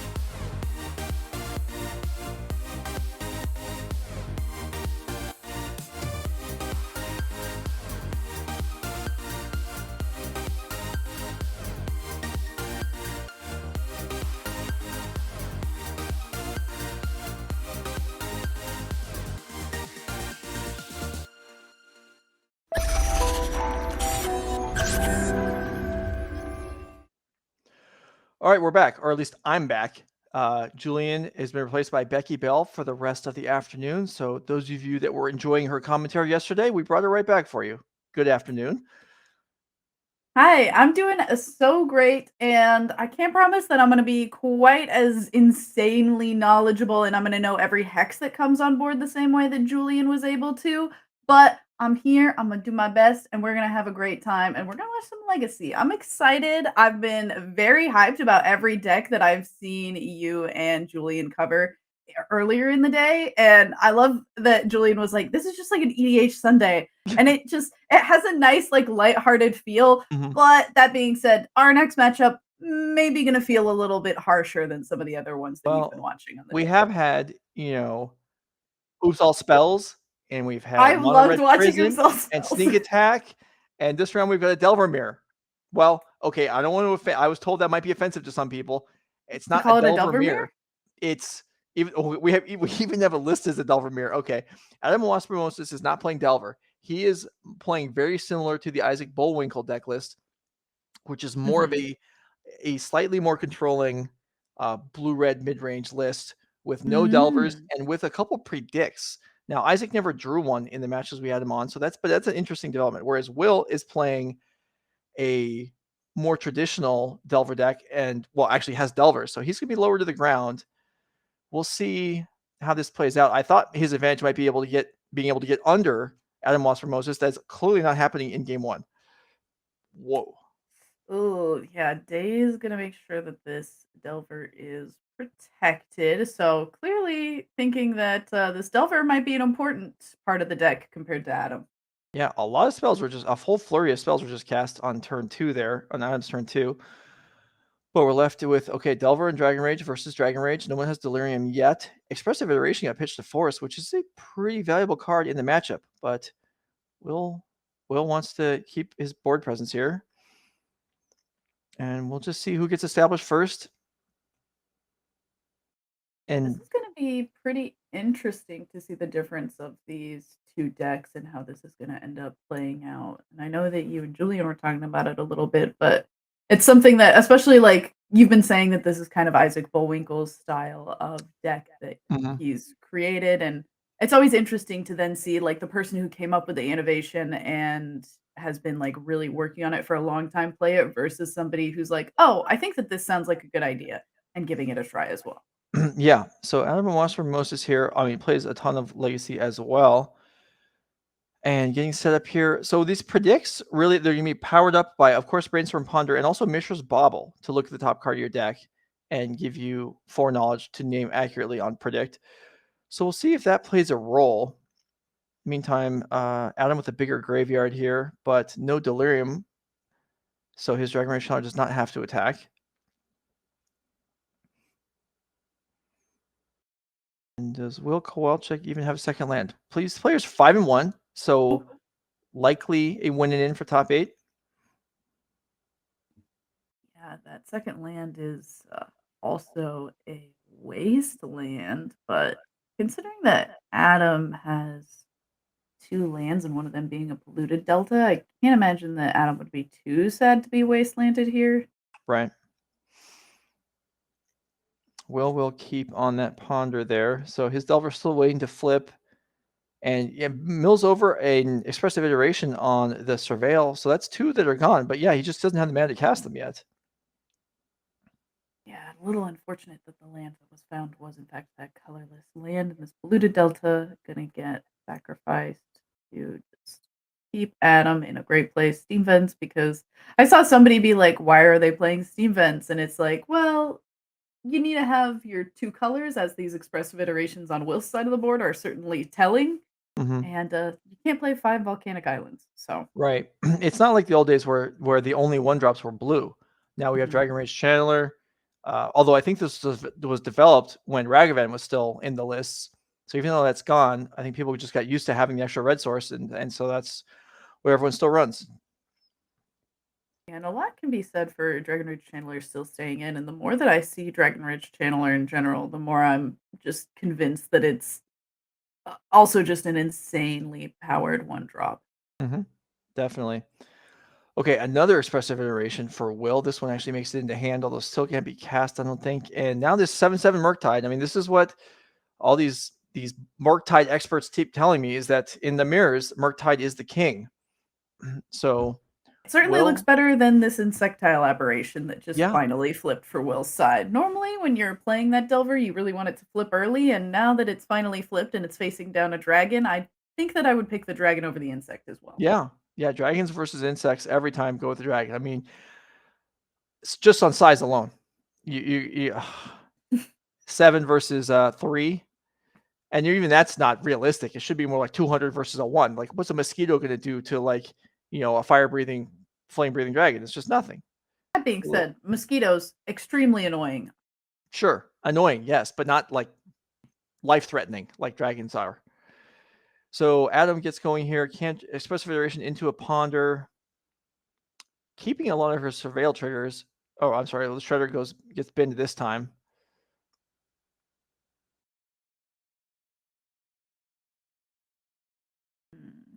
The attack's already happened, and Will's got one more hit from this Murktide region is lethal. So Yeah. But we do have a flyer. We're seems like pretty far from delirium. Looks like we just have instant and sorcery in the yard, unless there's something past that force of will that we can't make out, which I would guess would likely be a land, if anything. So we could potentially be close to delirium, and if we do that in second main phase, could allow for the Dragon Rage channeler to block, which wouldn't be too scary. right. I mean, that would be nice actually, because you certainly Will's avoided the nightmare scenario where Dragon Channeler chump attacks into a fresh Murktide. Yes. We got past that. Dodged one bullet, and now we're trying to figure out how we make it past this next one that is still the same Dragon Rage channeler, or the same Murktide Regent. All right. So Pyroblast on expressive iteration, something that players are not shy about running these days. Main deck Pyroblasts in a lot of these blue-red decks. Adam running a pair, and Will, let me glance at the side list. The sideboard also has 2. So both players with 2 Pyroblasts main deck, and DRC forced to attack here in for 3, which Adam will gladly take. Yeah, does not care about losing that amount of life, and I bet Will is a little bit envious of that Pyroblast right about now. Yeah, yes, indeed. I mean, this Dragon Rage Channeler, it's basically like a removal spell. Adam is just like absorbing 3 damage. I mean, Dragon Rage Channeler having no. Actually, it's 1 damage. It's not even delirium yet. Oh, we're just okay. Yeah. And Adam Wasburn-Moses fetches out Mystic Sanctuary, and Will Kowalczyk doesn't feel like his deck can keep up this. In fact, he might have just been down the board. If that was a recurred Pyroblast, take out the Delver, Murktide had a lethal attack, and that will wrap game 1. Simple as that. And I mean, I guess we're getting to see exactly the strength of some of these decks. So both are playing for Murktide Regent, and we could have just as easily seen Will either draw one of the Pyroblasts or one of the Murktide Regents and been able to kind of keep up in that situation. So I don't think that this is a showing of like, oh, one of these is a Delver list is better than the other quite yet. And I think that once we get to take a look at their sideboards and see who potentially is coming a little bit more well equipped for the mirror, that's going to be the real telling part. So let's start with Adam Wasburn-Moses. All right. So this is the list shared more or less with Isaac Bullwinkle with predicts in the main deck and no Delver of Secret's presence. So looking at the sideboard, we can see a couple copies of Maddening Hex. Isaac just had 1. Adam has 2 over here. There's a counterbalance on the board. That's the thing that was switched between the 2 lists, the numbers of counterbalance and Maddening Hex. And we see additional blasts. So, I mean, counterbalance, we're blind flipping most of the time. Sometimes we can set it up with Brainstorm or Cantrip. Sometimes we know with Mishra's Bauble, but these players have clearly determined they think it's worthwhile, even blind. Yeah, and I can kind of agree with them. Taking a look at the metagame, it does look like a lot of people are bringing this Izzet Delver list. And then even if you're not playing an Izzet Delver deck, a lot of people are playing either these Simic style decks, things like Sneak and Show are still popular. So the chances that you're running into lists that it at least kind of interacts with are pretty good. And then you've got so much filtering in things like the brainstorms and the ponders that you'll end up likely being able to just not worry about some of those niche cards. All right, let's go ahead and look at Will's list real quick. It is slightly different. There are Delver of Secrets. So more 1-drops. Do we have... There we go, Will's deck list. So double up the number of 1-drops. No predicts. And I believe, yeah, only 1 Mishra's Bauble as opposed to 4. So those are really the standout differences in the main. Sideboards are similar, but no counterbalance here. So, I mean, it's only a 1 of in Adam's list. It's hard to really say, I mean, if it even comes up, whether it's going to have a big impact or not, but we shall see. Yeah. Game 2 ready to go.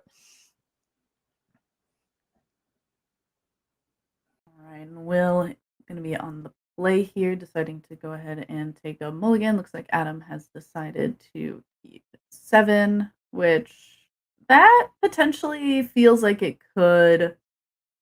I don't know. I feel like the mulligans always matter a little bit more when you're playing a mirror. Sure. Okay. I mean, because a lot of your cards are going to trade Mhm. for each other, and then it's, yeah, it can come down to who's got more left over.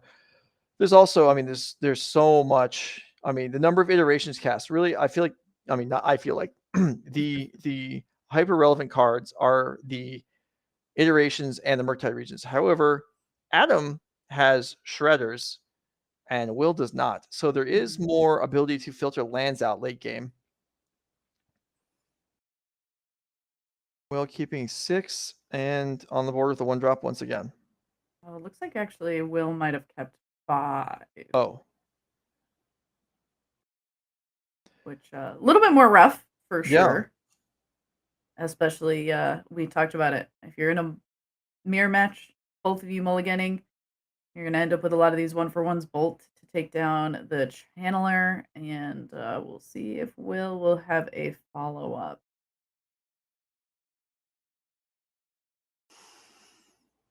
Okay, well, the whole point of playing Delvers is you have more 1-drops than your opponent. So let's see if Will can get on the board here. If not, he kind of gives up the advantage of playing the Delvers. So once we get further into the game, the Shredders in Adam's deck will become a more useful tool the longer the game goes than the Delvers.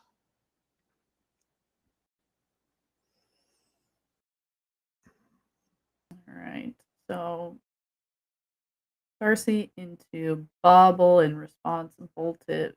Just resolving this Surveil, checking out the top card, and Adam may be really having to think about whether this top card should go on the top or bottom, but says, hey, you didn't play another creature. I don't think I'm going to need this other bolt. Let's go ahead, put it in the yard. Yeah, and that is, I mean, justifiably something worth a second thought.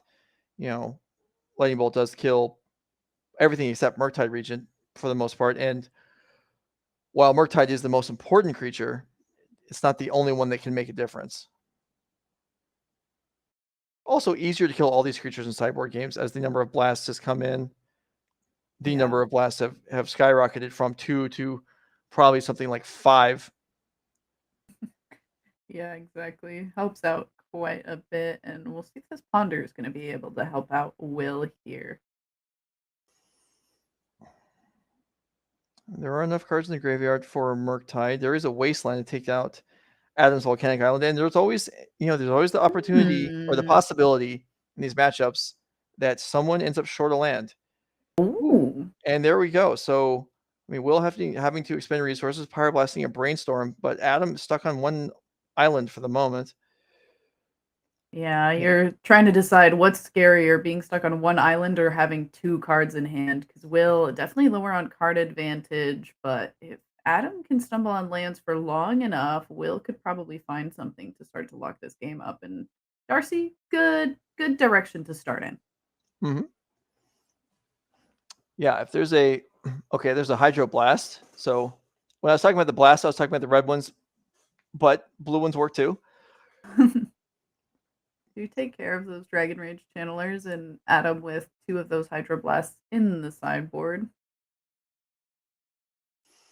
All right, so Will picks up an extra card off the iteration, so starting to make up for that sluggish start a little bit. And yeah, if he just needs to press the advantage before Adam starts making land drops, which is going to happen eventually. Well, Ponder is something. Yeah, I feel like at this point, Will is just like, where is a Murktide Regent? Where is something that can start getting a little punchy? Maddening Hex would work great right now. There were 2 of them in the sideboard, I think, for Will's deck. Let me check that again. I mean, your There's opponent one for Will, 2 there's for one. Adam. Okay, you're right. There's one. But here is the land for Adam. So finally be able to get business going, get red mana once again.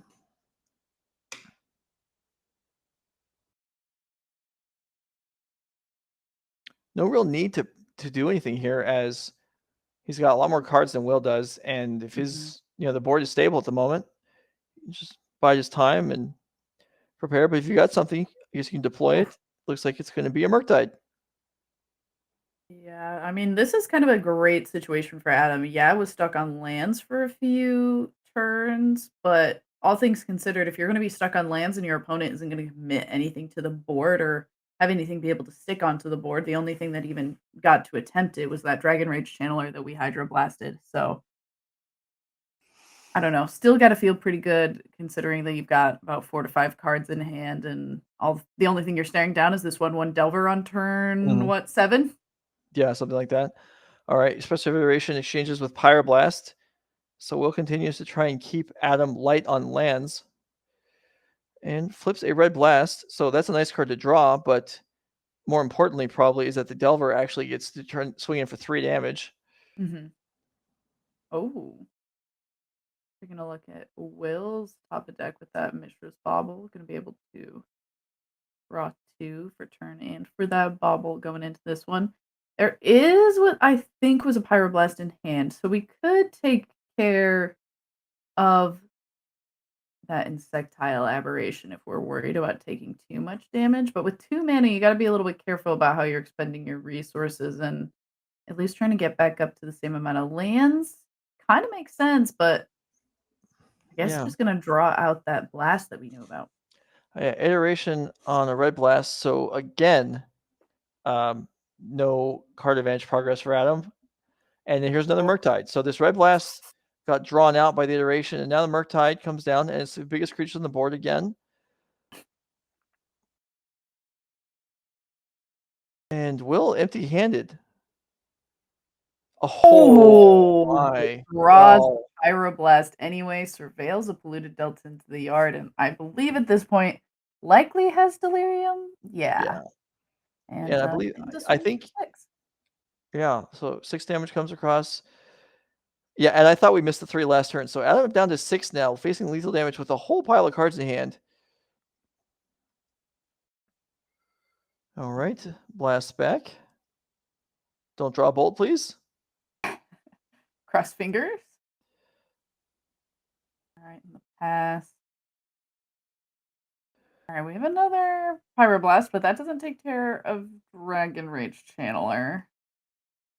I believe there's a Petty Theft in hand that would do it. Okay, Dragon Rage Channeler of his own. Let's see, Delirium check. Looks like instant creature artifact land, so I believe... Do we have a land? Maybe not. I thought there was one. I'm not sure if... Did Will surveil there? He indicated the Dragon Rage Channeler to indicate I'm going to surveil, but those brainstorm cards went to hand pretty quickly. I might have just missed it. Yeah, I might have just looked at the same time as picking up, knowing that one was going to be wanted anyway. I don't know. Yeah, we call it the Honorog. Forgetting to look at the top cards before drawing them with brainstorm. And attack and a block, trade. Okay, here's a Murktide. Well, at least we have a Pyroblast in hand for Adam. Yeah. Yeah, in sideboard games, much easier to deal with Murktide than in game 1. And that's a big dragon, but thankfully this one weak to a little fire. Down it goes. Adam's still on 2 land. You're not playing that many in this format. You're only playing 18. Sure. I mean, that's true. I guess Will's only on 3, so it's not like it's a colossal Yeah. possibly different amount. I think, and the big difference is at this point, like, since we got past that like point where they were both just sitting there, draw looking, trying to get Adam off of one land. Since then, Mhm. Will has like deployed a threat almost every single turn, and Adam, instead of looking for lands, has had to try to stop having a threat on the board. Right. Okay, iteration into fetch land, and now that there's 3 volcanics on the board, that fetch land could actually find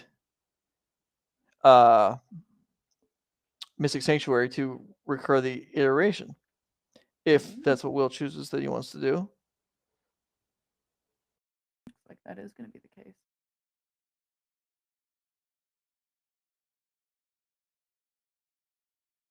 Oh, or Bolt, you know. Oh yeah, I suppose you could do that. Yeah, Bolt seems like yeah.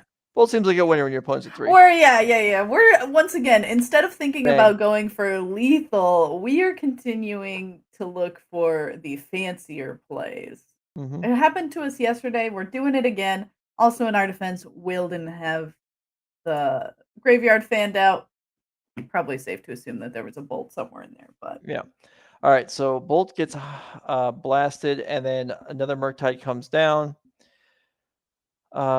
Maybe a bit of a shame to run that Bolt just into open mana, but I mean, when Adam knows it's there, as he obviously does from the Mystic Sanctuary, not too big a loss there. Pyroblast hits a daze.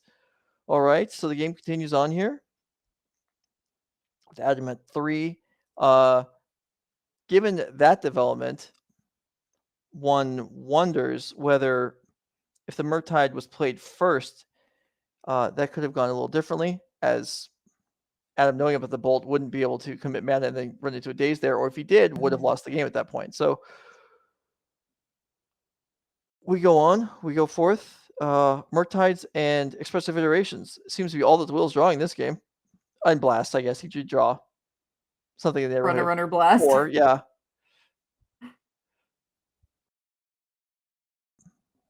Fans of Adam Wasburn-Moses might be on pins and needles here, waiting to see. I mean, any additional top deck Bolt might end the game. Any hit from a creature may end the game. There is a Mystic Sanctuary to reload once again, and Adam this time says, "All right, I can't handle this." Yeah, a few too many things that I have to worry about. I'm not going to be able to draw answers to all of them. Might as well just say we're all good. Okay, so even up the score. Going to game number 3 with Adam Wasburn-Moses on the play. I am interested to see. We haven't seen the predict. We haven't seen the counterbalance. I'm interested to see some of these not quite, stock card choices impact the games. We haven't seen it yet. He also hasn't lost yet, so it's hard to criticize it. And that one, yeah. I'm just a little bit curious about like some of the things that would end up. Do you really want to bring in counterbalance? Is that something that you think is extremely important in this matchup, or is it potentially going to just be a little bit too difficult? Because I feel like in those last 2 games, we were not seeing nearly as much deck manipulation as we're used to seeing for decks that like to play counterbalance. I mean, I agree with you on that there isn't. I mean, I generally think of counterbalance without Divine Top as being not worthy of a card, but these players are playing them for a reason. I feel like this matchup is one of the reasons. So I do think they probably came in, and if we saw, so something we could say about these games, these games does not end quickly. There's too much exchange of resources, bolts and blasts, killing creatures off. So every additional turn of gameplay, counterbalance gets another turn to randomly counter something, and as long as it happens once, you broke even. Also, the ability to filter with fetch lands in play, things like that can actually, age your card selection over time. So I do think it's worth playing. But I would like to see it in action. Oh, that looks like 3 expressive iterations in this hand for Adam, but I don't know if there were more than 1 or even any lands, so it looks like minimal again. All right. Well, is this Adam going to 5? Or is this 6? So. Yeah, I think it's 5. Yeah, I'm inclined to agree that it's 5.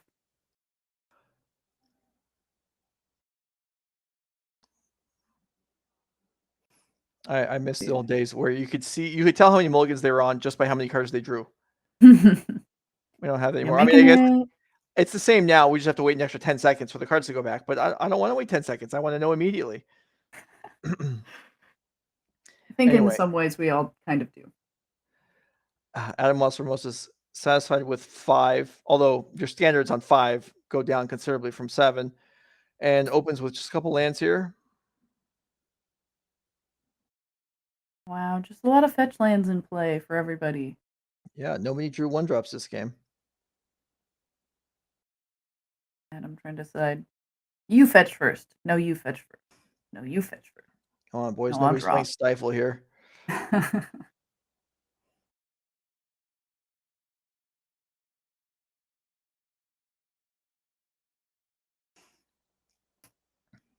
Lots of lands in hand this time for Adam. Stuck on him last game at the hands of a Wasteland from Will, but this time looking a little bit more steady.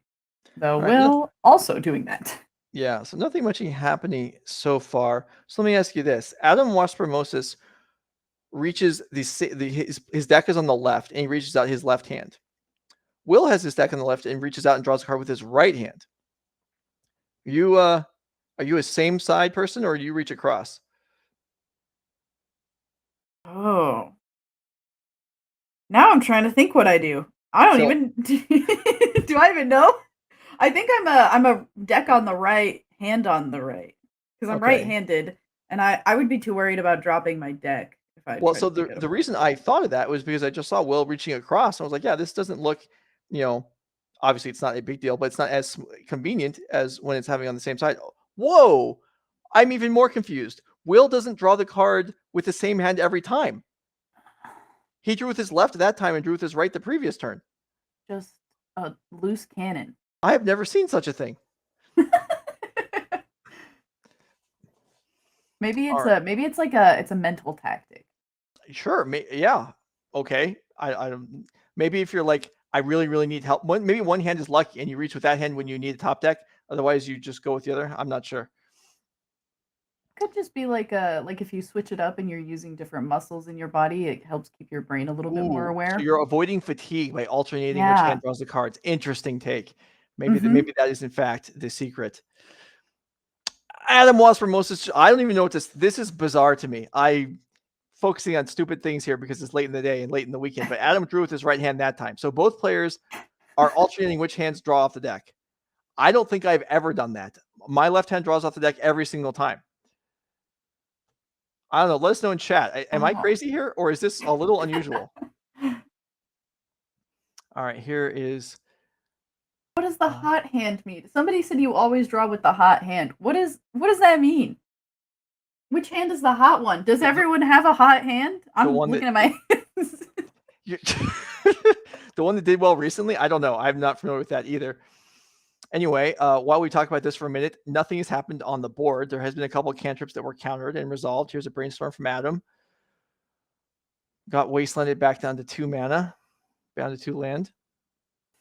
Yeah, that's a little bit rough, but at least had a lot to start off with, and 2 is not too terrible of a place to be in, and now is at least similar on card advantage, but we'll see if these lands end up mattering. I'm inclined to say that having more lands is going to end up being kind of important in this matchup for some of these little duels. It's interesting, yeah, because having the 4th land being able to get Mystic Sanctuary is really relevant. Beyond that, it's not so helpful, but getting to 4 does matter. Ponder for Adam.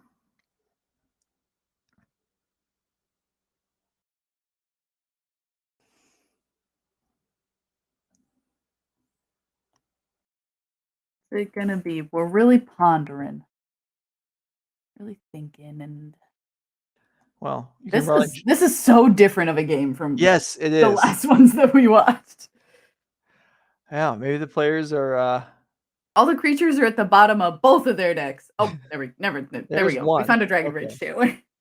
Finally. And it's in for the moment. Will it live very long? I mean, Adam's at 18. The players' life totals are very high. Oh, there's Delver. Okay, so we got 2 creatures on the board. It's not going to be sweepers, so this will require 2 independent spells from Adam to deal with.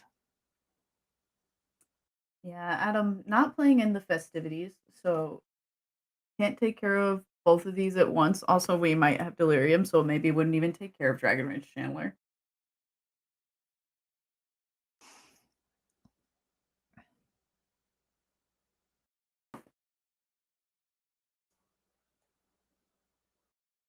Okay.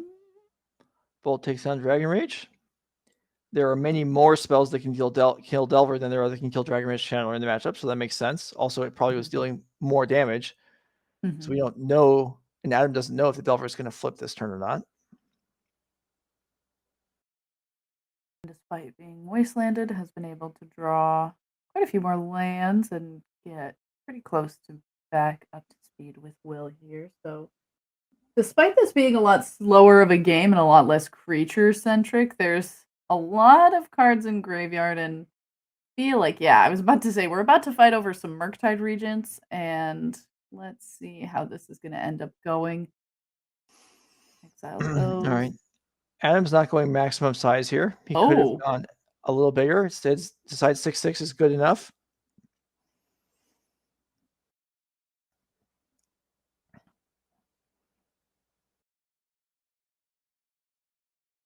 Oh, okay. And yeah, makes sense to not waste extra instant sorceries from the graveyard on it, as the chance of it dying, at least the first one, is quite high.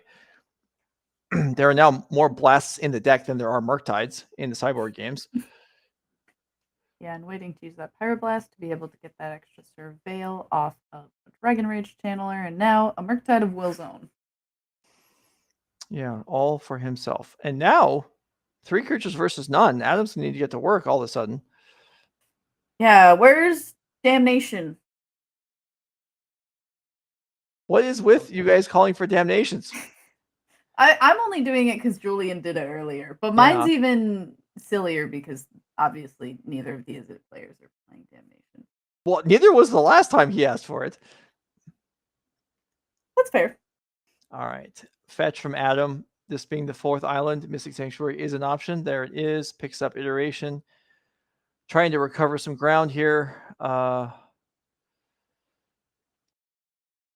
Looks like he has 2 cards left in hand, so Ring Iteration will give him access to 2 more with some selection.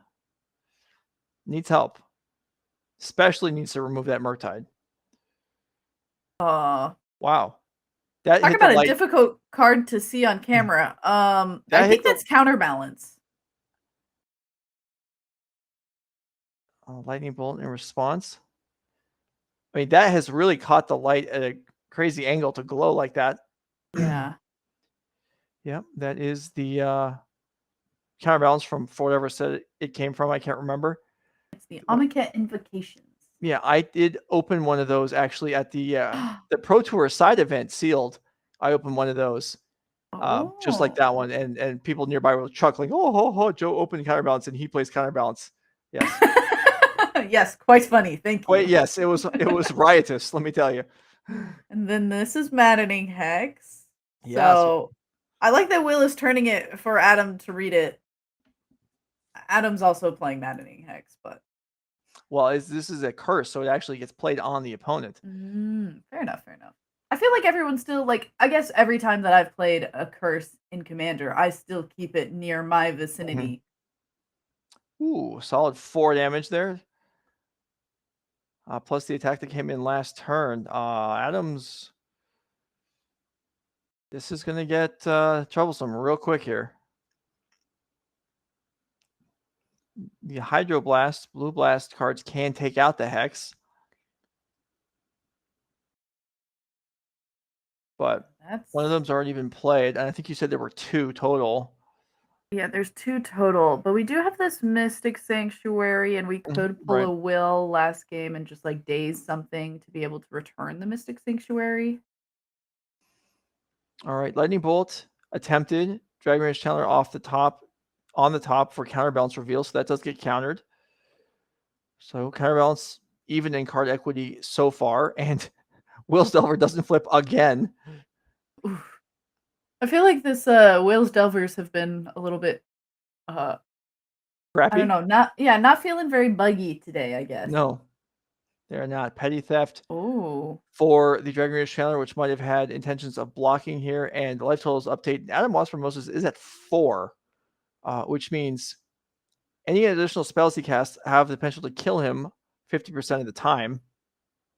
He's on the next one. Here's a Brainstorm. And here's a roll. So 50-50. Oh, Adam Wasburn-Moses out of wow. here. And Will Kowalczyk comes back and takes down this Delver non-mirror 2-1. So congrats to him advancing through. He may or may not be able to draw next round. Adam Wasburn-Moses at 5-2. 140 players today. So that's on the lower end of the 8-round range. So maybe 6 and 2s get in. So Adam Wasburn-Moses might still be playing for top 8 next round. We and he will have to wait and see. In the meantime, do we have a backup match? Okay, let's go ahead and get our backup match. We have Eric Burghardt versus Jeffrey Carr. Delver again versus Death and Taxes this time around. The Yorion Death and Taxes. Yeah, all the Death and Taxes decks are Yorion these days, it seems like. I feel like people were trying some other when Luris was big. But now, yeah, makes sense. And like Yorion's just like another little flicker wisp, so yeah, exactly. Well, it's more like a big little flicker wisp. All right, so this is this is game 1, I believe. Can we clean the pip up off of the chart there, assuming this is not game 2?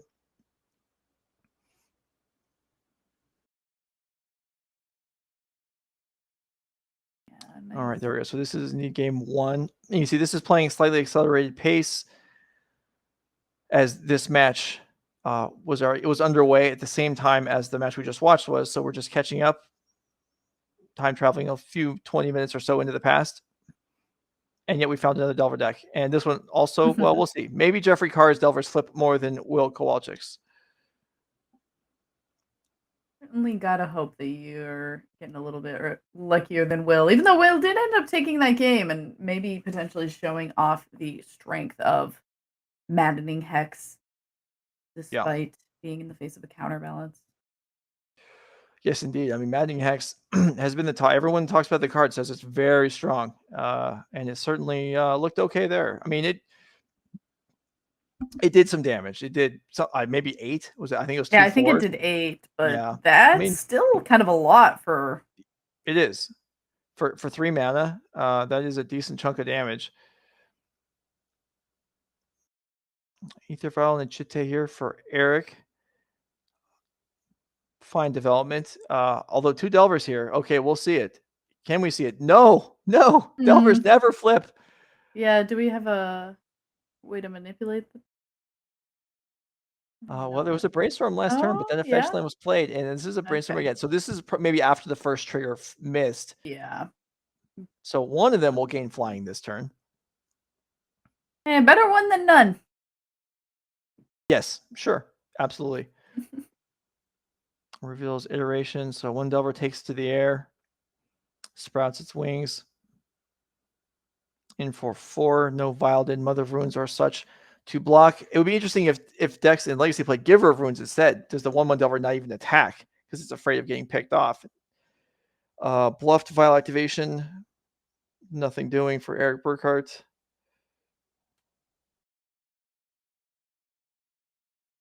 Yeah, this one land potentially going to end up being a little bit difficult for Eric, despite having this Ether Vial.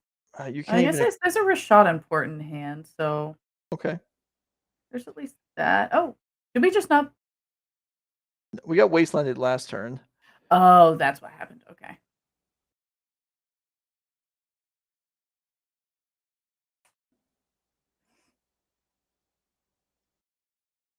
Aberration number 2. And now both of the aberrations have wings. Yeah, and that's a big deal. Eric, 14 life, but I mean, Jeffrey is attacking for quite a heavy attack here. So Eric's going to need something to come off this vial pretty soon. Yeah. Do we know if we have Delirium? It looks like it's just sorcery instant land. I don't know if we have a 4th type in the yard, so that Dragon Rage might only be attacking for 1, and Solitude is going to attempt to be the play, but Force of Will is going to stop that. Yeah, okay, so that gets knocked out of there. If that Dragon Rage didn't have Delirium, then it's unfortunate for Eric. Doesn't he have something like a Stoneforge Mystic that could Violent and just block? But he does. Okay, Oh. so there must be Delirium then. Yeah, and Eric drops down to 5. Let's see. What was the answer going to be here? Oh, there's a Brazen Borrower in the yard too. Okay, that's what's causing Delirium. But yeah, what do you even get here? Like Batterskull is likely not going to be able to attack in time Mhm. to get any life. He just gets. Well, Batterskull is the a little choice. rough. But yeah, you're right. That's not going to help this turn. Mhm. Eric's going to need, equipping Jitte and attacking and gaining 4 life. That's not enough. That would Planar put him cleansing. Okay. That's a bit beyond our mana capabilities at this point, but good brainstorming. What else do we got? Well, if planar cleansing is among the options, then why don't we say Baneslayer Angel? That would actually do it. There we go. Yeah. That would be helpful. Lyra Dawnbringer. Let's put that out there. Vials at 3. Just need a couple more. Yeah, pretty close anyway. All right. Yeah, Batterskull to hand. Let's see what Eric can come up with because we got to clear 2 creatures off the board or we're very dead. Mm-hmm. Flicker Wisp can handle 2 of them, kind of, as it can block 1 and blink 1, but nope. Eric doesn't have what it takes and drops that first game there. I mean, you just didn't put too much on the board. Jitte being your turn 2 play is not very exciting, I think, ever. Yeah. So, it would have been exciting if we could have immediately if the Delvers hadn't flipped. Sure. And we'd have had a little bit more time, but Mhm. the Izzet Delver deck definitely accelerates itself, especially when those Delvers flip a little bit faster than I think Death and Texas can keep up with, especially if it's on the draw like it was there, I believe. Yeah. All right, so let's go ahead and look at sideboards if we've got them. And deck list for these players. Oh, Okay, we're going straight to the game. All right, let's just roll game 2 then. So here.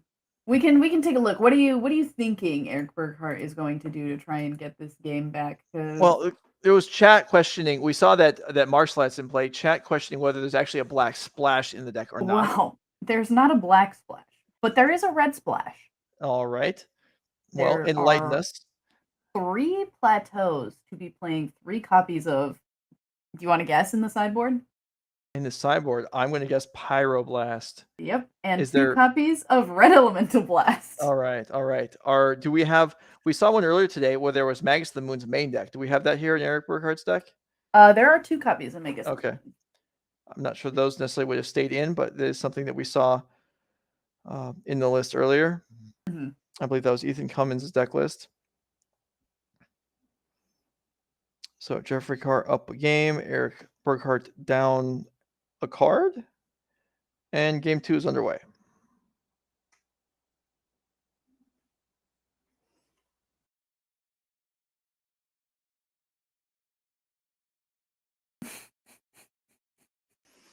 Dave, we know what type of planes it is. It's very pretty. We all know. All of chat can't stop talking about how beautiful this planes is. Really? What is? Yeah. I don't even see what's special about it. It's just the Thunderbolt planes. Yeah, Julian also really likes this planes. Okay. I mean, it's not a fairly boring revised basic, so I don't know what people are getting excited about, but all right. You know, All right. everyone has their own tastes. I Exactly. personally like the APAC kangaroo planes. Okay. I'm not Really even only pretending- because it has a kangaroo. Sure. All right, so we've got Brainstorm for Jeffrey Carr looking for additional mana sources. And a tapped Ooh. Mystic Sanctuary. Not ideal, but that's what's available. Not ideal, but that should be kind of a nice little bit of a tell coming from Eric's side as well. And actually, he's going to fetch here and just go ahead and get Yorion to hand. I mean, if you got nothing else to do, that is nice. Just way to put an extra card in your hand makes Solitude a little easier to handle later on to throw out there. And here's the basic mountain. So Jeffrey Carr, if there was any doubt, will now know that there is Blast available in Eric Burghardt's deck. In fact, there is one in hand. Jeffrey won't be aware of that specifically.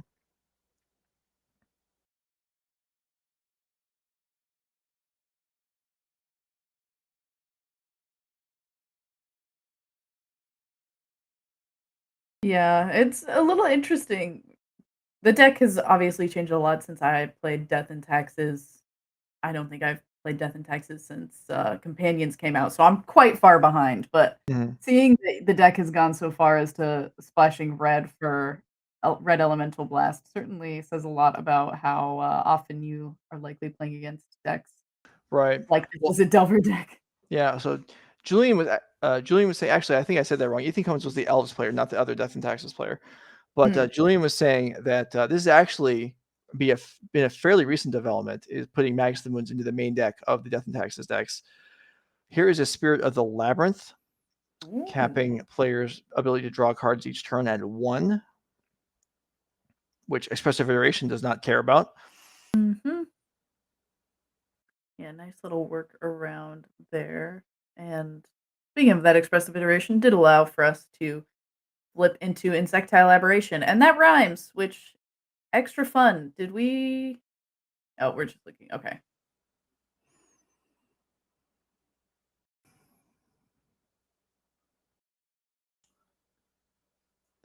Looks like a Scalding Tarn. Getting up in the air is the relevant thing for the Delver decks in this matchup and a lot of matchups. And across here for Creature, Sorcery, Instant Land, that's a clean 4-card graveyard that has 5-card graveyard that has Delirium. So 6 damage. That is a good chunk of Eric's life. We see the Yorion displayed there. That is not in the companion zone. That's actually in hand. And if something like a Solitude can get out there to then blinked and dropped off the Yorion, well, that would be a great way of turning around this board state. But it's going to have to be soon because here's a Murktide. So the skies are full of creatures on Jeffrey's side of the board. Yeah, this is getting to be quite a few creatures that we're looking to have to push through, but thankfully this sideboarded Elemental Blast is going to try and make it a little bit better. Unfortunately, ready for it with this Force of Will.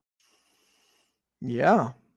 I mean, the Dragon Channeler now has lost flying for the turn, I guess, but creature and instant in the graveyard, so potential to rebuild that. And here's a Pyroblast. So, okay, Jeffrey, do you want to force again? The answer is no. And Spirit of the Labyrinth comes across. Why not? Not blocking, so what's it going to be next? 3 mana to Flicker Wisp. Okay.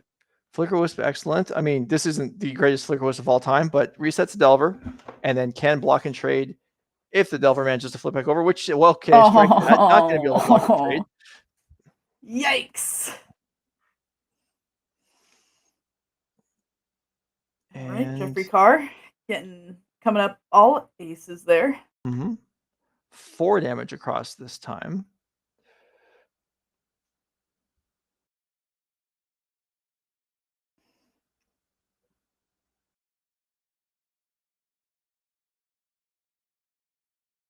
There is a Solitude in hand. Eric would just love to find another land first to be able to hardcast it. Yeah. And decides he can't wait any longer. Pitch the Yorion. Solitude with 1 card left in hand. Jeffrey wants to know how many cards are left, and the target is Dragon Rage Channeler. It's out of here. It's a rough 2-for-1, even though it's kind of a 1-for-1 since the Yorion came from the companion zone. But it is, I mean, the deck counts on that resource, and it is expired there. An Expressive Iteration is going to be follow-up. It's just going to, All All right. Chain lightning. Chain lightning off of the island. That's correct. There you go. Off volcanic. That's the way to do it. And Eric can redirect that. Yeah, could pay Wow. for it. That's wow. I'm going to say that Jeffrey didn't see that coming. Plateaued.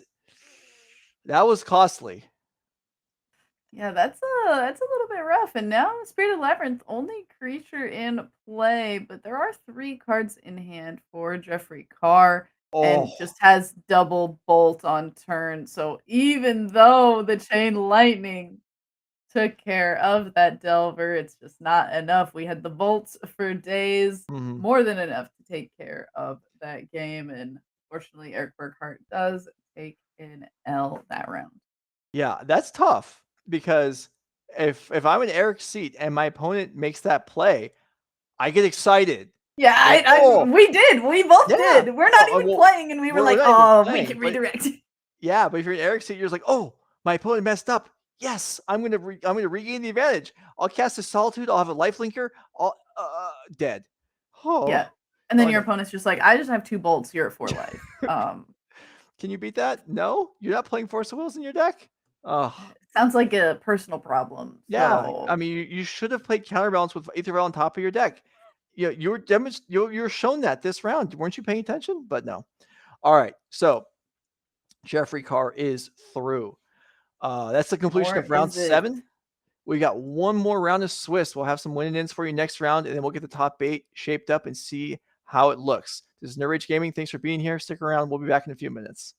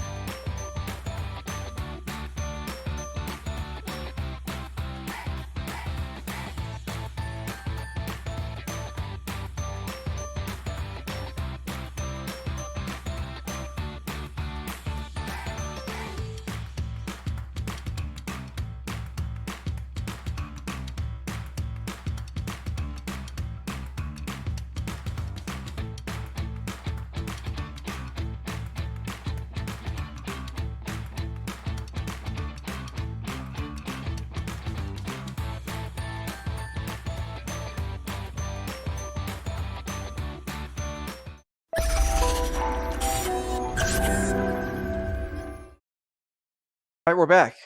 Sorry, that was an extended break. Apparently, there was a lengthy judge investigation this round that resulted in not much of anything because the players continued the match. Anyway, it took a while, but we're back. Round 7, getting ready to go. We had 4 intentional draws at the top of the standings, which would be the number that would mean there's no meaningful matches for top 8. However, our feeling is that at least one of those tables should not have intentionally drawn. Thus, table 5 is playing for top 8 after all, and maybe table 6 also. So we do have some matches playing for top 8 for you this round. So we're excited to bring those to you once they get going, once they get set up. In the meantime, yeah, Becky, I mean, I don't know. What's the feeling? I mean, one of my close friends a month or so ago at an RCQ took a draw in the last round, got 9th, and there was some thought heading into that draw that, like, you know, this may not work out for you, but it's just the feeling where, what is it that you've been playing all day and you just feel like I just want to have it be safe. I don't want to risk it. I don't know. I think it's got to be a little bit of a mixture of that at this point. Like on the smaller tournaments, especially those RCQs, you do run into a lot of situations where you know what your opponent is going to be playing before you even sit down. And if it ends up being a situation where you're like, I am pretty sure I'm going to make it in, there's a small chance that I don't, and this is like not a favorable matchup. And so like if your matchup percentage is worse than the percentage chance that you don't make it in on top 8, like that's just you weighing those two options at that point. Sure. No, that's totally reasonable. And sometimes it's just, you know, the fear. I know that can happen. It's just like, oh, you know, if I draw, like, I mean, what are the chances their tiebreakers raise above mine? You know, Yeah. but I could lose the match, so I don't want to risk it. Yeah, and then sometimes people miss. So we do have a potential situation here where players, you know, maybe the players that drew will all get in anyway, but it is not guaranteed. And generally, when you intentionally draw into something, you're saying to yourself, I'm guaranteed in with a draw, so we'll do it. Not the case. Anyway, we are going to have a couple of feature matches for you when they get set up. Hopefully everyone is enjoying the coverage this weekend. We had our modern 10K yesterday, finishing up this morning.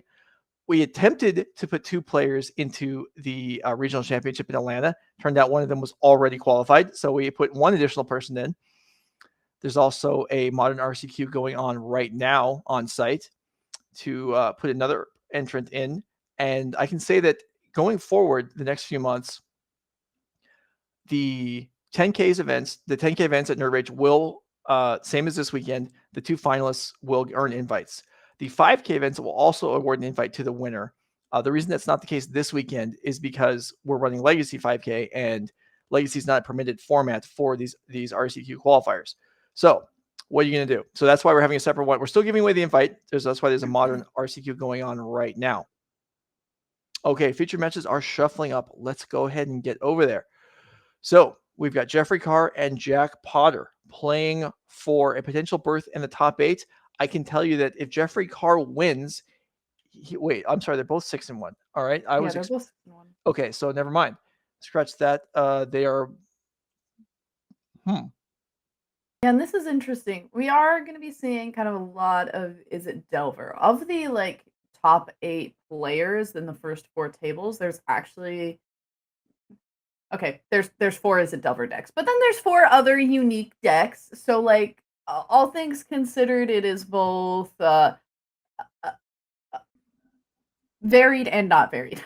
I guess when like you would expect for Izzet Delver to have been this much of the metagame, it showing up and taking up half of the top 8, like the crazier things have happened. And then you get into the 5, 6, and 7, and it's pretty much all Izzet Delver. There's the Selesnya Depths and Death and Taxes, but it really does end up like being that 50% of the top 10 tables looks to be Izzet Delver. And then there's some other like random things sprinkled in there, just so you have an idea of like what has kind of risen to the top in these final rounds here. That is what the metagame at these top tables looks like. Well, if it's half dominant deck and half, you know, other stuff, you know, that still makes for an interesting top 8. I would like production, if we can get a look at see if these records are correct, because I'm not sure that they are. At least one of them I feel like might be incorrect. If this is table 5, I don't think both players are 6-1. They could be, but that wasn't what I was thinking we had going into the round. Anyway, these two players, Delver, Mirror, Jeffrey Carr, and Jack Potter. I believe we saw both of them today already. Let me look at my notes real quick here. We did see Jeffrey Carr in round 7. He won. He was playing Delver, and he beat the Yorion Death and Taxes. He was the player that just.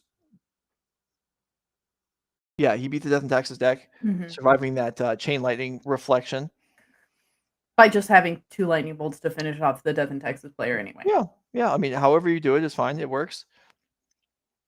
And I do believe that you are correct. Melee tells me that Jack Potter's record is 5-2, not 6-1. So I'm going to be in agreement with you. And unfortunately, or I suppose fortunately for Jack Potter, a lot of the other times that Jack Potter has had to play against Izzet control decks, Jack's 1-1. Okay. All right. Beat Will Kruger on Izzet control, lost to Isaac Bullwinkle. All right. Well, those are 2 very respectable opponents. Big names, yeah. Split against them, not too bad. But yeah, okay. So, so we can say that if Jeffrey Carr wins, he's definitely in top 8. If Jeffrey Carr loses, then several possibilities open up, including the players intentionally drew all making it in. And we just heard that from a note that Jeffrey Carr actually lost in round 1. So he's on a 6-match winning streak right now. Impressive stuff. Likely looking to keep it up as well. That one loss is to Death and Taxes, but then has beaten Death and Taxes since then twice. All right. All kinds of information flying at you right now. So we wait for the players to get ready for round number 8. At this point, players, especially if they played both days, which a lot of these players did, probably starting to feel the fatigue a little bit. I know I am sitting here working for you. Having been talking for so long. Yeah, definitely wears you down a little bit. Is the top 8 going to be like 6 blue-red Delver decks? Well, Carador, no. The Becky's estimate was it would be 4. So, I mean, it's still a significant number, but we've got room in the field for other competitors. And here we go. We are underway. Jeffrey Carr with Steam Vents into Dragon Rage Channeler. So what can we conclude from that? There is not another red source in hand. Unless, I don't know, maybe you're willing to shock this in so you can save your fetch land for post-brainstorm. That's conceivable. Yeah, regardless, going to start off Dragon Rage Channeler attack, and Jack Potter's just going to let it come on through. Second Dragon Rage Channeler. Yeah, so the keep was Steam Vents and Wasteland, which is understandable, but does me and Jeffrey started down a couple life points, and maybe more problematically, it probably gives the information to Jack Potter that Jeffrey does not have another colored source in hand.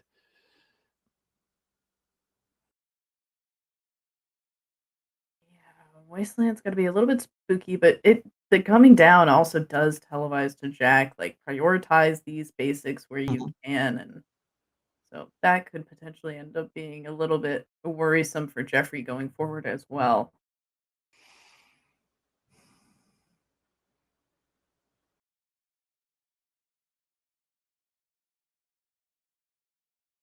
All right, brainstorm here for Jack Potter. Before potentially committing something to the board, we see a main deck Pyroblast in hand.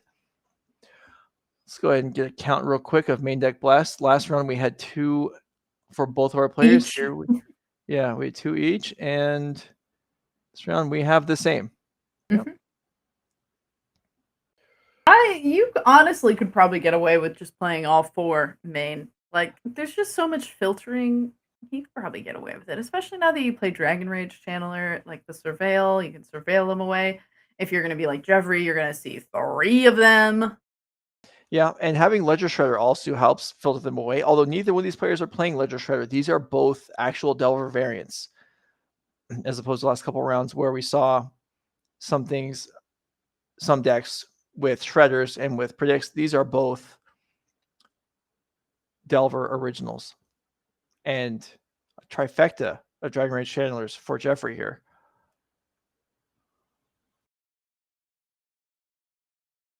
So really, any spell cast here, 3 Surveil triggers is a lot.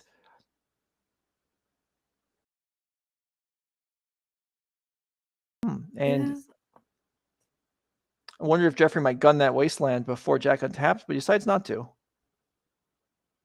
Yeah, despite that Steam Vent's trying to be a tasty target for it. Yeah.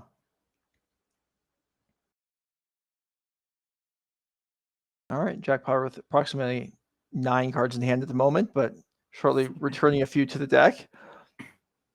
But needs to put some stuff on the board fairly soon. And 2 Pyroblast in hand. No targets at the moment. Yeah, I think what we're in a rough situation with is we don't have a lot of land. So Wasteland was seen. I imagine there's a polluted Delta in hand, but we're pretty spell heavy land light by the looks of it. Pretty much knew that Ponder was going to end up being a shuffle because we knew the top 2, unless that last card ended up being mighty fine. Well, 1 card keep on the Ponder certainly works just fine with a fetch land in play. Jack Potter with some autographed fetch lands here, although Jeffrey Carr with the original artwork. I have to lean towards preferring that version. Also on the Steam Vents. Yeah, I do like the older Steam Vents a little bit more than the newer one. I think that was another Ponder drawn there for Jack. So yeah, that's just a pass of the turn. Jeffrey, can you find anything to play here? Oh, Mishra's Bauble, that works. 3 triggers. Surveil 3. Yeah, can we find Delirium? There's an instant. Sorcery or creature will get it done.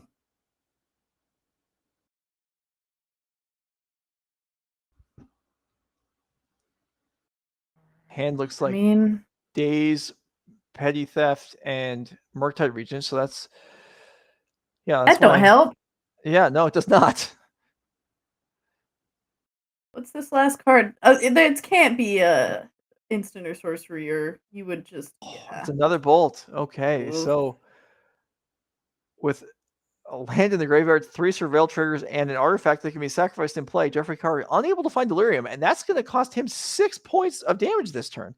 Yeah, that's a lot, and that's going to feel pretty bad, but all things considered, still being able to truck along with these Dragon Rage Channelers, and hopefully they'll be able to hit a little bit harder next turn. Mm-hmm. All right, Mr. Ball checks the top card. Jack Potter's going to shuffle it away. And Jeffrey draws a Brainstorm, which is excellent. That will most definitely turn on, well, I shouldn't say definitely, but seems likely to turn on Delirium. Mm-hmm. But too late for this attack phase. We'll see what Jack Potter's rebuttal is going to be. A whole grip full of cards here. And as you mentioned, 2 Pyroblasts. Unfortunately, those Pyroblasts don't take care of Dragon Rage Channelers, so they're sticking unless we see some Lightning Bolts.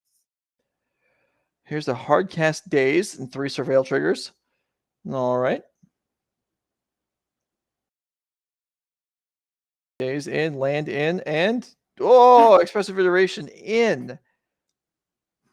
Interesting. That's a tough one, because if you just leave it on top and draw it and cast it, you will still have Delirium next turn. So here's the Daze back. Jack Potter's not willing to tap that Volcanic Island. In fact, he gains a land drop for the turn if he didn't have another one. And again, still with so many cards in hand.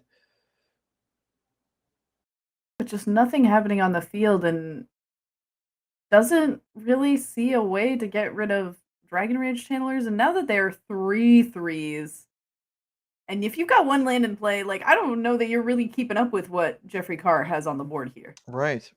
I mean, there is potential here, something like a Murktide, but and Jeffrey Carr just played his Daze. So there's not, I believe, a way to stop Murktide from coming down. However, it could be kept off the board with the Brazen Borrower that I believe is in his hand. And that would be, just as good, as long as there isn't a Pyroblast or a Force Will to contain it.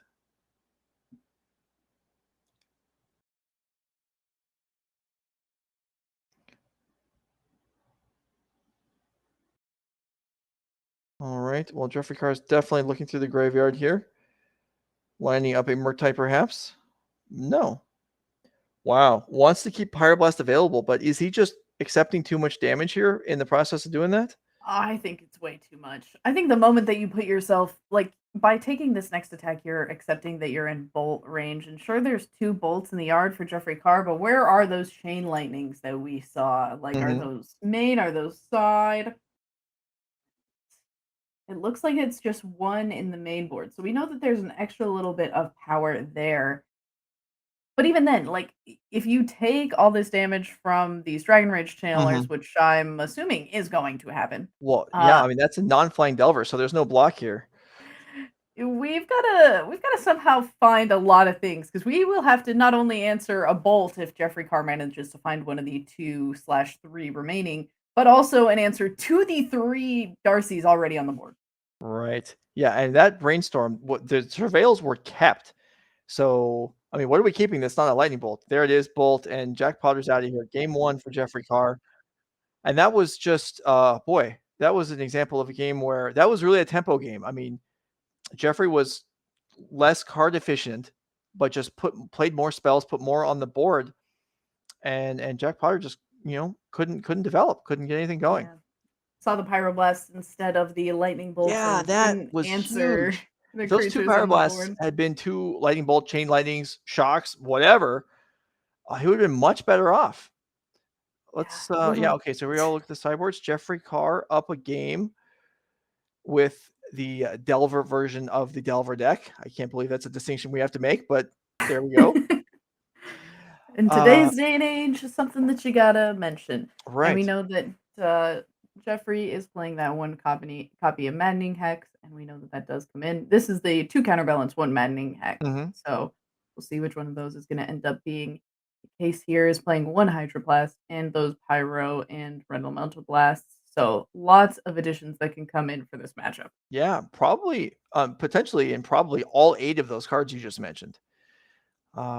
Trimming out a variety of things, potentially Force the Wills, maybe Days going second, but it's tough to make room for 8 cards, but I think Jeffrey will make it happen.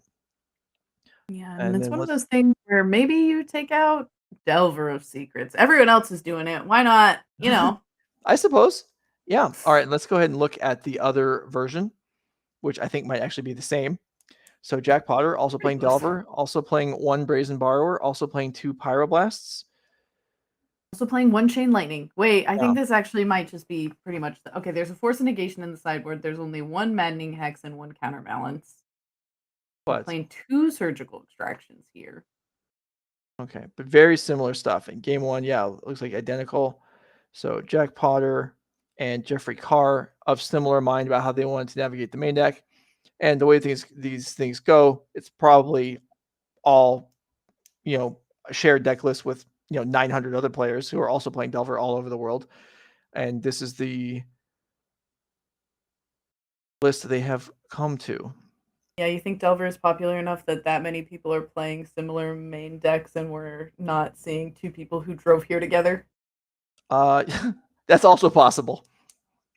I think that's always unfortunate, but you end up seeing it a lot at some of these tournaments that Sure. 2 people figured out the tech together, figured out what they wanted their main board to be. They just have their little differences in the sideboard, and it's always when that happens that you end up playing each other in the tournament. Well, at least it's round 8. That's true. Good omens for both.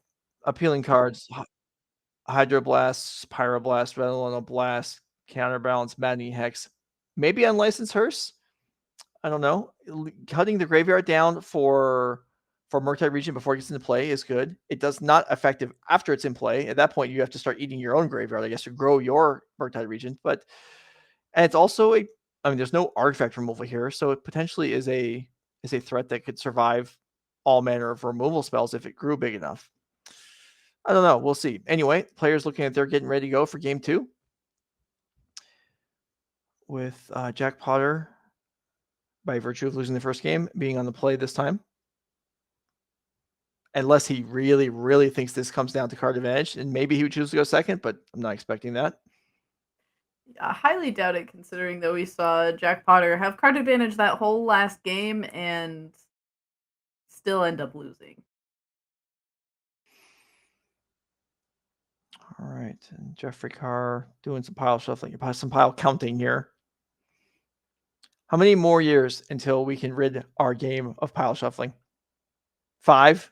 Hopefully 50? soon. We're close. We're down to 1 pile shuffle allowed.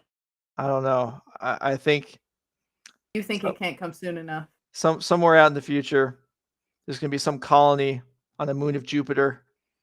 A couple astronauts gonna be like, all right, you want to waste some time? I've got this old game called Magic. My, ancestors passed down to me. The guy's like, okay, how do you play? And the guy's like, well, first you pile shuffle. Then we'll worry And about the rules.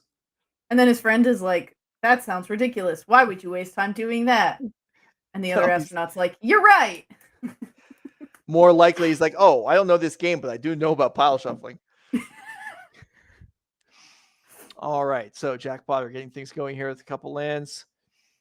No action yet. What are we going to see here?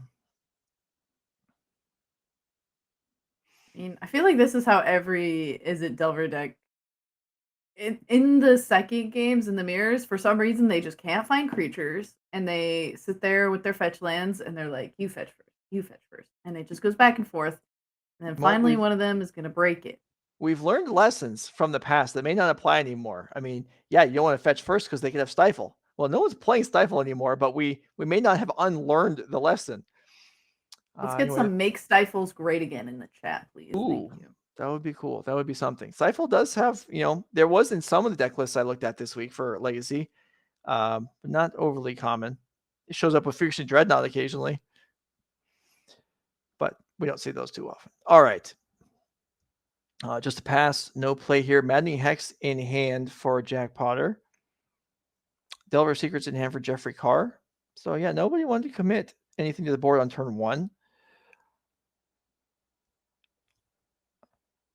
Island draw, and here is Delver. I mean, there is merit to holding your fetch lands when you have brainstorms, when you have ponders, when you have counterbalances in your deck. Oh, certainly. It just is kind of funny to me because it's such a difference from Modern. And to have gone from playing it yesterday or casting it yesterday into this today and seeing the differences, especially when we were talking about the Murktide deck that is in Modern and its similarities to the Izzet Delver deck in Legacy, just seeing the differences, especially in these mirrors, is kind of humoring at times.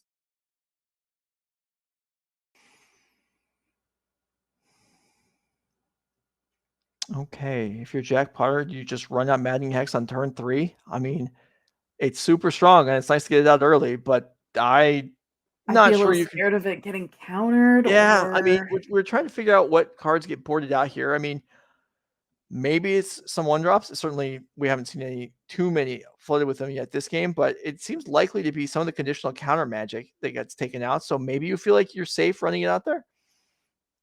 Yeah, Force of Will's probably gone, but there's got to be more than that. Here's Counterbalance. This does not get dazed. Getting played with Wasteland available. And this is one that you want to keep. You want to counter on the stack. Ooh, Daze back. That Scalding Tarn for Jeffrey Carr is in the graveyard. So that's this isn't getting paid for. And this Counterbalance is in play. And this is already a scary proposition. Yeah, I mean, we'll see. Now that we've made our decks a lot cheaper, especially if those Force of Wills were the choices to be sideboarded out, this Counterbalance could potentially be pretty scary here, and we don't have an answer for it. Could get pretty annoying for Jeffrey Carr to deal with. Oh, Jeffrey Carr draws his own Counterbalance. So if Jack Potter has a 2 on top, which is not one of the more common numbers in the deck.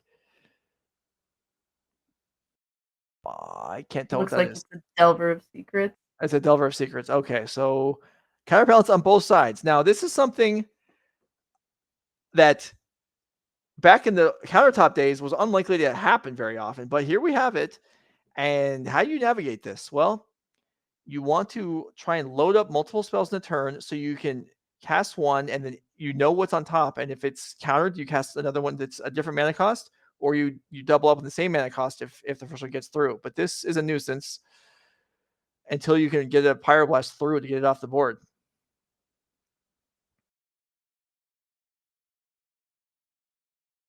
Gotta be what the players are looking for, and it looks like it's gonna actually be. And the festivities even came in for Jack Potter to try and take care of this And it works. Delver of Secrets. Yeah, and now knowing that the top of the deck is a counterbalance, Jack can go ahead and play Delver of his own.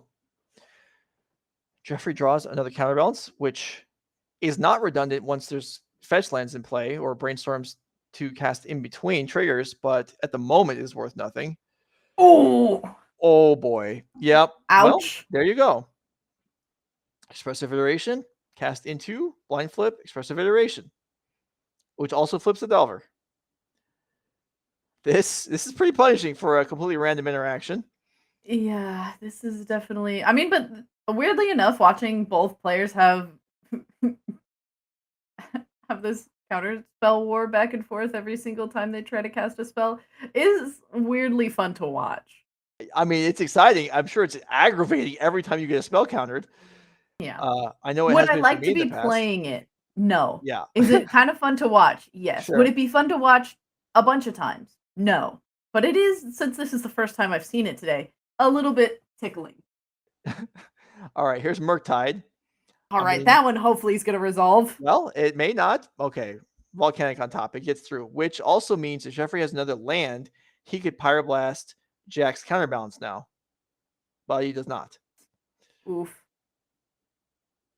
All right, 5/5 Murktide, not totally out of control. And there's options here.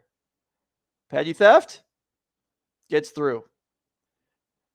This is so nerve-wracking. Oh no, and now we have no graveyard either, so we can't even redeploy the Murktide, and we're just gonna take some hits from this Insectile Aberration.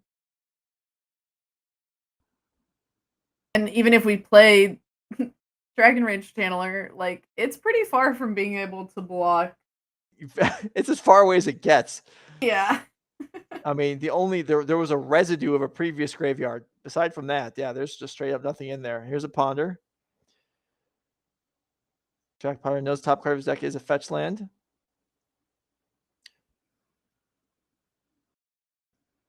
As a Hydroblast? Are we thinking about Hydroblasting the Dragon Rage Channeler? Oh, okay. Bang.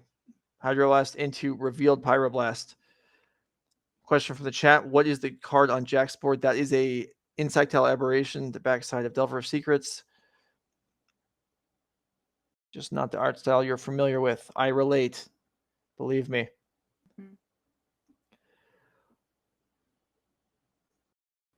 All right, so this Ponder resolves. Jack with 2 cards left in hand. I think one of them is still Maddening Hex from the beginning, if I saw that correctly. I'm kind of surprised that we haven't deployed that yet. Well, it's tempting to get on the board. Getting the counterbalance out was nice. I think taking the Murktide off the board seemed like a good idea. But Maddening Hex, not so likely to hit by counterbalance. Delver in for 3.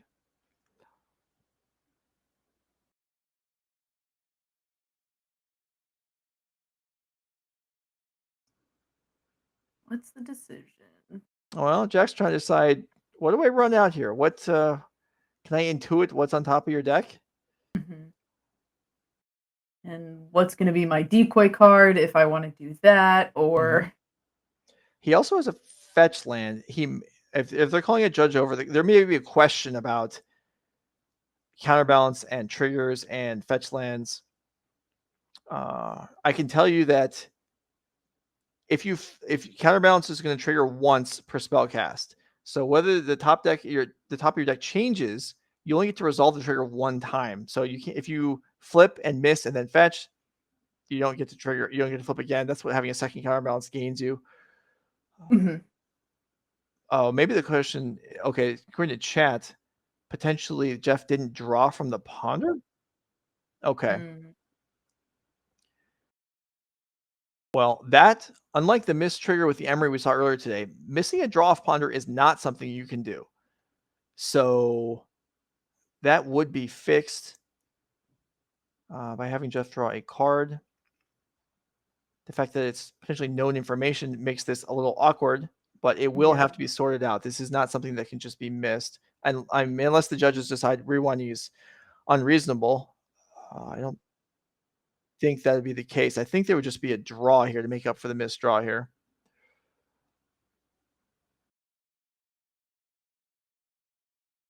And no real problem to sort that out if that's all it is. Most players have missed drawing off a cantrip or such at one point in their Magic careers. I mean, people that play events, they play paper. I mean, you just play so many games over time. You're eventually going to make mistakes. These players are in round 8 or round 17 if they played Swiss yesterday as well. Starts to sound really daunting when you say 17. Kind Well, of a lot of Magic. I mean, 9 plus 8. You know, you'll get there someday. Learning these numbers add up. They go together well. Ha.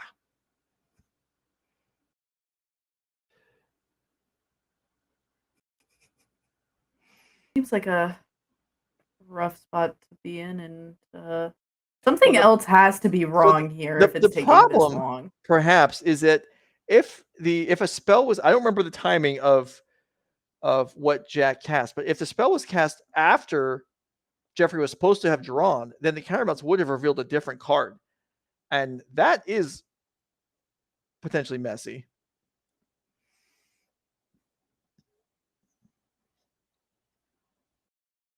I'm not sure what else could be being debated here, but Feels like it's something about the Delver, but there's a lot of hand gestures happening. okay, so they backed. So what happened was they did back up. Oh. They backed up. Jack drew the card. I'm sorry, Jeffrey drew the card. Went back to Jack's turn. He drew the fetch land again. Attacked over again. So we're right back to where we were before.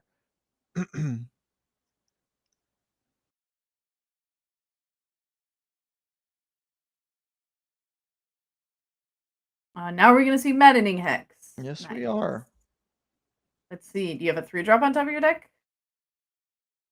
There is not. Jeffrey knows the card from the ponder. Mm-hmm. So no reason to reveal if he knows it's going to miss. And this is on the board. And, well, now any non-creatures that Jeffrey casts are going to lead to a die roll. And it's not going to take too many rolls for Jeffrey to go from 9 to 0. Yeah, we saw Maddening Hex do quite a lot of damage earlier. And it's funny because these cards that were printed like for Commander, a D6 in Commander is not that big of a deal, but all of a sudden you get into these games where your life total is half of what it is in Commander, and that D6 starts to add up really fast. Mm-hmm.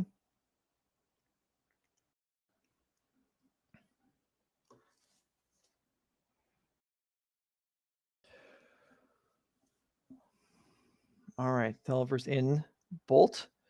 Now we got multiple triggers here. Yeah, wait, where are we Jeffrey starting Carr's here? like, wait, do I flip for counterbalance? Do I flip for counterbalance? Do I surveil? Which one goes first? What? Okay, that's for surveil first. All right, so now Jack. So one roll die.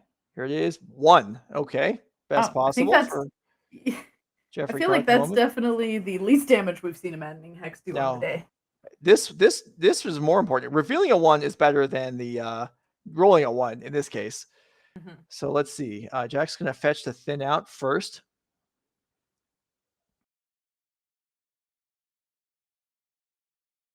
Oh, is going to stack the top with very nice and the festivities. Very nice indeed. That Mystic Sanctuary with those 3 volcanics, 4 volcanic islands in play, we'll be able to return a card to the top. So not going to be able to bolt that Insectile Aberration. And not only that, but that in the festivities is going to kill the Dragon Rage Channeler if it gets through Jeffrey's counterbalance.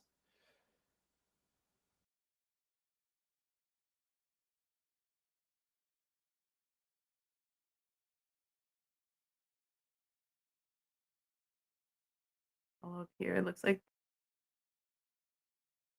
fighting. Okay, here is the end of festivities. Flip. Mm-hmm. Nope. Okay, so that was Jeffrey, I guess, deciding not to flip. Look like he's picking his deck up, but he does maybe still know the card from the ponder, so just decide not to. Meanwhile, there's a couple creatures on the board. Jeffrey needs to deal with both of them without casting any spells. That's tough. Or without rolling a 1 twice would be okay. We can roll a 1 and a 2. We just got to get a little lucky. And we need to dodge Jack's counterbalance at the same time. Yep.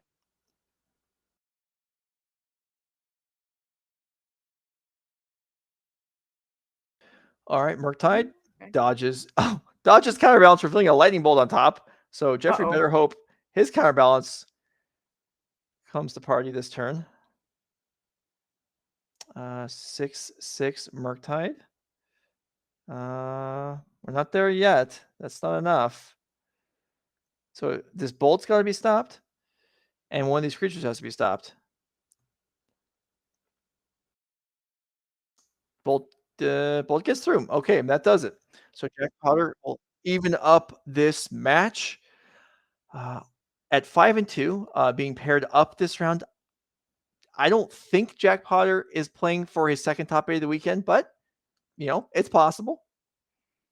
It's It certainly could happen. possible, but it's hard to look at.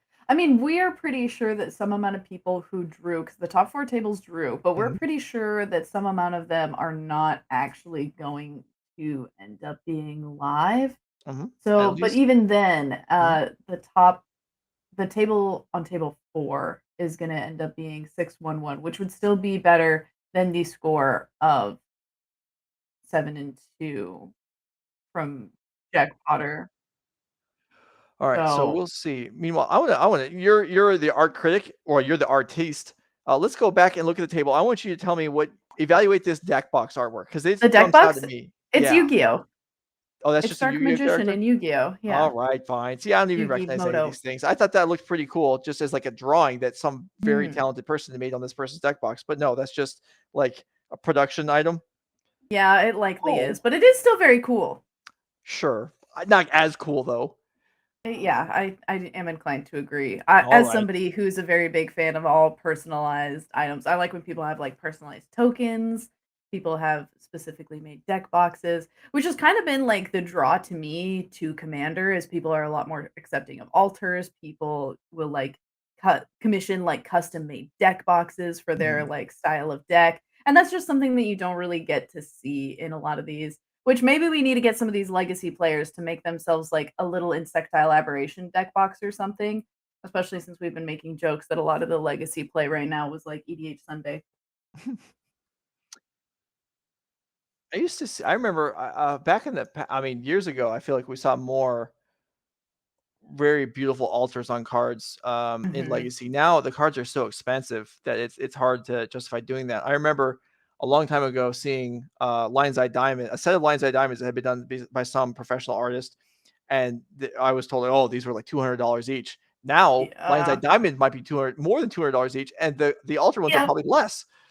Yeah, that is an unfortunate result of it. Yeah, if you're getting cards altered, you're saying, I'm owning these forever. I'm never trying to Right. resell them. Or if you're trying to resell them, they have to be like altered by the artist who initially did the cards. And whoa, this is kind of an aggressive start coming out from Jack Potter here.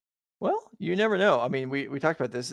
Sometimes if these decks, you keep a one colored source hand and plus a wasteland, and you get hit, then you're stuck. Looks like Jeffrey does have at least the second colored source, so he'll probably be okay. Oh, we have a command in chat for you to look at the price of Lion's Eye Diamond. Apparently, its mid is $538. That's pretty high. Oof.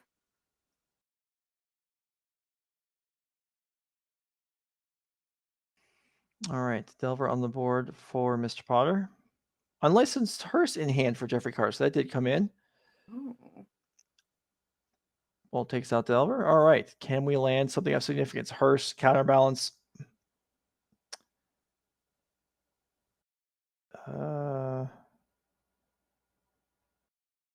with a little bit of a peek at Jack's hand, it didn't look like we were seeing any of those kind of crazy sideboard tech cards. I feel like Jeffrey just went to draw a card and then like something happened. Maybe he bounced his deck and saw a card that wasn't the top card.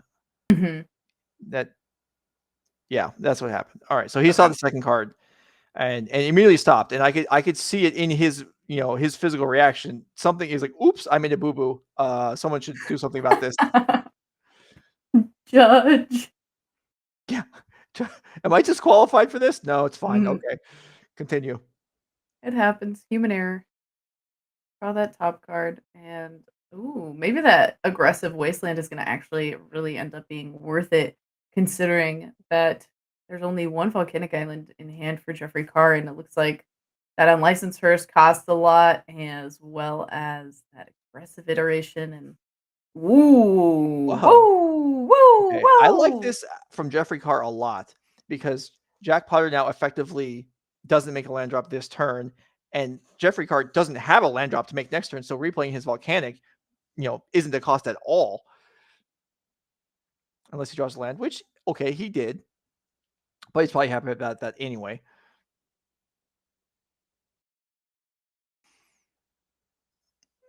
Okay, fetch into play. So guaranteed to be able to get to 2 mana next turn since Wasteland isn't live right now for Jack Potter.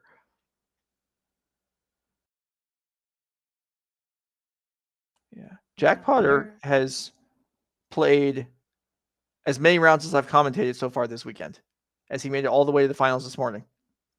So he has played the maximum. Nonstop. I mean, did get buys into the legacy rounds though. Yeah. That's true. You're right, Slacker. I got it. Yeah, good cover. See, that's nobody working harder than Joe Lissette this weekend.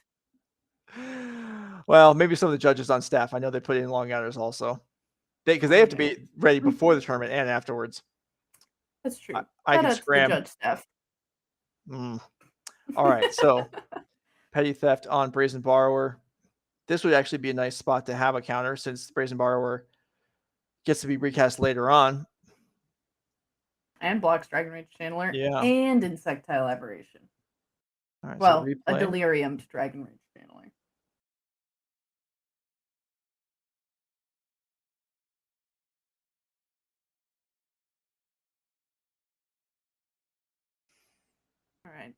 All right. Draw for Jeffrey. Picks up all these. Now you got more land in hand, so able to develop a little bit more. Has the unlicensed hearse, which is great at eating the graveyard. Not so great at blocking the turn it comes into play.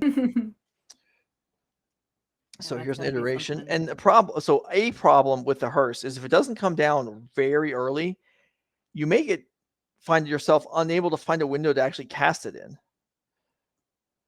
Yeah, and I think that's going to end up being the issue here.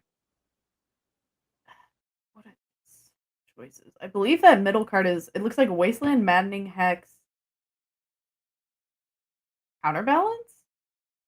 Ooh. You're right about the counterbalance.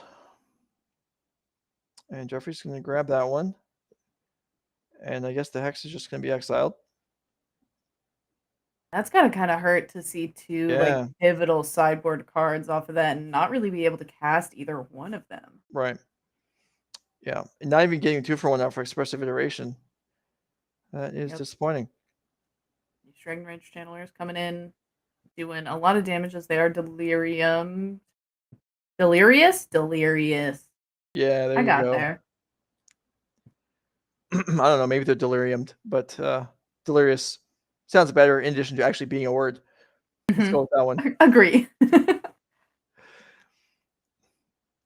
see what Jeffrey Carr can put together. Is actually going to Red Elemental Blast this Brainstorm. And another card falls to the floor. So better the Brainstorm than the Volcanic Island. Well, better than either one of these than the Primeval Titans that were falling yesterday. The Jack's hand must be pretty good if he's willing to surveil a Brainstorm into the graveyard.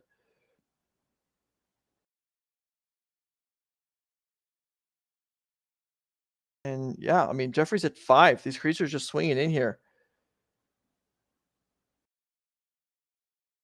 Chain Lightning. While Jeffrey's red mana is unavailable. Important point.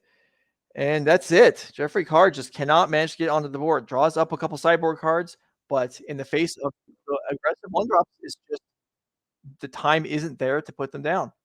Okay, so Jack Potter wins. Jeffrey Carr not outright eliminated from top 8 contention, but now it's going to be very hard. Yeah, that's a rough one to lose for Jeffrey Carr. As you mentioned, does take him out of top 8 contention. Would have been put to 7-1, which would have certainly been good for top 8. Unfortunately, we're pretty sure that losing or having 2 losses for Jack Potter still doesn't put Jack Potter into top 8 either, as the matches that drew are still going to have better records. So unfortunately, neither of our players gonna make it, but we do have a backup, and maybe one of them will be able to do it. All right, let's roll it. Let's find out. So Ashlen Johnson versus Zach Dubin. So both of our finalists from Modern made it as far as round 8 with a 5-2 record. And Ashlen Johnson versus Zach Dubin. So these players likely playing for energy points and prize money. As they're both 5-2, and Yeah. as we just mentioned, won't be able to make it into top 8. But that's not to say that's nothing. The NRG Series points do matter. The cash obviously matters. Zach Dubin, based on his finish in Modern, we estimated was going to end up 12th on the leaderboard for the overall year. All the more points here move him further up. He looking to get right now maybe in the top 8 or so, looking to auto qualify at the end of the year, as 2nd, 3rd, and 4th are already in. And Zach Allen, as the overall leader right now, likely to qualify in season 2. So certainly those spots will pass down a little ways. And Zach Dubin on his way up. Ashlen Johnson here with Selesnya Depths. This is really, it's Selesnya Depths splashing Pyroblast out of the sideboard is what the red mountain is for. Is that a Flagstones of Turk here? In play, yes it is. Plateau into the graveyard and Flagstones in play for the moment. Although, as we know, these Flagstones players are always in a rush to try and sacrifice these Flagstones to turn them into other things. Yeah. You would be too if you read the card. Absolutely. And there is a way to sacrifice it. Elves Reclaimer into play. So a lot of action on the first turn for Ashlen Johnson, setting up a pretty good start. Zach Dubin can undo it all with, something as simple as a bolt on Reclaimer. And that is indeed what he's got. Yeah, not going to be able to get rid of those Flagstones just yet. Okay, now we are. Sylvan Safekeeper can get rid of that land whenever it wants.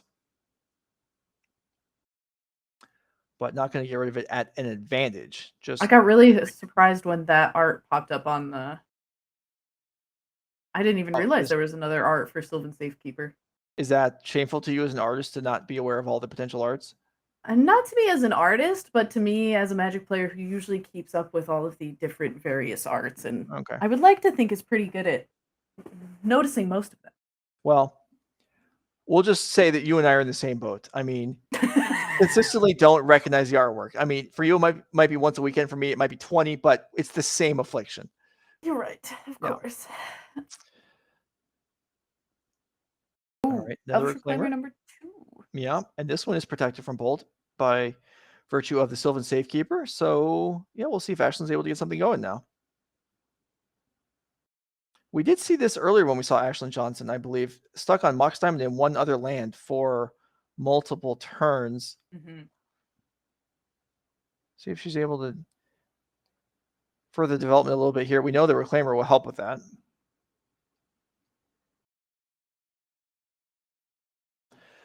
Chat talking about there being a preponderance of blue-red Delver in the last few rounds, and this is no lie.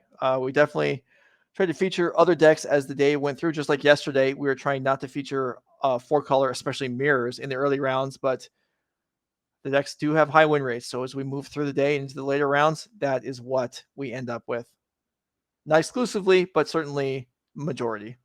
Yeah, and there's something to be said for a part of a percentage of the metagame that was Izzet Delver is 20%, but I would say that of the top 10 tables, so the top 20 players, about half of the decks are Izzet Delver. So there's only so much we can do at this point. Yeah. So the deck is just performing well. Okay, brainstorm for Zach Dubin.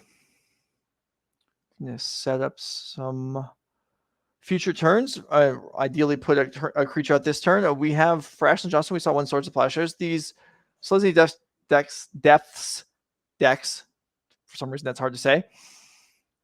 This is a difficult word. You come equipped with a decent amount of removal, but it can run out. It is not an inexhaustible supply. And I believe 2 copies of Sylvan Library in Ashlen's main deck, so not a ton of card drawing or filtering.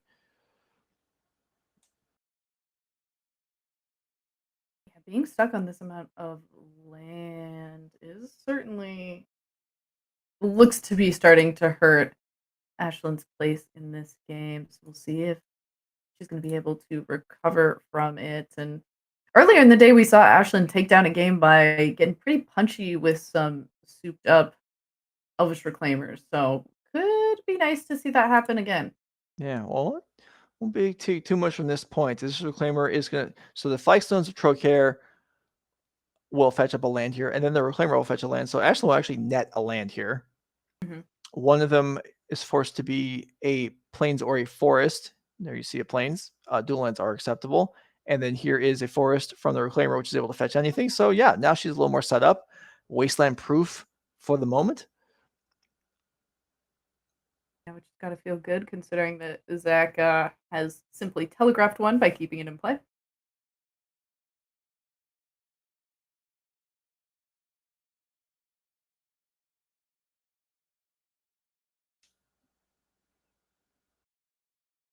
All right, there's Caracas. Let's see, are we looking at here? Another Reliquary, perhaps? There it is. Okay. That's a card that Zach is... Well, every creature really that Zach cares about at the moment needs to be countered, because once they get into play, the Sylvan Safekeeper is going to put kibosh in any potential removal spells.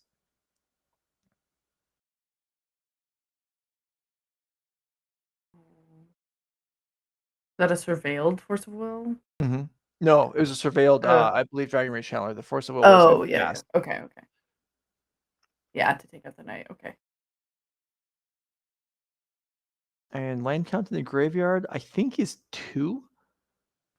So this Yeah. Reclaimer, I guess, could attack if it wanted to, and then if there was a block with Delirium, then Safekeeper could sacrifice a land to grow the Reclaimer. But that's maybe a little aggressive. Ashlen may not want to give up lands in that fashion. Yeah, definitely not something that I would be in any kind of rush to do. Alternatively, what are the chances that Zach Dubin actually blocks, since Ashlen could very well just do that? So maybe that in some ways it represents the missed damage here. But if you're not willing to pay the cost that you'd be forced to pay if Zach decided to call the attack, then okay. Not pointing out it's a misplay. I'm just suggesting options here and what Zach, or what would be relevant on a potential combat there. Mm-hmm.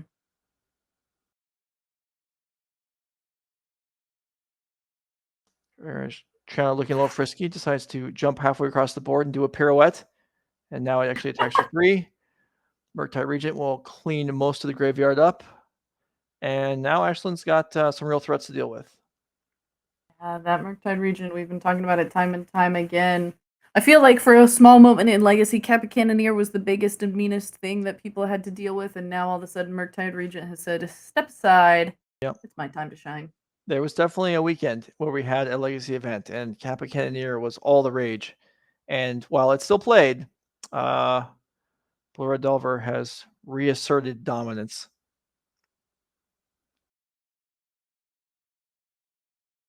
Just like that. 7/7 Dragon on the field. A lot harder to attack and get punchy with this Elvish Reclaimer now. Mm-hmm.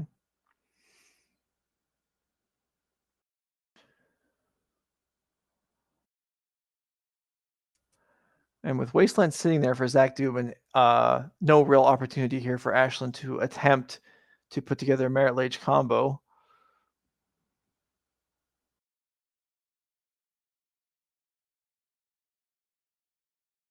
Yeah, Tough definitely to thinking race a about... 7/7 flyer. Yeah, and you can kind of tell that Ashlen is deciding, okay, what is the game plan here?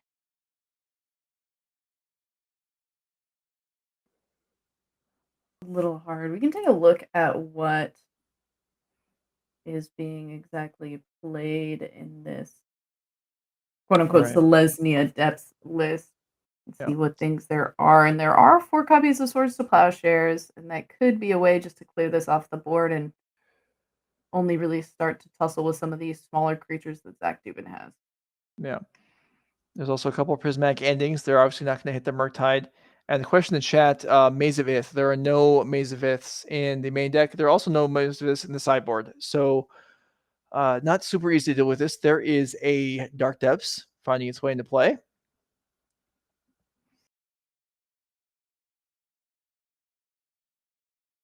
That could tussle with a Murktide Regent.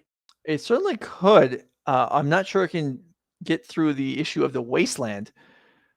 Here's a Green Sun for 3. And Zach will use his last 2 cards to force a will of Green Sun Zenith.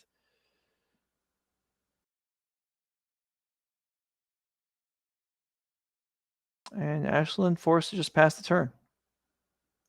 Yeah, we have a bit of life here if life totals are correct, and we can take a hit or 2 from this Murktide Regent. Second Wasteland. Let's get in the air. I said we can take a hit or 2 from the Murktide Regent. It gets a little worse when the Dragon Rage Chandler is coming in too. So yeah, Right. we have a 1-turn clock technically between the 2 of them, but we do need to find a way to answer one, ideally both of these, of course. Yeah, there was some question in my mind as to whether the Dragon Rage Channeler had Delirium, but looks like, I mean, there is this big pile of exile cards splattered across the top of the screen there, but there are enough cards still in the graveyard, apparently. Wasteland fires off, takes out Dark Depths, and I feel like we might have reached the end of this game for Ashlen Johnson.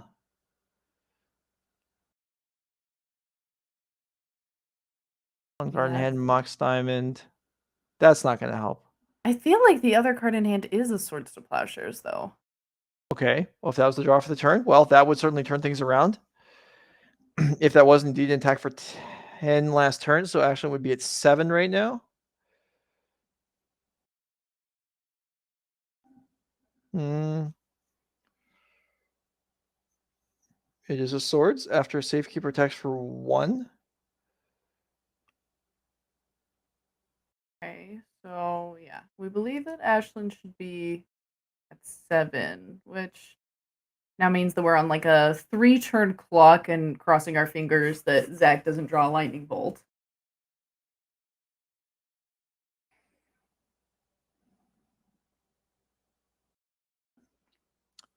There is Bujugabog in the main deck. Let's take a look. There is, so that can wipe out Delirium for the turn. Cannot allow a block, but could reduce the incoming damage. Yeah, this is a rough spot. Regardless of what even gets drawn, it's hard to figure out what exactly is going to be the way for Ashlen to come back into this. I think it's a little harder because we're not, like, we're pretty sure that Ashlen's life total should be 7, and we're not exactly sure what Zach's should be.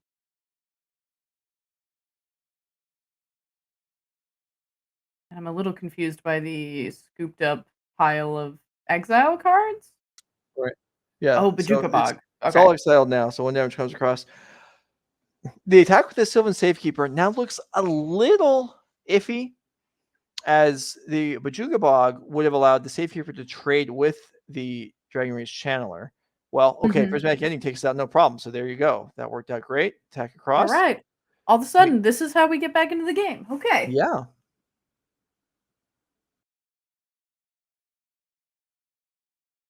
And 4 comes across. I'm Zach Dubin, plenty of life. Ashlen Johnson at 6, but no action for Zach Dubin with no graveyard. That somewhat limits the capabilities. And 4 more. Looks like one of the cards in hand is a Daze, which isn't going to do too well. Okay, might actually end up doing something. I'm trying to decide exactly how much mana we want to spend for that Green Sun Zenith that's in hand. I mean, a Knight would be nice, but you're right. She does not want to get dazed. And another Reclaimer. I mean, that certainly attacks for a decent amount of damage anyway. Yeah, I feel like we're calling this Selesnya Depths, but I feel like every time I've seen it, I just want to focus on Elvish Reclaimer. And yeah, that's what's been able to do the most damage here. Right, here comes 7. Zach drew a Pyroblast. That's most definitely not going to help. Somehow he's actually facing lethal next turn. Pyroblast here to put a card in the graveyard. Pyroblast, unlike Red Blast, can target anything. Daze that. This is an attempt to get Murktide going. A fetch land or any land drawn would do that. Well, it looks like one thing is a Misty Rainforest in hand, so you should be able to. Yeah, okay. So Zach Dubin knew what he needed to do there in case he drew a land. He did accomplish that, not costing himself very much, honestly, in the process. And this will be a 5/5 Murktide, and Ashlen's at 6. So not a lethal attack available for either side. Okay. Yeah, just barely not. Oh, this is rough. And the card in hand, aside from the Mox Diamond, looks to be a crop rotation for Ashlen. Ooh. So Well, that's, let's see. I mean, it's conceivable that could matter. There are Sajiri steps. Okay. So if an all-out attack here would lose a Reclaimer and Zach would go to 3, that would mean the next turn a Sajiri step on Reclaimer would be lethal. So that's possible. There might be some risk involved in that, but that is something that could happen. well, we're not in a situation where we can block a Murktide Regent. So you maybe play to your win and not to your losses.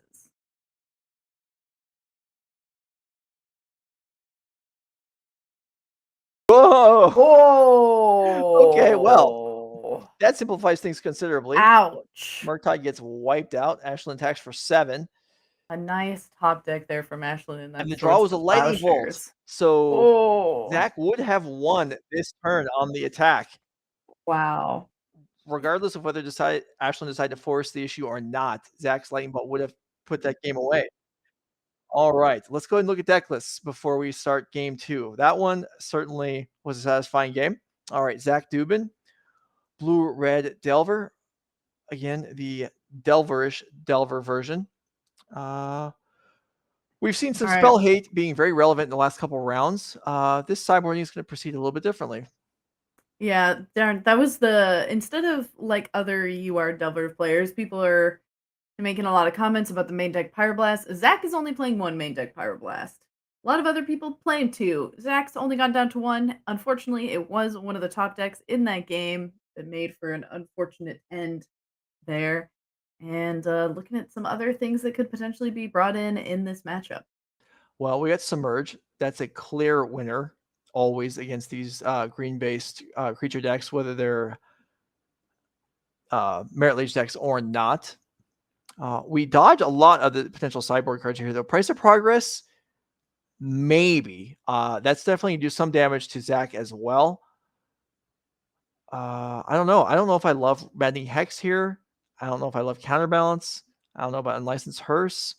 So not a lot to bring in. Maybe not so much to take out either. We got the 1 Pyroblast. We know that's leaving. That might be, we might see a too much change here.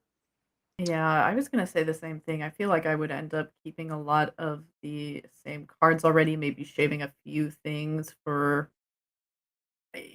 Yeah, this is a place where me not having a ton of experience with playing these matchups is going to lead to not knowing what exactly. I feel like I would be interested in things like the Maddening Hex. I feel like Counterbalance, there's like some 1-drops, but I feel like you're not consistently countering 1-drops coming out of the land deck. I don't think we want either one. I mean, maybe you want Rough Tumble, but that goes dead quick once those Elvish Reclaimers get sized up. So I'm not sure we want that either. All right, let's go ahead and look at Ashlen Johnson's Selesnya Depth splashing Pyroblast. Her sideboard's definitely going to work better than Zach's is. As we can see, Endurance, that's a winner. Pyroblast, that's a winner.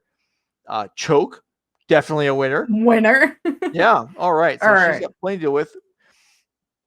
And as we talked about on an earlier round today, maybe Blast Zone comes in as well, as there are a fair number of 1-drop threats in Zach's deck. So Ashlen is definitely going to gain in the matchup. Plus, she's up a game already on the board. So we'll see how this plays out. Let's roll game 2.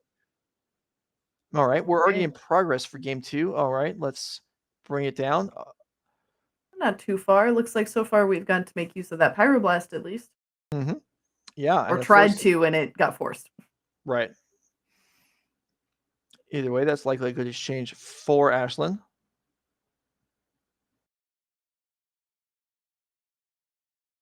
The Speech stage. And with Wasteland in play again, and we see the Tiger, there's actually no white mana available yet. Yeah, it looks like we were maybe like with that Windswept Heath a little bit afraid of the Wastelands in play and went for a forest. Perhaps, or the Windswept Heath Ooh. could have gone for the Taiga in order to Pyroblast. Um, both would make sense. Here's Endurance, and that is just going to eat the Delver. Yeah, very nice wording on that Endurance. Usually not the one that you're looking for, but does have reach, so can block that insect in the sky. Yeah, and just gets away with it scot-free, not finished off by a bolt or anything. Surgical Extraction cast from Zach Dubin, going to take out Thespian Stage to shut off the potential for Merit Lage, which, I mean, that's a setback for the long-term power of the deck, but We didn't need Merit Lage to win last game. devastating, really. You're right, exactly. And revealing a choke in hand. So that's something that Zach's probably not going to want to deal with. I guess there's not actually a mana source in hand this turn anyway. Mm-hmm. Yeah, it looks like that Dryad Arbor will have to spend a little bit of time summoning 2 Night of the Reliquaries that choke, crop rotation, and another Endurance. Someone commenting, interesting that Zach has Pyroblast in post board. This is Ashlen's deck that Zach is looking through right now, seeing Pyroblast, unless you spotted one in Zach's hand, which I will admit would be surprising, and you are correct. There it is. That is surprising enough to me that I'm going to float the possibility, even though Zach Dubin is obviously an accomplished player, that he may have mis-sideboarded and actually just forgot to take that out. He probably has just played so many matchups today where Pyroblast would never not stay in. Maybe. I don't know. Played a lot of Magic. I do not have a coherent explanation for why that would still be in the deck. If Julian was here, maybe he would tell us that it's for, the scenario where, Zach Dubin is just going to scoop it up right here, and he's going to say like, hey, okay, I may have messed up a few times there. There was a couple of issues there. One, after the Endurance blocked the Delver, no bolt to finish off the Endurance. 2, Surgical and Thespian Stage, defendable, although maybe not great. And then Pyroblast being in after boarding. That's a little odd. Yeah, I mean, it is a long weekend, and Zach did win the Modern event before, so I don't know. It's not going to feel too bad coming into this one not making. It's like I'm not live for top 8. Like I've already made it this far. I already won one event. I've made enough mistakes. Probably just feeling tired, and it's like I'd rather go get some food than sit here and continue to play this game. I know that I've definitely been in some places where if I'm not live for top 8 anymore, all the light is faded from my eyes, and I'm just thinking about a milkshake or something. I don't know. I said if Julian was here, he might have a reason for us. Julian's in the chat. He has a reason for us. It's a hedge against potential Mahamudi decision. There you go. That's the official word on the matter. All right, we're going to take a break. We're going to come back. This is the end of the Swiss. We're going to have top 8 brackets for you. We're going to have all kinds of fun stuff. Players are going to be taking pictures right now. And then we're going to play 3 more elimination rounds and find a winner for this NRG Legacy 5K trial. Stick around.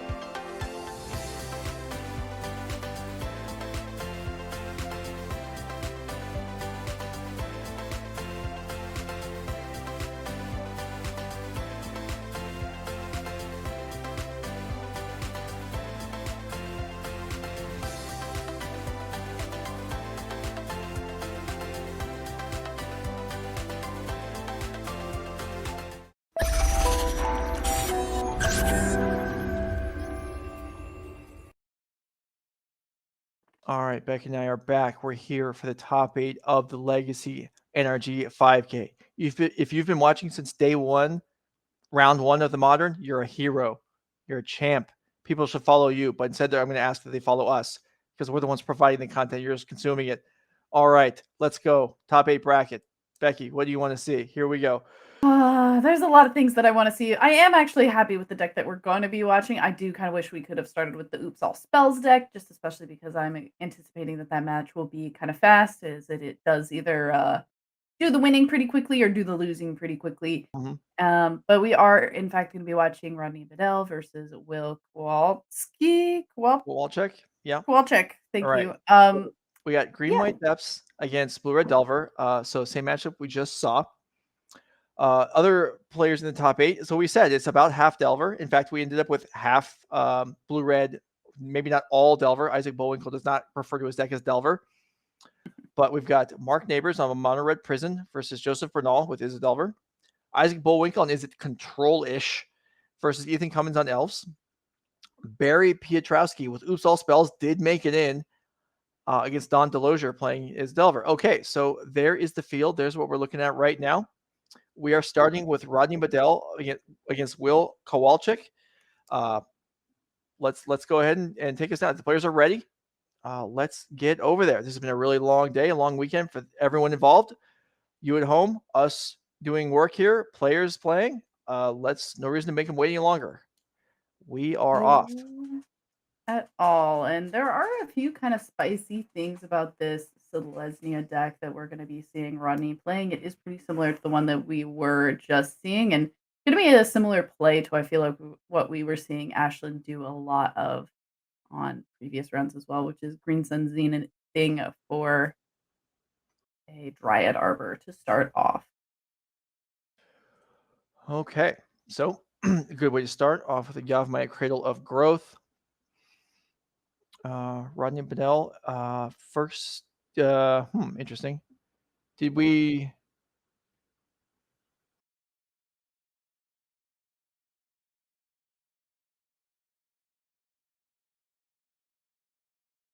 Okay. And yet, are we confident about the seedings here? Oh, I see. Okay. So Rodney Bedell, number 1 seed versus Will Kowalczyk, 8th seed. But the reason why you're confused and why I was confused, Rodney Bedell is up a game because Will Kowalczyk received a game loss for somehow deck registration issues. So that is why the lower seed is going first here. It's because he's lost a game already. So I don't have any additional info about that, but that is what happened, and that's why we're where we are. I'll get an answer from production as far as whether the players could sideboard then for this game. I believe the answer is yes. Yeah, if there's enough known information anyway, which I imagine there would be some at this point in the day, but right. Well, it's open deck list now in top 8, so they are allowed a full preview of what each other is playing. Okay, this is not a sideboard game, I'm told. So anyway, that's I believe where we're at now. We have 2 flyers in play for Will Kowalczyk, trying to even up this match, trying to overcome his error that was somewhat costly, but trying not to make it be the death of the match. Rodney Bedell out here with Sylvan Library and Dryad Arbor. No defense against the Flyers at this point, and yeah, 6 damage coming across. I'm going to utilize the Sylvan Library. Look at the top of the deck. I think we saw an Endurance and a Green Sun Zenith. Both cards that you likely would be interested in, but I don't know how aggressive you tend to see this Sylvan Library end up being in the Legacy in particular.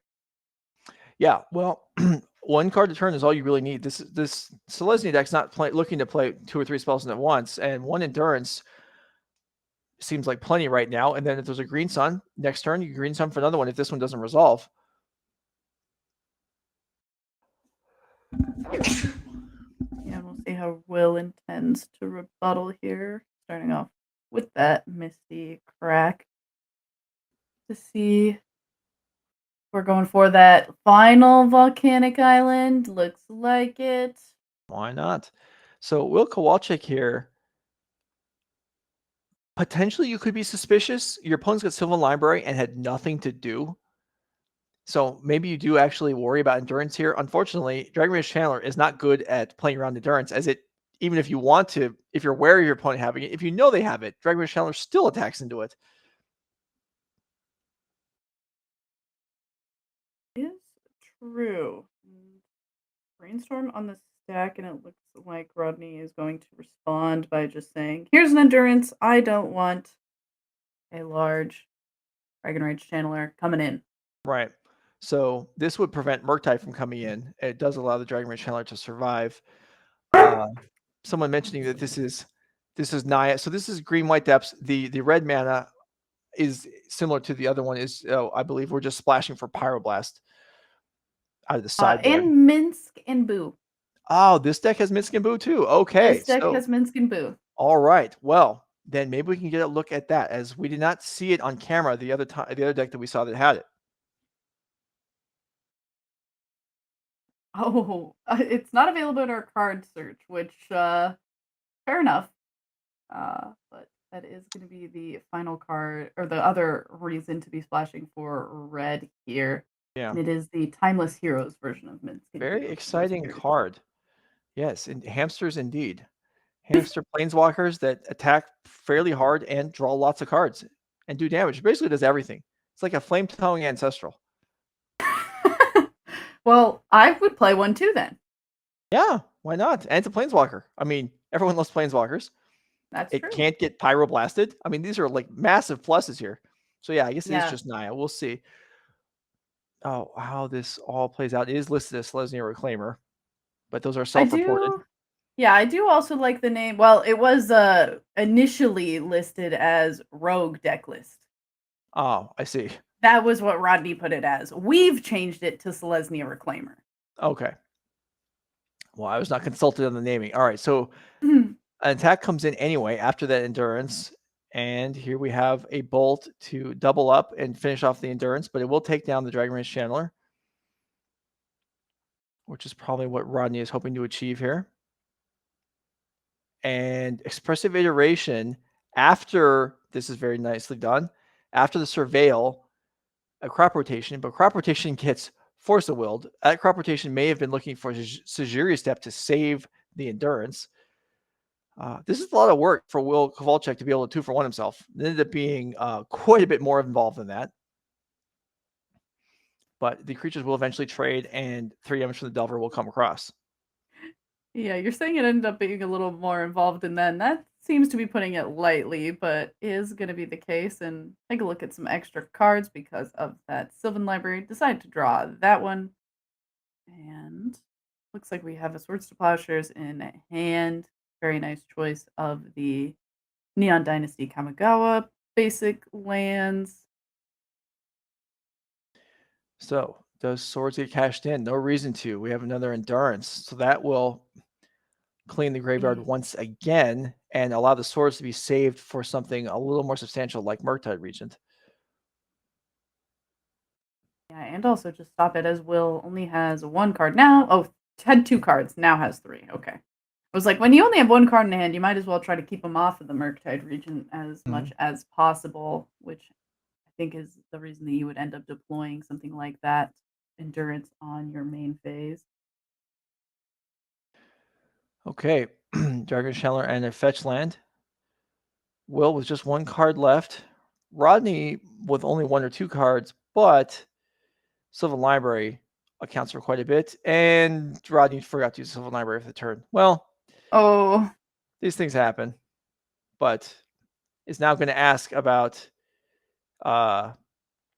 Sylvan Library. I believe in this case, potentially, although I've never seen this happen, Rodney would be allowed to rearrange the top 2 cards of the deck, as Sylvan Library does say draw. You just are for, yeah, and so that's what's going to happen.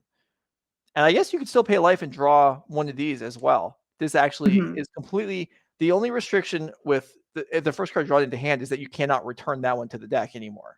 Yeah. So an odd little moment there.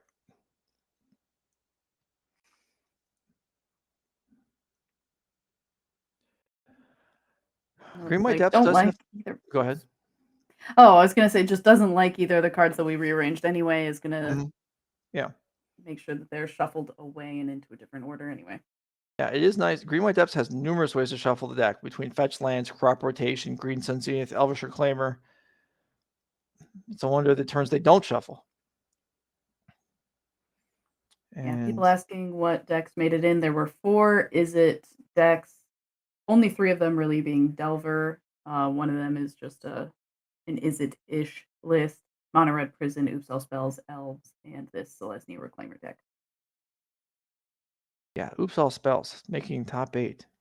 Nice. That's something you don't see every day. Just like, I mean, occasionally back in the day, you used to see a Charbelcher make top 8 once in a while. Mm-hmm. The SCG Legacy Open that I won, I actually beat Charbelcher in the finals. Mm-hmm. They may have been, people may have me to thank for Charbelcher having never won like a premium event. You're welcome if you're a Charbelcher hater or just a fan of, order instead of chaos. Neither Reliquary enters play here for Rodney. And yeah, this Sylvan Library is just going to continue to serve up probably just 1 card a turn as Rodney's at 7 life, but they should be high quality on a regular basis. And this knight, I'm not sure how big this knight is. I don't think it's huge. Yeah, I think it only gets +1. I only see a Dryad Arbor in the yard, and I don't think that we've been throwing too many things in the yard. All right, well, now it'll grow a little bit and get out of lightning bolt range.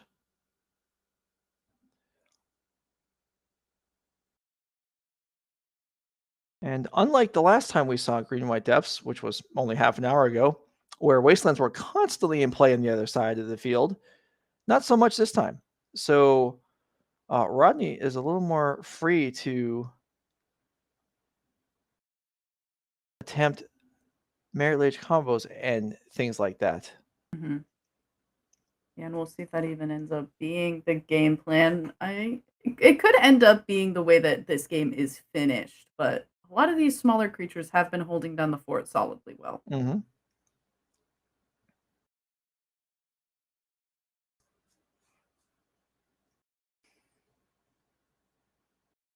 All right, Rodney. Yeah, there we go. We got some dice on there eventually. So there is Dark Depths, Thespian Stage in play, Cradle to Pride Mana, and no activation immediately.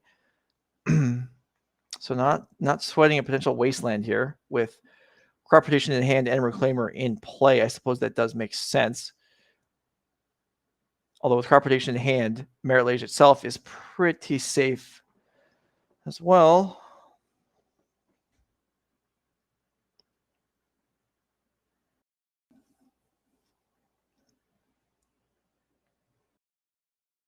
And passing out the turn. So here we go. First time Let's today we've do it. seen Merit Lage assembled. Yeah, I feel like we've just watched these Reclaimer decks do Reclaimer beats and haven't seen actually them get to do depths combos. Right. Well, there it is. This Knight of the Reliquary also is probably, I think, 5/5 now. Getting a little bit stronger. Mm-hmm. All right. Rodney's like, I'm going to resolve Sylvan Library correctly this time. Just watch me. Now, we know the Crop Rotation is in hand. And we know this Dragon Rage Hunter doesn't have Delirium right now as it didn't attack. Ooh, Prismatic Ending takes out Delver. That would clear the path for Merit Lage to swing for the fences. Yeah, there could potentially be something like a Petty Theft Oof. as one of the cards in hand. And That's true. Plowshare is just going to try and make sure that absolutely nothing gets in the way. Right. Now Will can attack, or Rodney can attack with everything. Right. Knight stays back. There is Petty Theft. You called that correctly. Here is Crop Rotation, or I'm sorry, Nether Reliquary instead is the choice. Looking for Serious Step. And, well, Rodney Bedell is going to claim the first quarterfinal match. Unfortunately for Will Kowalczyk, being assessed a game loss for deck registration issues and unable to overcome it. But Rodney Bedell will pick up the first quarterfinal match of our NRG Legacy 5K. but don't go away. We've got other matches in action. We have, I'm going to guess, since that was fast enough, we may actually have live coverage, or do we have, all right. All right, we're still in game 1 of the other quarterfinal match that's on camera. Let's go ahead and jump into that right now. Or Maybe. pause long enough just so we can feel a little awkward. There we go. All right. All right. So here we go. So this is live. I know it says time shifts on the screen right now. We'll get that cleaned up. This is live in game 1. Mark Nabors, Mono Red Prison, who we did see on camera earlier today in round 6. If you want to go back and watch him play earlier on against Sneak and Show, here facing Joseph Bernal and Izzet Delver. And Joseph was also on camera earlier today, round 4. So these players, no strangers to the highlight reels. Is Joseph Bernal hellbent? Yes, he is. Whoa. Hellbent, but we're what do you call hellbent but with like no lands? I don't know, but the Oops All Spells deck is perfecting that. Oh, true. Yeah, I want the update on how the Oops All Spells deck did. Well, we'll try and get it for you. All right, so Mark Nabors here with the prison deck. We'll see if these life tools are accurate. Mark Nabors at 20 still, so untouched. And Interesting Stomp to setup take here. out Delver of Secrets, I imagine, was the play. So now that Bone Crusher Giant on an adventure and is going to be able to enter the battlefield. Well, only after Goblin Rabble Master. Yeah, Rabble Master, a nice card. If there's no removal by Joseph Bernal, all the creatures in this red deck have haste elements to them and hit pretty hard. Legion Warboss, Goblin no. Rabble Master, and the new one, the Fire Slag Boy, who I can't remember the name of right now. I'll figure that out Let in a us moment. have the Baby Yoda Goblin.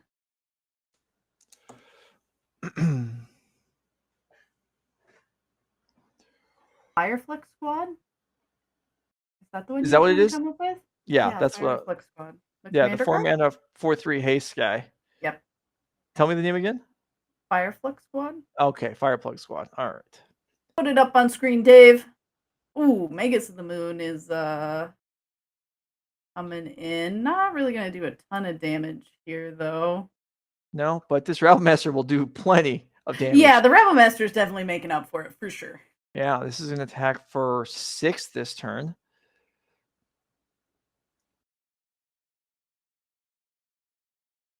And Bernal has no answers. Okay, this is gonna. I believe Bernal has the Pyroblast in hand. So we have seen Pyroblast main deck all over the field in these blue-red decks and making good use of them. But we've also seen players get punished for having the Pyroblasts in matchups like this against Mono Red Prison. Bernal unable to find a use for it, and if that had been another removal spell, a Chain Lightning perhaps, taking out the Rabble Master, may buy him several additional turns. Yeah, it's a little bit kind of back and forth because I feel like when you're only playing those 2 or even 1 in Zach Dubin's case for those Pyroblasts in the main board, the fact that we've been seeing people get punished, I feel like it's just got to be a little bit of an unlucky coincidence. The one time that they're getting punished throughout the day happens to be on camera, or a lot of the decks that they're ending up playing against are just so punishing in those game 1s that it's getting to show up really heavily here. Yeah. All right, let's go ahead and look at the deck list. The players are looking at each other's deck lists right now. So we should do the same. Mark Nabors, Mono Red Prison. If you didn't see it before when he was on camera, here it is. The Mono Red Prison deck's kind of defined by the Chalice Trinisphere Blood Moon package. And then over the years, the threats have changed as card qualities just generally improved over the last decade. So you can see what he has brought. We are getting to see just one more extra copy of Red Elemental Blast and Pyroblast. The Dead and Gones are available, but I don't know that they're really going to come in. I feel like we already have so much removal, we couldn't possibly need more. And not like, I guess Gone is quite good for getting rid of things like a Murktide Regent, but yeah, it certainly could be. Leyline is also alternatively a way of dealing with Murktide, just not letting into play in the first place.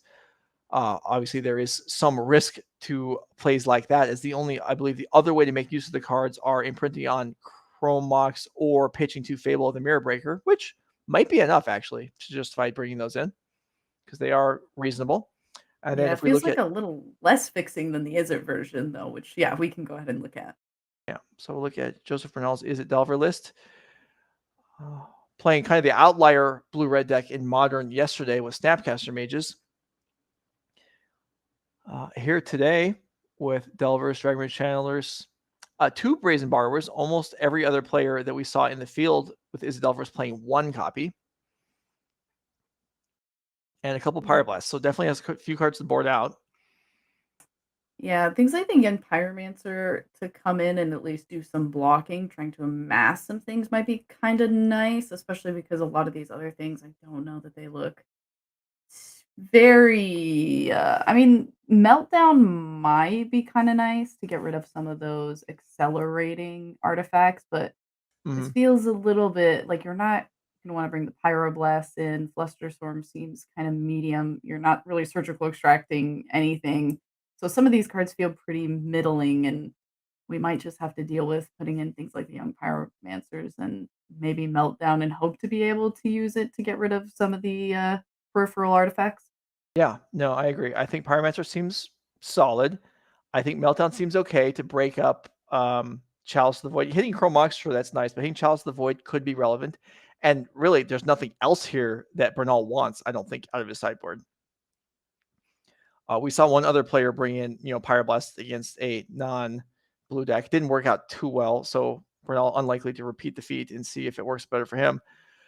So some swaps that seem obvious. Pyroblast out, maybe Pyromancer in, Meltdown in, more additional cards to be taken out. So there's some tools to work with. I don't hate the mono red deck's position here.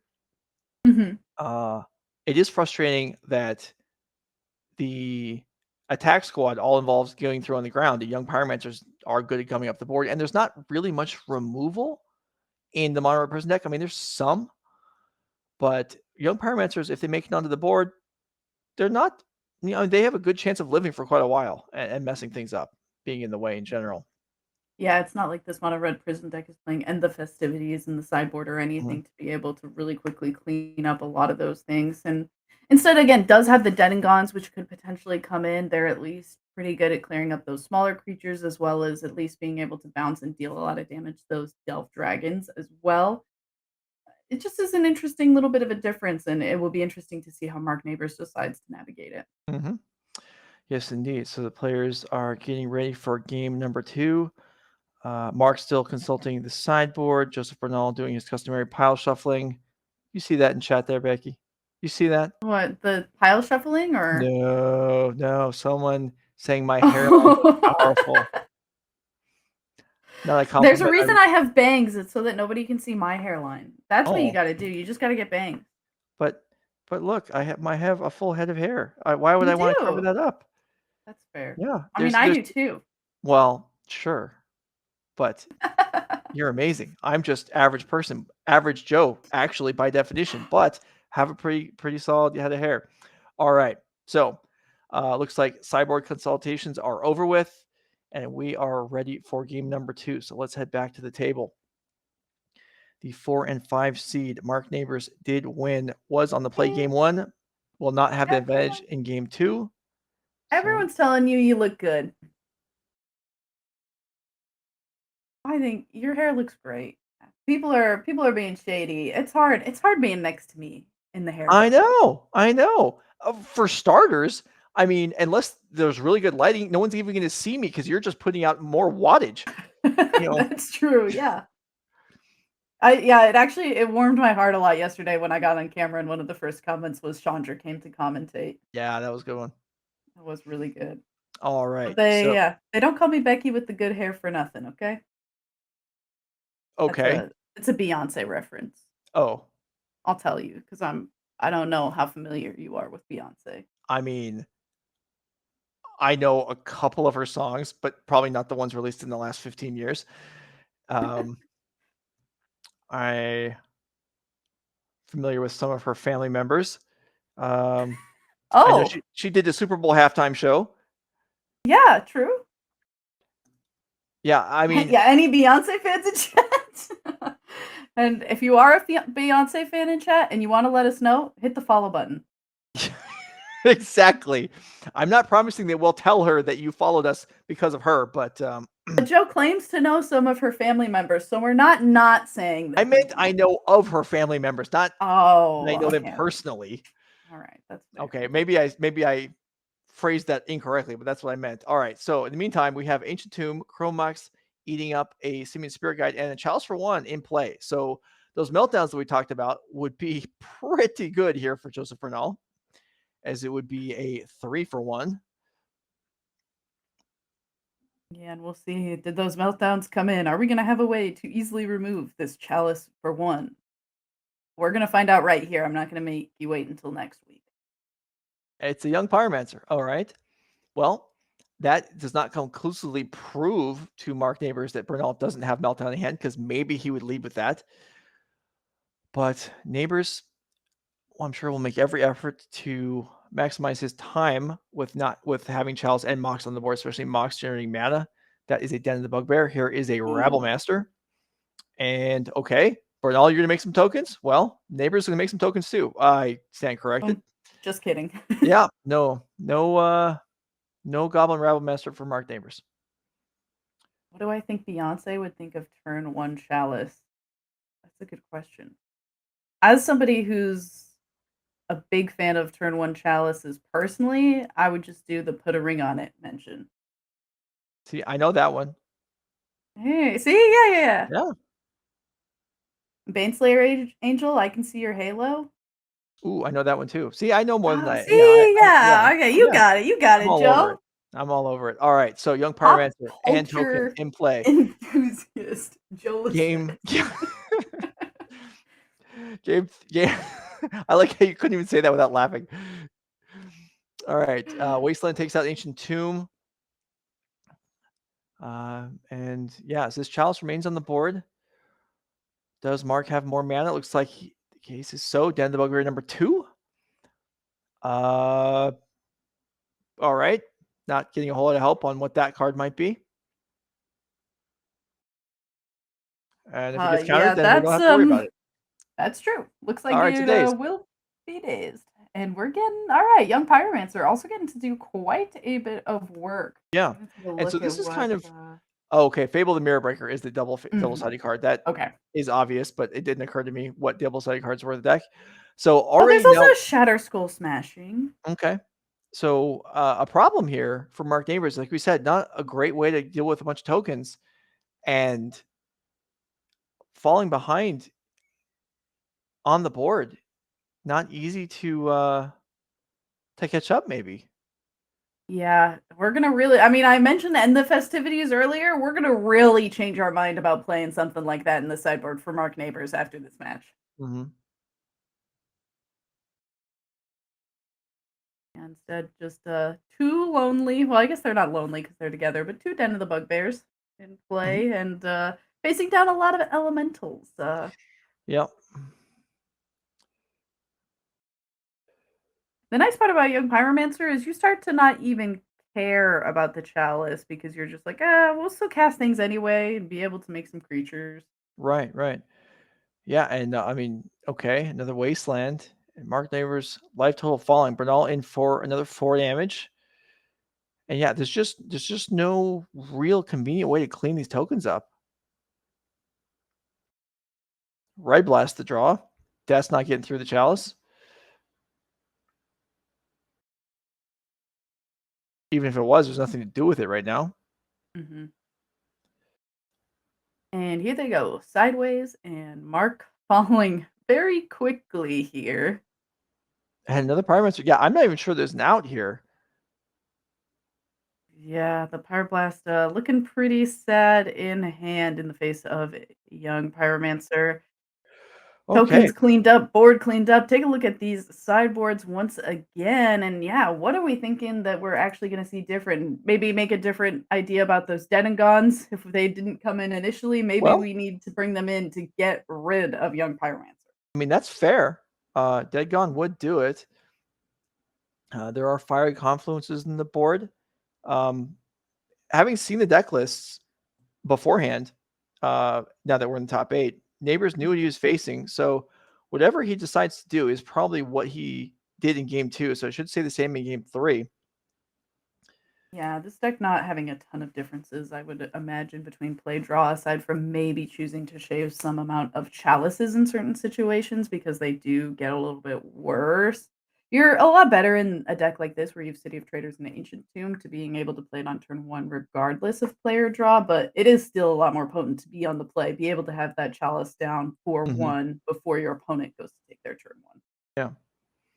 No, certainly it could be. Yeah, these fiery confluences, yeah, they do in the face of 3 young pyromancers, they do seem all pretty solid. So maybe those did come in. We may see those. I don't even know if we ever saw Mark get up to 4 mana though, We so didn't. Yeah. could be nice, but we gotta get through 1 hurdle. Right. I mean, that was the problem in the last game. With 3 mana in play, Mark would have needed both a land and a fiery confluence on the last turn. So that wasn't going to happen. And Shadow Skull Smashing wasn't anywhere near functioning there. Yeah, as far Going as cards first, coming out, yeah. I mean, going first on the play here, I don't know. I guess there's Furies too. So Mark actually does have more answers to the young pyromancers than I realized initially. Yeah, I would probably be taking out things like the Blood Moon or the Magus. I just don't think that they're doing as much in this matchup. And now that your opponent is going to know that, like, the deck that you're on, there's a huge chance that they just prioritize getting basic lands over those volcanics anyway with their fetch lands. So I would be a little bit worried about keeping in all of the Blood Moons and think that there's just other things that we can be doing better. And this isn't exactly the deck that we're prisoning in the same fashion. Right. Yeah, no, that's totally reasonable, especially the Blood Moons, as not being a creature. It's just it's in a lot of scenarios, it's going to be not maybe a blank, but it's not going to disrupt Bernal as much as Nabors would hope.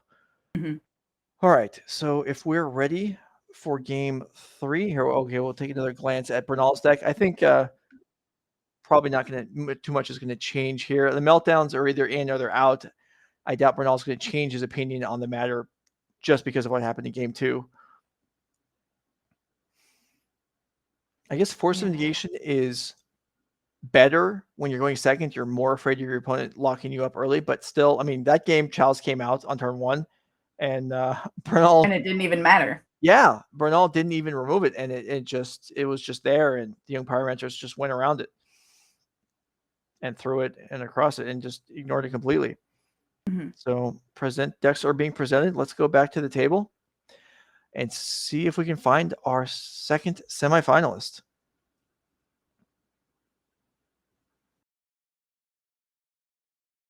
All right, drawn up opening hands here. Game number 3, and Mark Nabors will be on the play going into this one. Looks like those Dead and Gones did come in. City of Traders in hand, but not exactly the land you want to start with. So we'll need to see if we have something else to go along with it. Well, Nabors on the play here, so deciding first. Looks like a keep. It could also be a Mox and a City of Traders. Actually, it might be a mountain also, but Mox City of Traders is enough probably to start with. And you can get most of the way through a match without having 4 mana, even though, as we pointed out, Fiery Confluence does cost 4 and would have bailed him out of that situation last game. That's very true. Mountain to start, and that's it. Spooks me a little bit, but I guess like a lot of the things that you're trying to accomplish with Mark Nabors' deck are quite expensive. So let's just start things off with that City of Traders to go alongside that mountain. First thing to come down is going to be that Fable of the Mirror Breaker. Yeah, and that's a nice one. That's a card that Bernal, I mean, that's gonna be a little scary. There's a Daze, and Mark Nabors has maybe 2 more Fables. And is this a Spirit Guide? This is. I love this. Spirit Guide to pay for Daze. So, and then here's a Force of Negation. So Bernal giving up a little more resources than he probably hoped, but Nabors having to pay the Spirit Guide as well. So 2 cards cost for Nabors and 3 for Bernal. But we know that Mark Nabors just has another one in hand. It's just going to try and do the same thing next turn. So this is a lot of resources coming out of the deck for Joseph Bernal, and we'll see if there's going to be at least a Delver or a Dragon Rage Channeler to get some damage back and start the ball rolling. Just a pass. Okay, so Mountain drawn for Mark Nabors. Probably not going to want to commit that right away. Could play it after floating mana to try and play around the days, but that is giving up a lot, giving up your City of Traders here.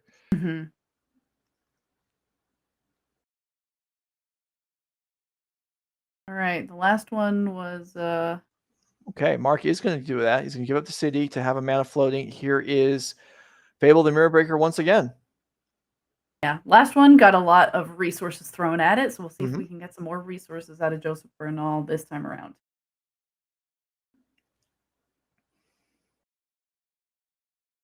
And this is going to require a think. I mean, if Bernal is to keep this off the board, nope, it's in there. Oh, maybe. Is it or isn't it? Unclear. What? I don't even see anything in hand that looks like a counter. Like I think I see an island, another volcanic. Okay, bolt the token. Bolting. Okay. Okay, bolt. Sure. I assume we're not bolting Mark. Yeah, okay, bolt the token. Fable on chapter 1. Chapter 2, Mark will be able to clean his hand up a little bit, get rid of some cards he may not want. And then another creature comes in on chapter 3. Fable of Mirror Breaker, pretty strong card all over Pioneer. Certainly sees some play in Modern, and here we have it in Legacy. All right. Chapter 2, Fable of the Mirror Breaker, get to do some Faithless Looting here. Well, Faithless Rummaging. Yeah, Chromox's a nice one to get rid of. Once you've reached the point in the game where you don't want it anymore. Den of the Bugbear comes in tapped this time around.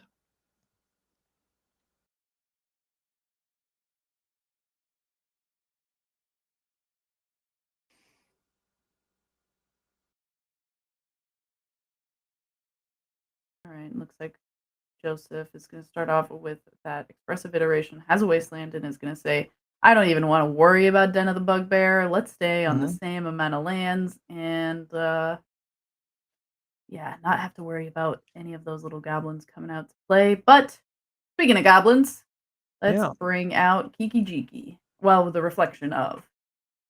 All right, Ancient Tomb, Trinisphere. I mean, that's a nice one. That's not game over either, but will slow down any sort of sequences Bernal looks to put together, string together. And there is another Days in hand for Bernal. So Nabors cost himself a little bit by playing around Days last turn, but is rewarded for his efforts for paying the cost. All right, trying to decipher what Joseph Bernal has in hand. It looks like 2 lands. Hard to see some of the other things. A Delver is the draw for turn. And a pass. So no creature added this turn. Removal spell perhaps on the way. Another Trinisphere drawn from Mark Nabors. And a Dead Gone in hand. So not a ton of offense, but this deck isn't about having a ton of offense. And this Fable has already traded for a Lightning Bolt. In addition to the 2/2 body that's on the board right now. Well, it hurts a little bit to just have your mana go completely unused with Transfer in play, but I guess that's just where Bernal is at. Here's Legion War Boss. That's a much more significant threat than. Yeah, we have a Days in hand. What are the chances Fable. that you just use the Days to make sure that you can't copy Legion War Boss with the reflection of Kiki Jiki immediately? Oh, or just force it. Yeah, there's a force pitching the Days, which costs 3 mana, as you can see Bernal paying for. So that War Boss is off the board. And see Fable attack again.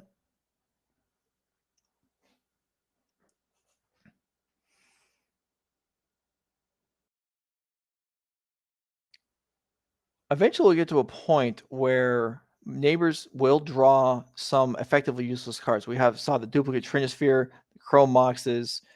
I mean, every deck has lands in it, but Nabors deck does have a decent number of useless cards once you get to a certain point in the game. Yeah, 3 cards in hand. One of them being a Misty, a polluted Delta. Yeah. Tuesday. Deadgon, I think, is still there. Deadgon will be fine at some point.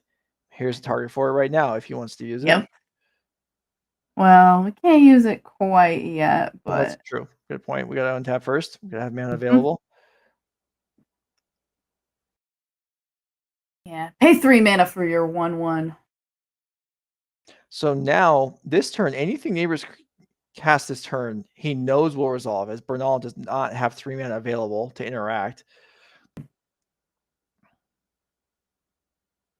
And here is the front side of Dead Gone to remove the Delver of Secrets, and Fable can just attack in for again. Fable is breaking even with the Ancient Tomb so far in damage. That's true. So not a whole lot of progress being made. Both players kind of staying even. But considering it, like, so much of Joseph's deck is stopped by Trinisphere, I think, like, as long as there isn't something destroying this Trinisphere, like, Mark is okay with it. Sure.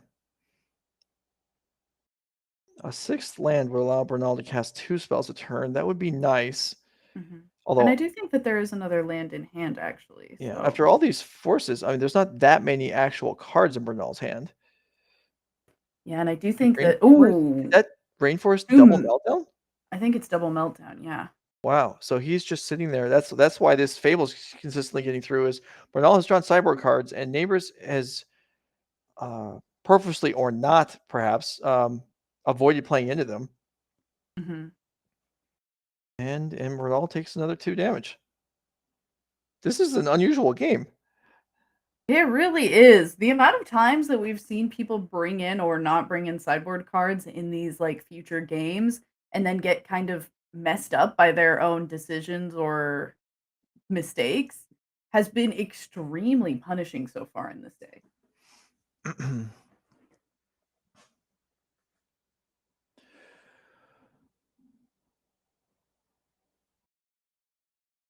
All right, Bernal down to 7. It's going to need some action at some point here. Even just something as simple as a lightning bolt would completely remove the clock. But not yet. I think a Murktide Regent in hand and a Brainstorm. Okay, so there is action. So Bernal does have cards. He's just trying to figure out how he wants to deploy them. Mm-hmm. Yeah, you gotta likely get rid of that Trinisphere first. So trying to decide exactly how that's gonna end up happening here. Well, I think he's at this point. I think he's okay with the Trinisphere. He's got enough land. He's not Oh, gonna. okay, that's fair. Yeah, he doesn't need to remove that. I'm sure if Mark commits another relevant artifact to the board, Bernal would happily 2-for-1 him with the Meltdown. But until that time, I think he'll just live with it. Mm-hmm. Yeah, that's fair. And probably only needs one, so this Brainstorm and Misty could get rid of one of them as well, That's true. which is kind of nice. Gets you a little bit more value.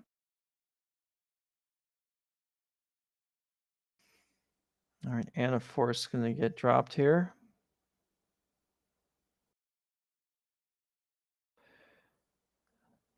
But I'll pass the turn. He may very well be willing to take quite a bit of damage here in order to set up Murktide with protection. Oh. Well, Ooh. he just ran out of time for that, though. That is the Flame Boy. What is that thing called again? Fireflux Squad. Fireflux Squad. I think Flame Boy is more accurate. I know I used that like a year ago for some other card, but it can apply to Flame multiple on. cards. Yeah, so 4/3. It does a lot with of things. haste. Basically, it exiles another target attacking creature, flips over until you reveal another creature, and then that creature enters the battlefield tapped and attacking. Right. So Fireflux Squad could convert. Well, we're not going to get that far. All right, that's going to get forced. As that would represent the bulk of Bernal's remaining life total. So instead, Force the Will and after the fetch. And now Fable of Kijiki attacks in again. Bernal down to 3. The Murktide is got to come down. And I believe Mark Nabors has another copy of Dead Gone in hand. He does.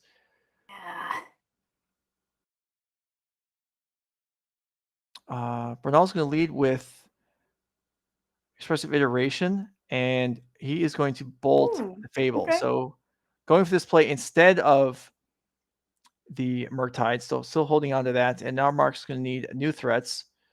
Yeah, we got Salvage- another bolt in hand too. So if a smaller creature enters the battlefield, we can hopefully take care of it. But 6 mana now for Mark as well at the cost of some life. Fiery Confluence would end the game here, so Mark clearly doesn't have one of those.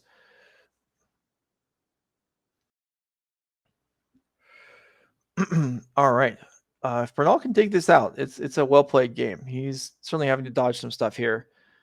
And Mark, being so patient with the yes, he meltdown is. too.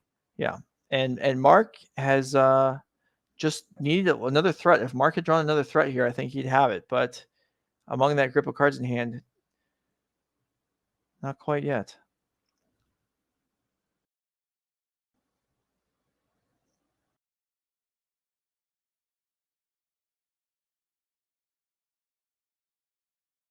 Is there really a Murktide in hand? Yes, there is. Okay. And we're going to see it here, delving away. No, I'm sorry. We're not going to see it. We're going to see Dragon Reach Channeler, which is almost certainly a 3/3 at the moment. Mm-hmm. Yeah, plenty of cards in the graveyard, so does not die to the dead part. Joseph doesn't have another counter in hand, so do we? Oh, we don't have the Murktide anymore either. Oh, maybe. I thought we had Murktide for a while, but maybe It might have been saw something that we brainstormed away. Yeah, it could be. I thought we had one too at one point, and now I don't see it, which makes me feel like brainstorm stormed it away. I thought there was one before. There's definitely the hand right now is definitely iteration, meltdown, and bolt. There goes Dragon Channeler back to hand. Can Mark Nabors find a threat? There's so many in the deck. There's so many. Bernal representing action here does have things, not a counter, but does have removal. So Legion Warboss, Goblin Rabmaster, things like that. Fireflux Squad, not gonna do it right here. All right. What's in hand? Another Trinisphere.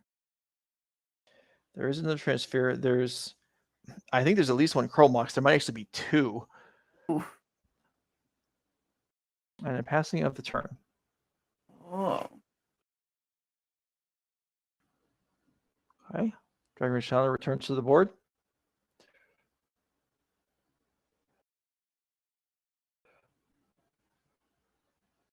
Another Ancient Tomb. Oh boy. We could slowly just chip away at ourselves with Ancient Tombs. We don't even have to do it that slowly with 3 of them out there. Yeah. Yeah. Oof. Mark's going to take almost 40% of his life total here in damage from Ancient Tombs in order to cast Fury. Ooh. This, if it resolves, which it will, we'll trade 2 for 1. Taking down the Channeler, and then Bernal will be forced to kill it with a Lightning Bolt.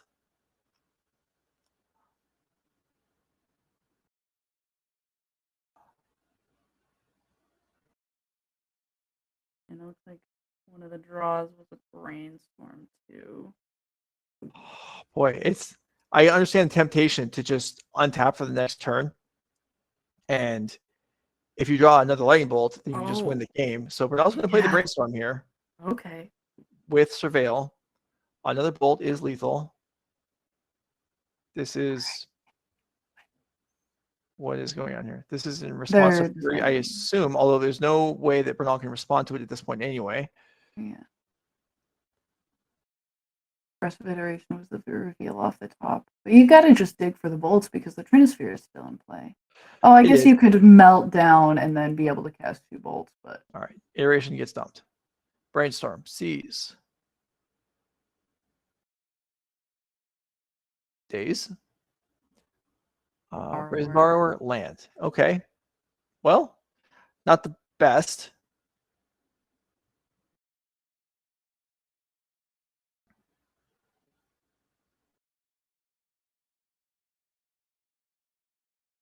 We do have 6 lands to be able to play 2 spells a turn. It's just a matter of how does Bernal want to handle this. Daze is worthless effectively at this point, unless it does force a tap of an Ancient Tomb at some point. That's true.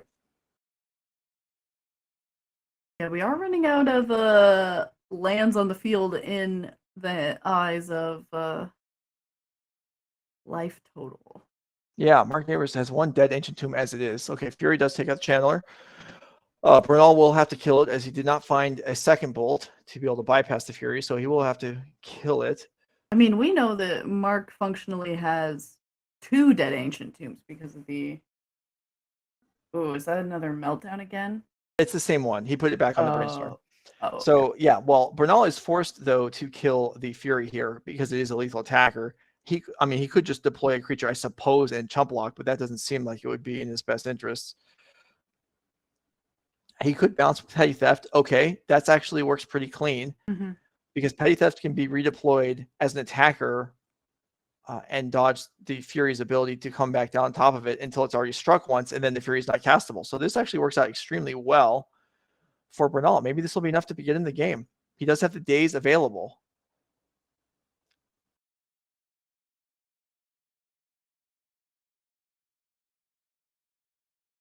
The draw. What was the draw?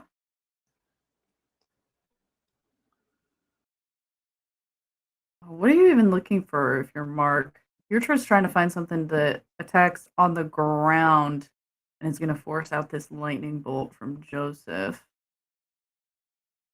Yeah, that's when you passing the turn here. If Mark doesn't have another Dead Gun or Pyroblast, and if he has a Pyroblast that came off the deck, no, I guess he could have had it in hand because he had to tap his 2 mounts for the Fury.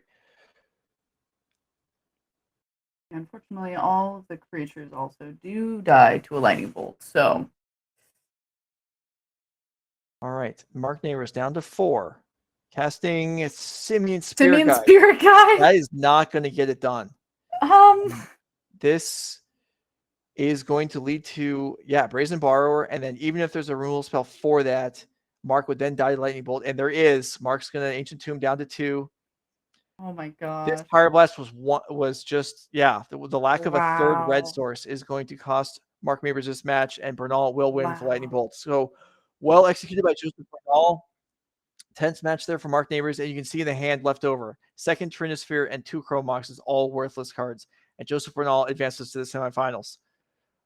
Whoa! What a round! And congratulations to Joseph Bernal for being so patient on both the meltdown that ended up just being fine to chill on, and also on top of that, just being able to hold on to that lightning bolt and not have to worry about too much. So congratulations.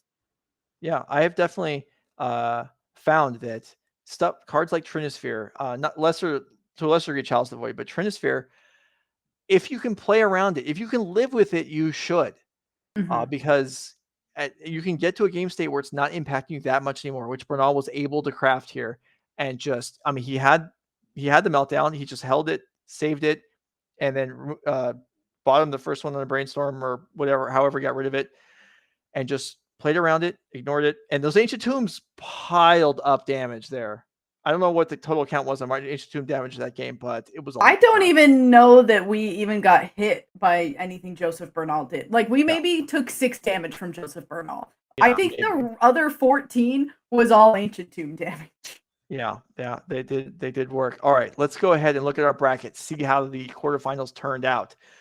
So we can see the 2 matches we're going to have in the semifinals. Rodney Bedell on the green-white Reclaimer deck versus Joseph Bernal, who we just watched, Izzet Delver. So we have another Delver versus Reclaimer match. And then Isaac Bullwinkle with his Izzet mid-range control deck versus Don Delosier on Izzet Delver. So 3 Izzet decks. One of them is not like the others.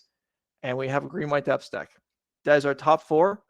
We're going to take a brief break. We'll come back, and we'll see how it plays out. This is NRG Gaming. Thanks for watching. We'll be right back.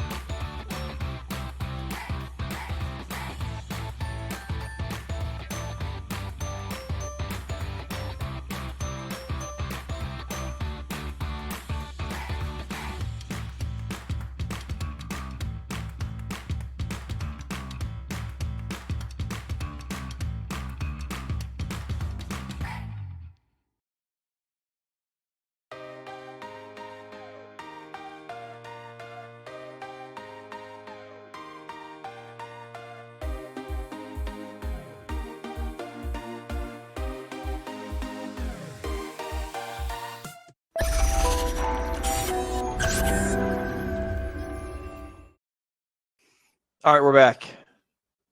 2 rounds left, sort of. You can call them rounds, elimination rounds. I guess they're rounds. They're just not Swiss rounds, right? They usually go Yeah. fast.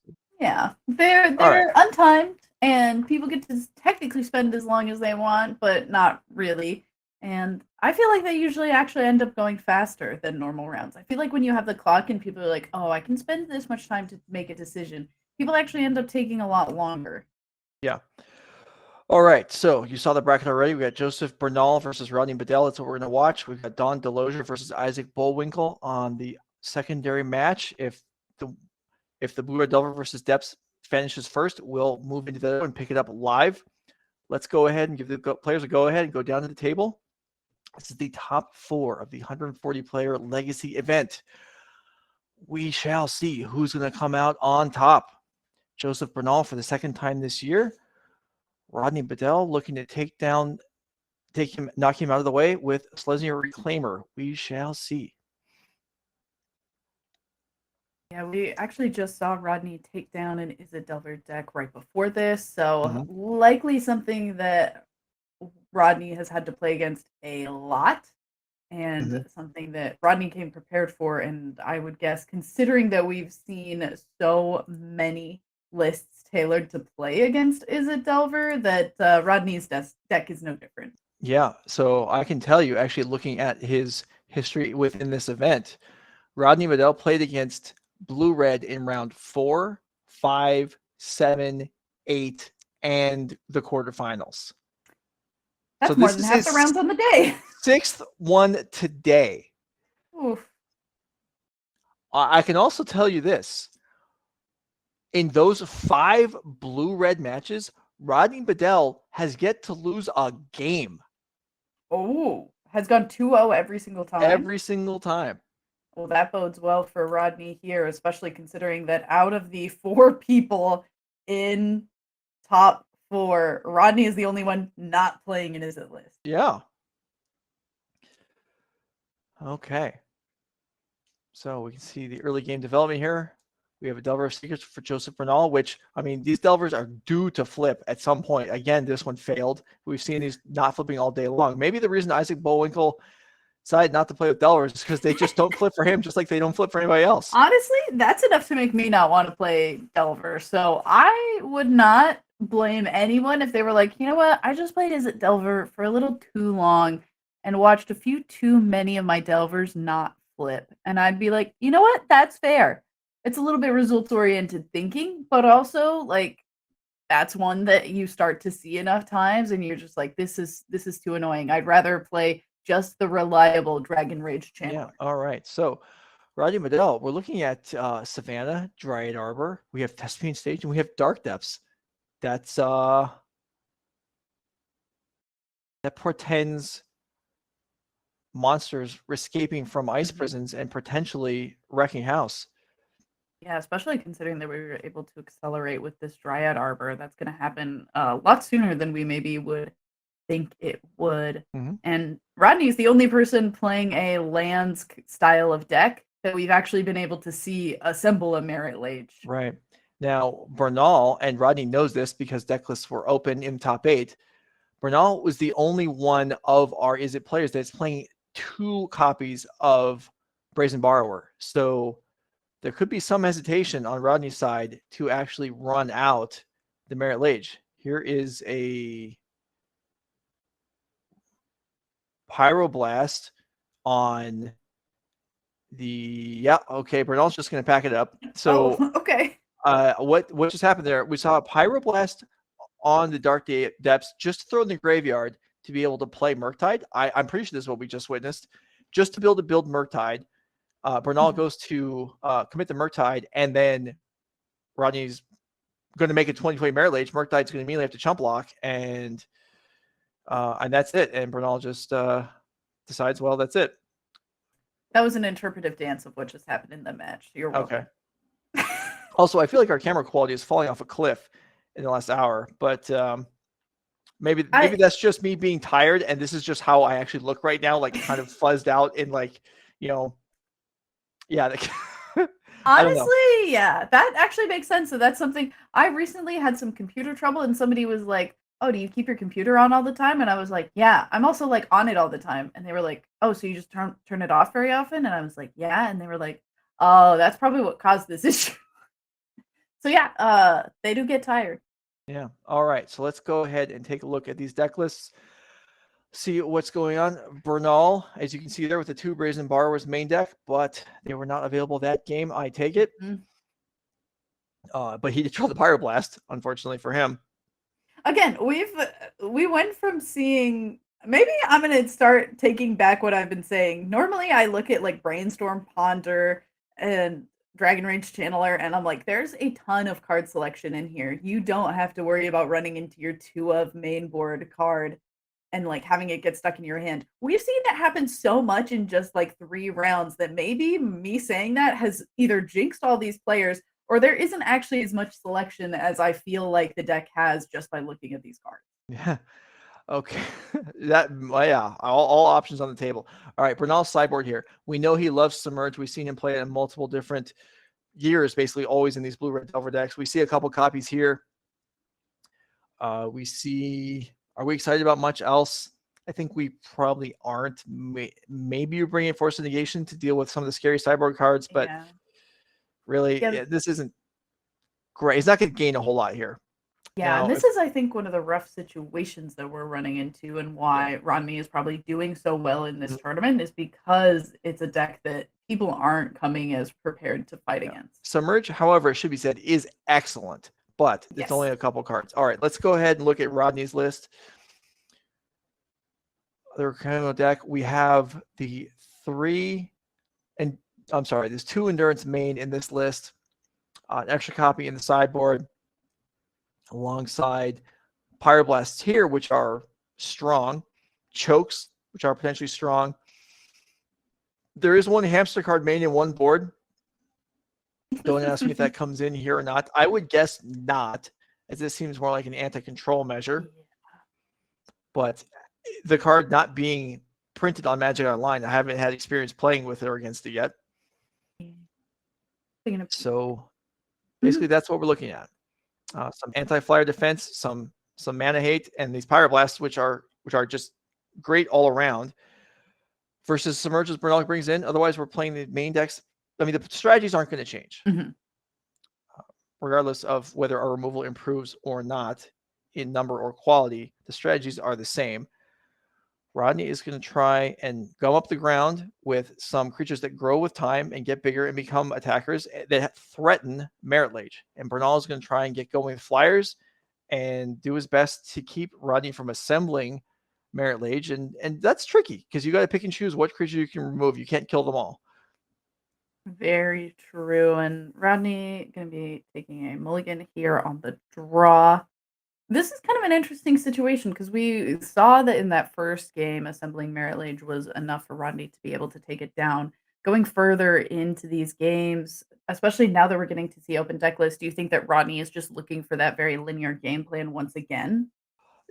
No, I don't. Because having the Merit Lage work effectively right off the bat is not something that Rodney can just do. If Bernal has a Wasteland on the board, that shuts it down. So that's an opportunistic play, I would say, more than something you can really plan on in the early game. All right. Diamond to start off, and a Delver for Joseph. So we'll see Delver flip, maybe? Not unless his luck's changed. And you see, Dark Depths pitched to Mox Diamond right away. I don't know if there's another copy in hand or not, but Rodney's looking for mana sources to develop. He's not looking for... And, yep, once again. Again, maybe I just jinxed every Delver player. Fortunately, but Ponder hopefully going to make things a little bit easier for... See, there's a Brainstorm and a Flusterstorm right there. Those would have done it. Yeah, you're right. But they were dodging the top of the deck. And there's only 2. You were talking about the Dark Depths being exiled to the Mox Diamond, and it is a 1 of 2 copies. So it would be surprising for both of them to be in hand, but not unheard of. All right, and there is a wasteland for Joseph. And Delver opens the scoring in game 2 by coming across for 1. Notable that Rodney could have removed that with a blast in hand, but chose not to, unsurprisingly. Sometimes those measures are saved for the stronger threats. Ooh, Flagstones of Trocaire are going to be a nice land to place down, at least in face of the wasteland that Joseph has in play. And all right, took a turn, but got that brainstorm to the top of the deck so that we can get this insectile aberration. Yeah, actually, lots of brainstorms in hand for Bernal right now. Looking for more colored mana sources to add threats to the board and get this pressure on. And actually, Rodney's going to go after the brainstorm. Ooh. Okay. I mean, maybe that wouldn't be the call if Rodney knew what we knew and knew that there is approximately 2 more copies in hand, but Right. oh, There is a just sword to being take out the really Delver. aggressive. And Bernal plays his team events tapped, and that will likely be the end of the turn here. So Rodney's got now opportunity. Let's see. Does he have a threat on the way back? Definitely has dealt with Bernal's early offense.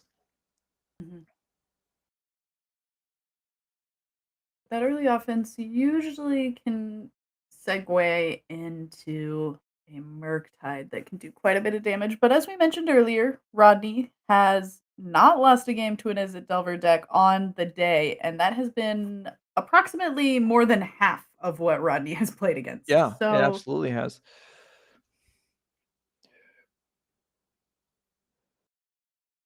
Swept Heath going to go ahead. Forest is going to be the land of choice, continuing to be conscious of this wasteland that's in play. And these two actually played each other in round 7. And Rodney did win that one, obviously, as he hasn't lost to the matchup yet. And here's a choke. Bernal with 2 tapped blue sources has Force of Negation to bail himself out here and keep this game going, as that choke would have been pretty ugly. In fact, I think the rest of Bernal's hand is another pitch counter and the other brainstorm. It looks like Wasteland's going to be able to take care of Volcanic Island, and Rodney just using the resources at hand to try and just continue to slow down Joseph while we try to look for, I imagine, some threat to start punching in for damage. Yeah, I mean, I think there's only 1 card left in Rodney's hand, but he has definitely made Bernal expend some resources here. Choke, very threatening card, obviously.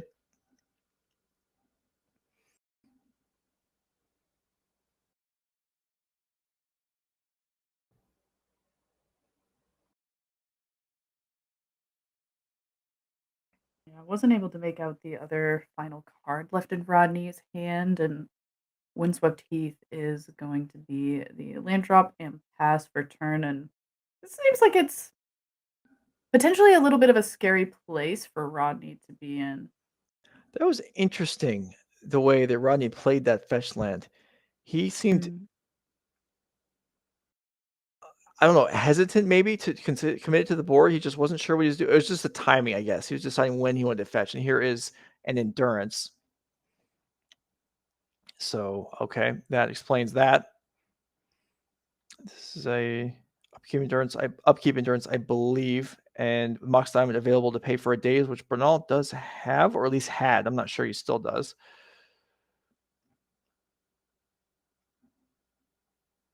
Something's considered this endurance.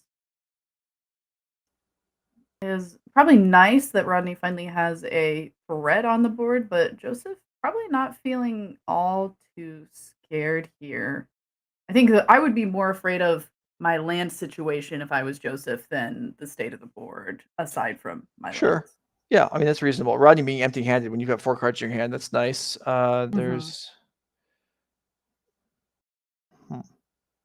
players looking at life totals here for a moment or something. Some element of the game is being straightened out that was confused between the 2 players. But now we're ready to continue.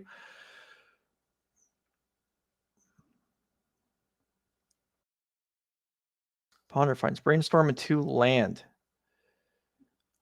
Well, Brainstorm's Have nice. we seen every brainstorm? Or I guess the brainstorms got shuffled back in from okay. I think There's this a lot is, of brainstorm in this. it is. I think this is the third one. There's a fetch that can shuffle the 2 lands away and then reopen the top of the deck for the next turn. And Bernal, lots of life to play with.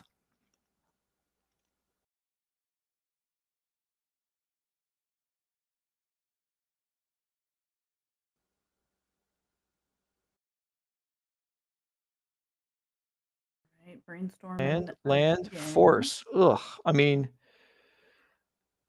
not exactly. I mean, Bernal with a lot of cards in hand.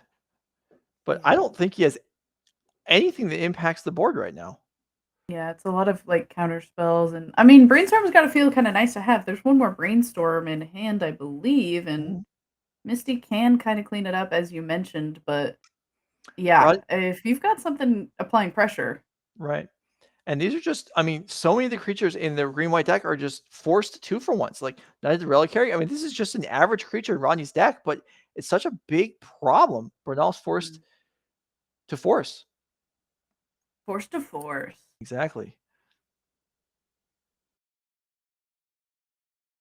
Yeah, all things considered, the Knight of the Reliquary would at least have been a 5/5, potentially actually I think a 6/6 because I think that's a wasteland in the yard as well for Rodney. So it was gonna start to hit for a lot. So definitely something that I think is worth rather take hits from the endurance than something like the Knight of the Reliquary and using some of these the counters to just get them out of the hand, and maybe we'll be able to draw a Murktide Regent that will be able to do some blocking. Yeah, an 8/8. Yeah, a full set. Well, I guess it wouldn't be an 8/8, would it? Mm-mm. And Bernal passes the turn again. And yeah, Rodney continues, not even to untap the endurance, just points at Bernal, like, okay, take 3, pass.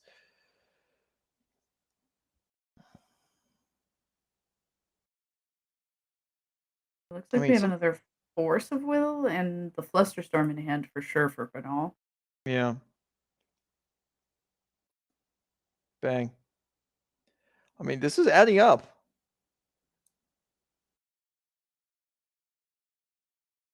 Is indeed adding up. Like we're getting a raid from Honorog. Thank you. Yeah, so that's awesome. Honor Dust sending over his crowd. For everyone that's just joining up, we're in the semifinals of our Legacy 5K. Rodney Bedell up a game. This is his 6th match against Izzet Dex on the day. He has not lost a game yet, which, I mean, at some point, you're just going to mull to 3 and lose, right? It has to happen eventually. Eventually, sometime, but Maybe not today. yeah. I mean, did win game 1. Rodney is the only non-blue-red deck in the top 4. Here's Pyromancer from Bernal. That's nice. That provides a stream of chump blockers if he can get anything going. Rodney, again, just endurance just continues to come in, never untaps. Rodney not even looking at half of his hand. Yeah. And passes the turn. And now he has to consider, well, if I cast something and it gets forced, Bernal's going to get a chump blocker. Oh, okay. Here is some action. Swords of Plowshares on the Pyromancer. I think that even though there's 2 mana tapped, I think that Rodney is trying to do this on Joseph's turn, on the start of Joseph's turn. It kind of looked like that too. I had that thought also. I'm not sure exactly what triggered that in me to think that, but those lands are definitely tapped. So Yeah. Bernal has a Submerge in hand. I could have sworn we'd just watched Joseph draw for turn, which is why it led me to feel that way.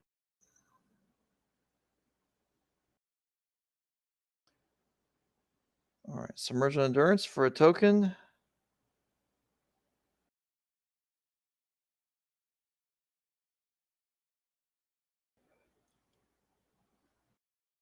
Submerge, such a cool card. Really good at what it does, except for the time I redesigned my Miracles deck thinking there'd be lots of Infect, played 3 in the board, and there was no Infect. Oh, no. But as long as you don't do silly things like overloading on very narrow cards, really, really a strong card. And there's a Pyroblast on the Force. So Bernal empty-handed with 2 tokens, Rodney with a couple cards left, and Endurance on top. And I guess it was on Rodney's. Yeah, Joseph just hasn't had. His deck has not served up creatures this game, really. I mean, there's been a couple. we saw a couple at the beginning, and here goes another huge chunk of cards to the bottom of the deck, to the bottom of the library. So Murktide is a couple turns away again if one was to come up. It looks like it's a Force and another Young Pyromancer is the draw for turn.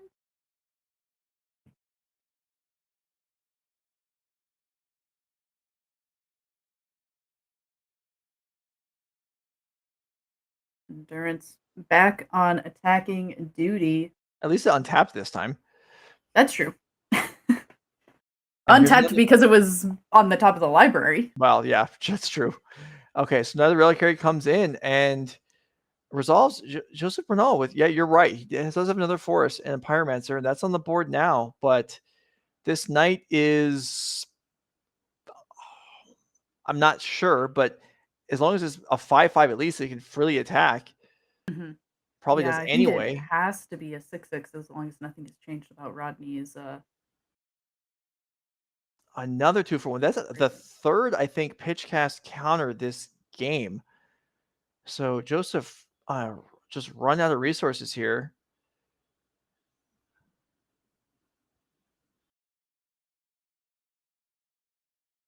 All right, chump block instead of committing most of his board to trade with the Endurance.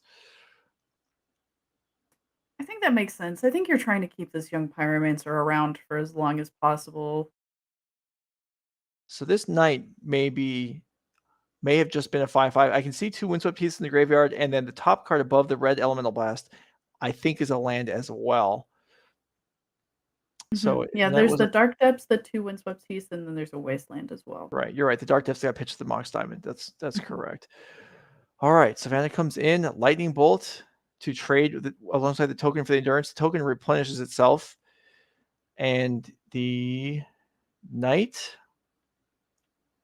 will grow itself a little bit and potentially save the Endurance. Yes, indeed. Sejiri Step. Protection from red. This is getting rough. Bernal with no cards left in hand. Rodney with 2. One of them is another copy of Endurance, and I don't know if Bernal has a card that can dig him out at this point.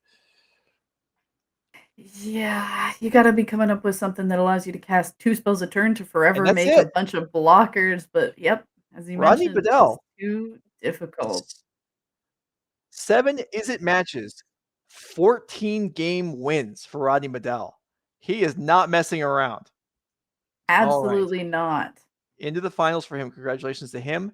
I believe the other semifinal is still in action. If that's the case, go ahead and take us down to the table, and we'll catch up with the board state as we see it.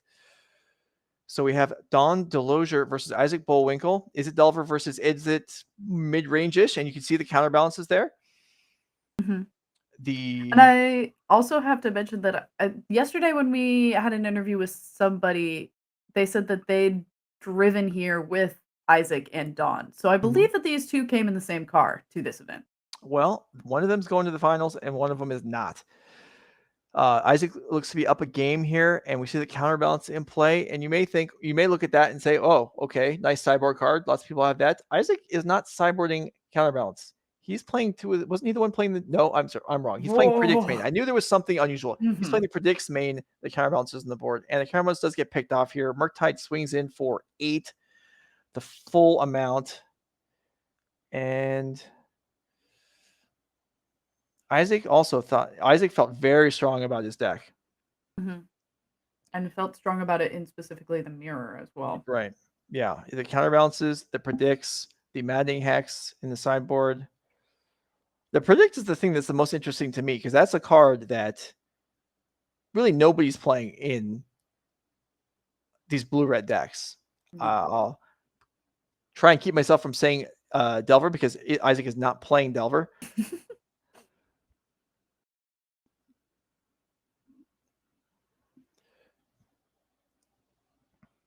Right. Big Dragon. Okay, well, that will even up the board. Barring anything else, Dawn can force a trade if she would like by just attacking. Isaac would be forced to trade. However, this is a sideboard game, and there are lots of blasts and such and petty thefts running around in these scenarios. So we'll see if Isaac's Murktide actually manages to stay on the board. There's 2 land. There's a second Murktide. We've seen this a couple times today. 2 Murktides the same turn. This is going to grow the first Murktide very large, but the second one is going to get caught by a daze.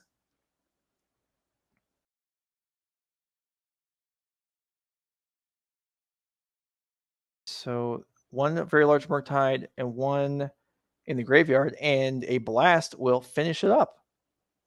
All right. And just like Okay, that, so finish it heading, up and even it up. yeah. So going to game 3, Don Delosier versus Isaac Bullwinkle. Okay, well, what do we think here? We have, in general, as we wait for game 3 or deck list to be prepared, the more controlling deck, if you're the slightly slower deck, it generally is going to favor you. And I think we could say that Isaac is. We also we have Ledger Shredders versus Delvers. Yeah. With 1 trigger, with 1 connive trigger, as long as a land is, as long as a non-land is discarded, the Shredder then basically beats the Delver going forward. And we have Predict, which we haven't seen it yet on camera, but we know, we've heard him talk about it. We know it's in there. There is the opportunity to set it up with Mishra's Bauble, with Ponder, with Brainstorm, or with Counterbalance now that we are in sideboard games. So there is more card advantage, and there is slightly more strength in the creatures here in Isaac's deck. Or at least a different strength. Yeah. So in theory, his deck should be slightly slower and slightly stronger, would be my estimate. That doesn't always pay off.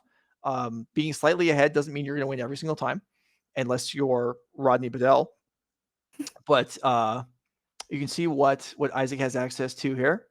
We've seen the Maddening Hex and the counterbalances be brought in for mirror matches, so we know those are well set. We know those blasts are all coming in.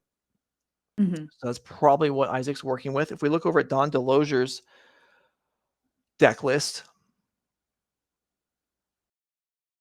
whenever we have may it not ready. be ready. Okay, I may have jumped the gun a little bit there. Looking at a lot of the same things. Yeah, Right. there's going to be 3 less Mishra's Baubles and different numbers of things in the sideboard. Is not playing 2 counterbalances, is just playing 1 and 1 Maddening Hex. So that could be something that ends up being a little bit of a problem, is the difference in those numbers. But across the board, widely very similar decks, save for those creatures that are in the main board. Yeah. All right. So the players are drawing the open hands. You now know what we're looking at, what we're playing with for game 3 of the second semifinal. Who earns the right to attempt for the pride of all blue-red Delver players, or blue-red players, to face Rodney Bedell in the finals? Yeah, to have the moment to try and take down the blue-red Slayer. Yeah, if you there's a will. legion of blue-red players wanting to see Rodney defeated here in the finals. And there's everyone else who is rooting against blue-red in any capacity. So Yeah. if you're a fan of Rodney and you're hoping he wins, go ahead and follow Nerd Rage Gaming. If, on the other hand, you're rooting for the blue-red Delver players, the way you can show us that is to follow Nerd Rage Gaming. All your votes will be counted, I promise. Oh, you should have said that somebody should subscribe. Like, if you're Ooh. a fan of Izzet, you should subscribe, I don't because want to be too then we pushy. have 2 different. That's fair. But we got to know the difference between the people who are for one or the other. So that's Do what we? I'm voting for. I don't know. I'm responsible to Nerd Rage ownership, and I think they only care that people are watching. They don't care who they're rooting for. That's very fair. All right. So Delver on the play for Dawn. That is the difference. The prime difference in the decks is that Dawn has double the number of 1-drops. Yeah, wouldn't have been funny if we got to see Isaac just start with a Darcy and then Dawn start with an Izzet Delver and see which one got pumped up first? Yeah. I mean, based on Joseph Bernal's games, it would not have been the Delver, but some people's Delvers have to be flipping. I mean, you didn't get all the way to the semifinals with it never flipping unless you were aiding it with a Brainstorm. So let's see. Here we go. Is it a counterbalance? It is. Ooh. That's a beating. That's a hard card to deal with. Dawn does have a It is. daze, though, to keep it off the board, and Isaac can't fight back over it. So, all right. 1 powerful sideboard card dispatched. And the Delver flips. It had to happen eventually. Yeah, this might be the earliest Delver flip that we've seen in some time, but there are no lands in play, so a ways away from that expressive iteration at least. She can fix that. Yeah, Bang, there yeah. you go. Land in play, no problem. We knew she had at least one. Yeah, and I think there's another one in hand. So actually is going to be looking just fine, but we'll see if that tempo is going to end up mattering or if Isaac's going to be kind of stuck behind after that counterbalance didn't resolve. Okay. Isaac getting ready for turn 3. Both players with iteration in hand. Both players with sufficient mana. Okay, Dawn with the second Bedelver.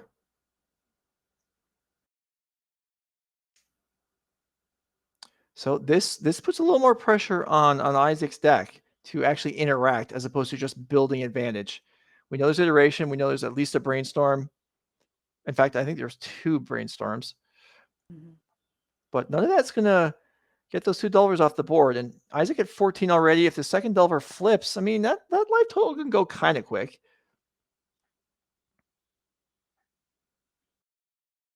Somebody earlier had made a question or asked a question, about if you have a double-sided card, which side do you get signed by the artist? And I guess All right. Dawn found the answer. You get them to sign both sides. Both? Sure. Yeah. Okay. That makes sense to me. A question in the chat about what makes Isaac's deck. Is it control? Well, I don't know that I would necessarily qualify it as is it control, even though we do have that listed here. But there are predicts in the main deck. There are ledger shredders. So it is, and there are not Delver Secrets. So it's a little slower, a little more card advantage. So that was the term that was implemented for today. Basically, we couldn't call it Is It Delver if it doesn't play Delver of Secrets. Right. Is it Shredder? I actually like that a lot. That's what I'm gonna start calling it personally. And it may or may not be because I'm a big fan of the character Shredder from. What if it's just a the random 90s foot show, and you couldn't tell the Teenage Mutant Ninja difference? Turtles. I don't know. Yeah.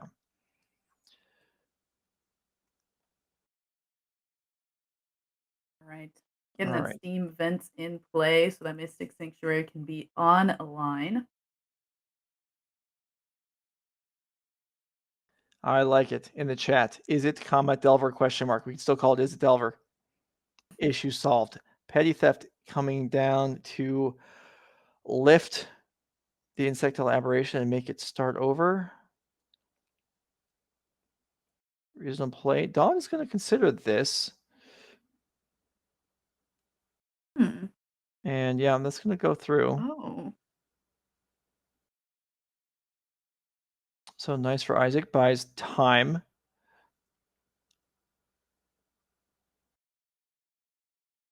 Okay. Volcanic Island drawn. Delver only coming across for 1. So Isaac's life total much safer than it looked a minute ago.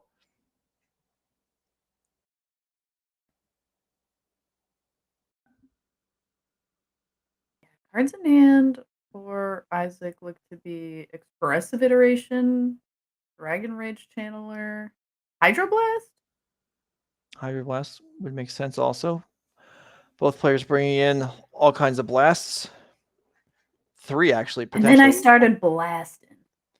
Pyroblast. Sometimes I wish we could do gifts in Twitch chat, and then I'm actually happy that we can.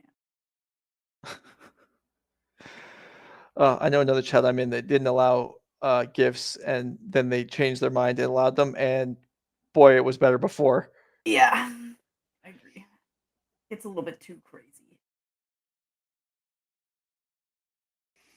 All right, so Dawn with Red Blast at the ready. See what Isaac deploys here. Dragon Rage Channeler iteration in hand. Both of those together would look mighty fine for a turn. We're pretty close to having Delirium as well. That counterbalance making at least having a Darcy as a blocker for a turn as a 3/3 seemed kind of appealing. Right. So Isaac leads on Expressive Iteration. This is a play that, since it's not what I would consider the obvious play, I would say this reeks of experience, holding up Hydroblast and also potentially being able to pay for a day. So the iteration will resolve. Pyroblast left up, and then this can take down one of the Delvers. So this is a pretty good turn for Isaac Bullwinkle, fighting through a Red Blast. And okay, one Delver does go down.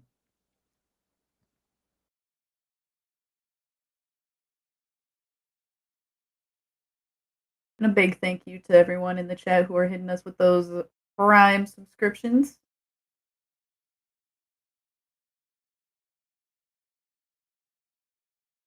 All right, there's been 2 Delvers kind of hanging around for a long time, but now only 1 remains.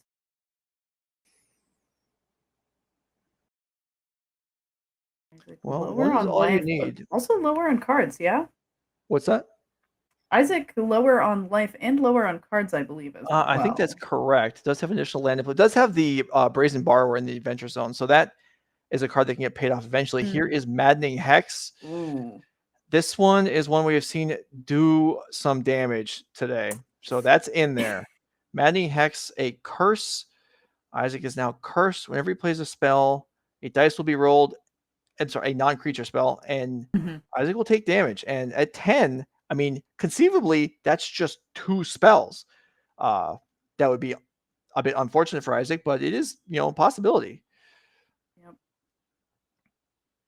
10 HP makes that look pretty scary, but we'll see if there's going to be a way for Isaac to handle it. And I mean, this could end real quick. Here it is. 6! Oh boy.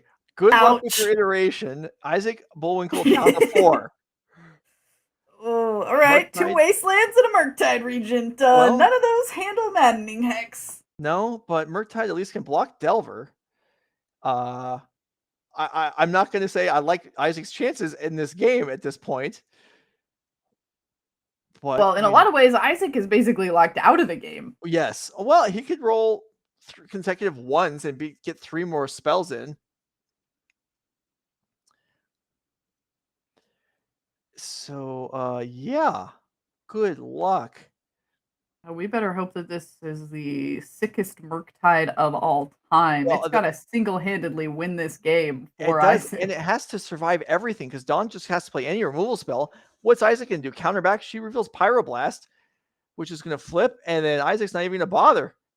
And he is out of here, and this is done. And Dawn Delosier will prevail, representing the blue-red faction, and face Rodney Bedell in the finals.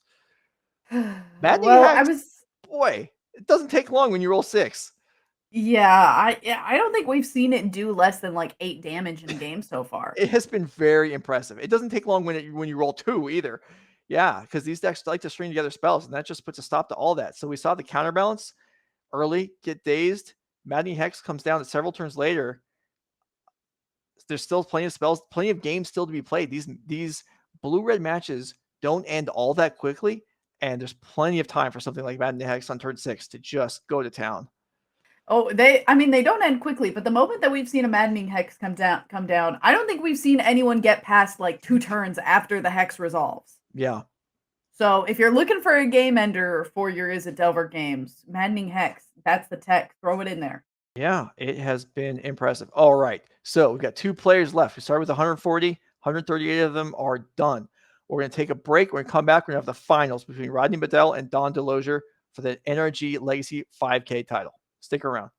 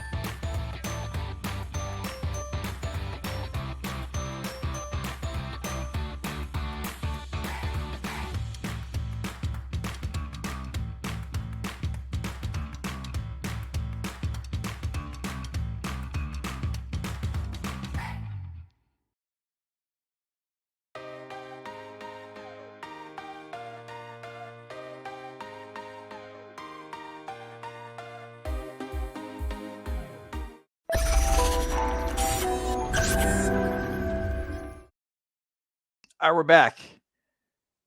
2 days, long days, almost in the books. We've got the finals of Legacy left. Becky and I are here to walk you through the rest. We're going to see if Don Delosier can end Rodney Bedell's 7-match winning streak against blue-red decks. The players are ready. We're going to go down to the table. Between games, we'll take a look at the deck lists, the sideboards, see what might change things. You've seen these decks already. We're not going to waste too much time on it. Here we go. Rodney Bedell on the play by virtue of being seed number 1.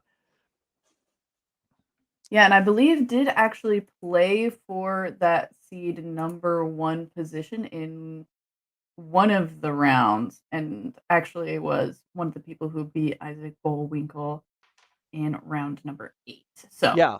has played every single round today, took no draws, and has taken a lot of Izzet deck names. Yeah. How does that even happen? Like, you're 6-0. You can double draw into a middle seed if you want to. Rodney is like, no, I'll play one, or maybe get paired down, wins, then can definitely draw, plays again and wins again. Has not lost a match all weekend. Maybe pushing his luck. He's 10-0 on the day, looking to finish the run. So we saw a Reclaimer there, and we see Dragon Rage Channeler, Force of Will on Reclaimer, and here we go, Wasteland for Rodney.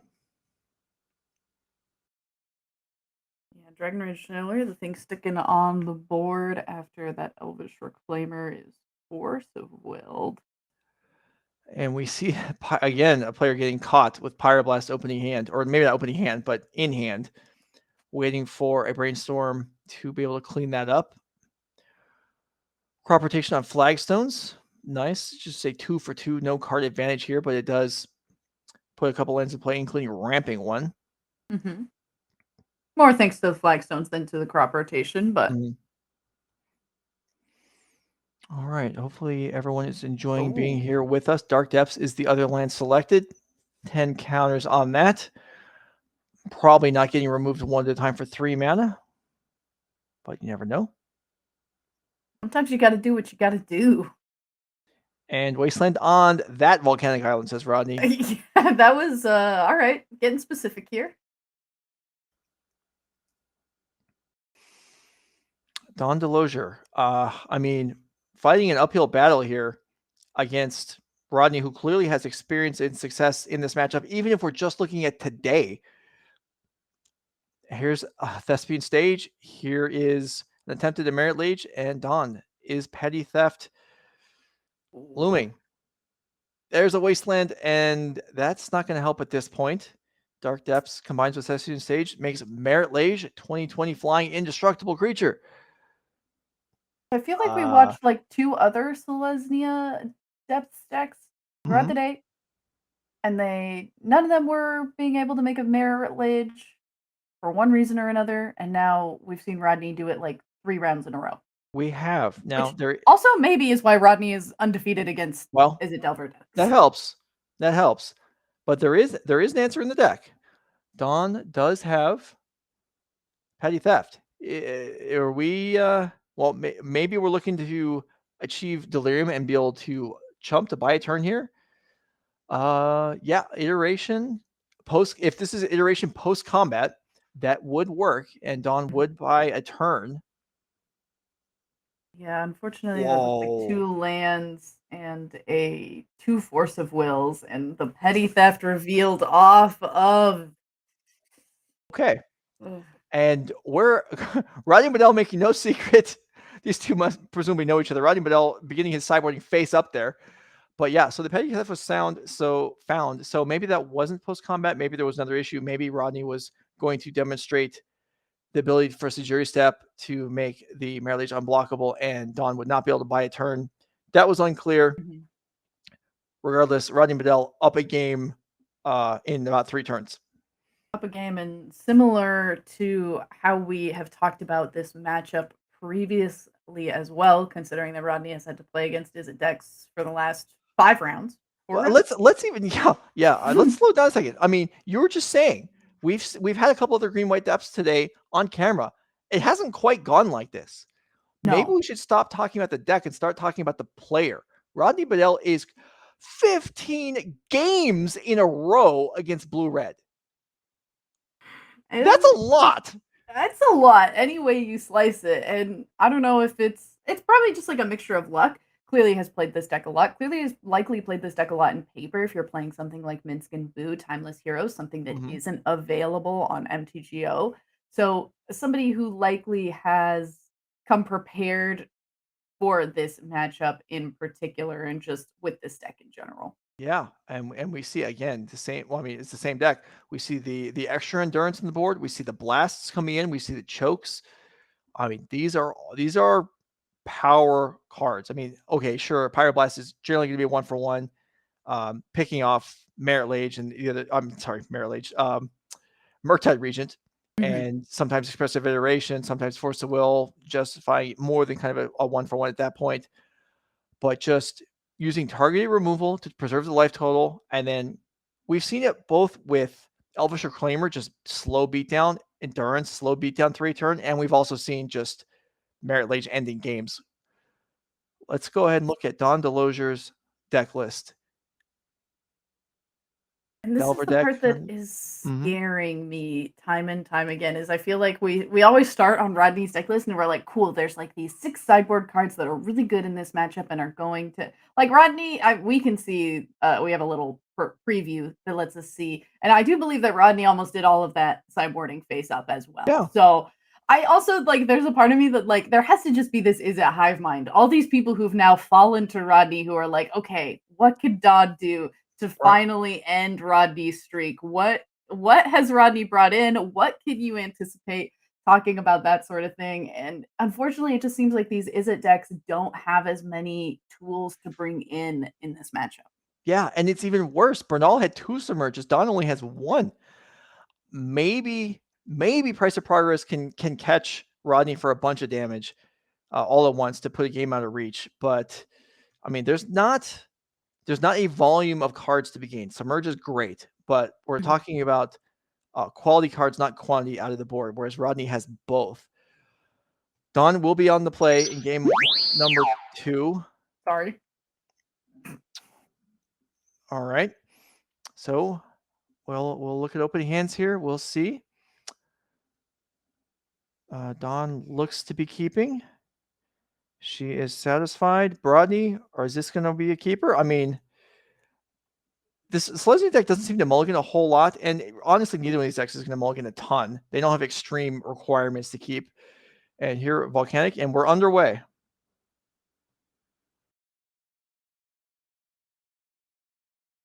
And it looks like I feel like also Rodney just like has the most consistent starts of being able to get like a Mox Diamond and a land in play, and just is playing. It has the acceleration almost every single time.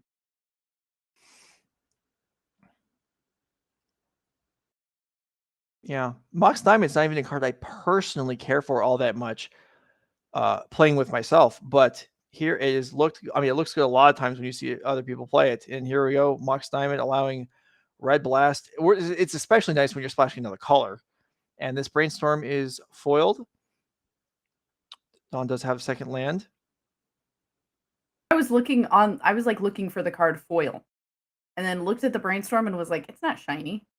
No, and then was confused. I see what you mean though. I just for a moment my brain was like, none of those things are.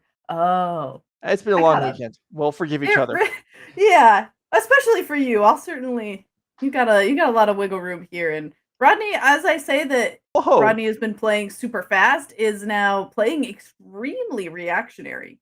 Yeah, so 2 Brainstorms down, but this game, the Wasteland makes it into play before any sort of Thespian Stage Dark Depths are threatening. However, I feel like we've seen the Dark Depths combo de-emphasized in sideboard games by Rodney. It is harder to protect. There is Submerge running around, which is always just a free option to remove it.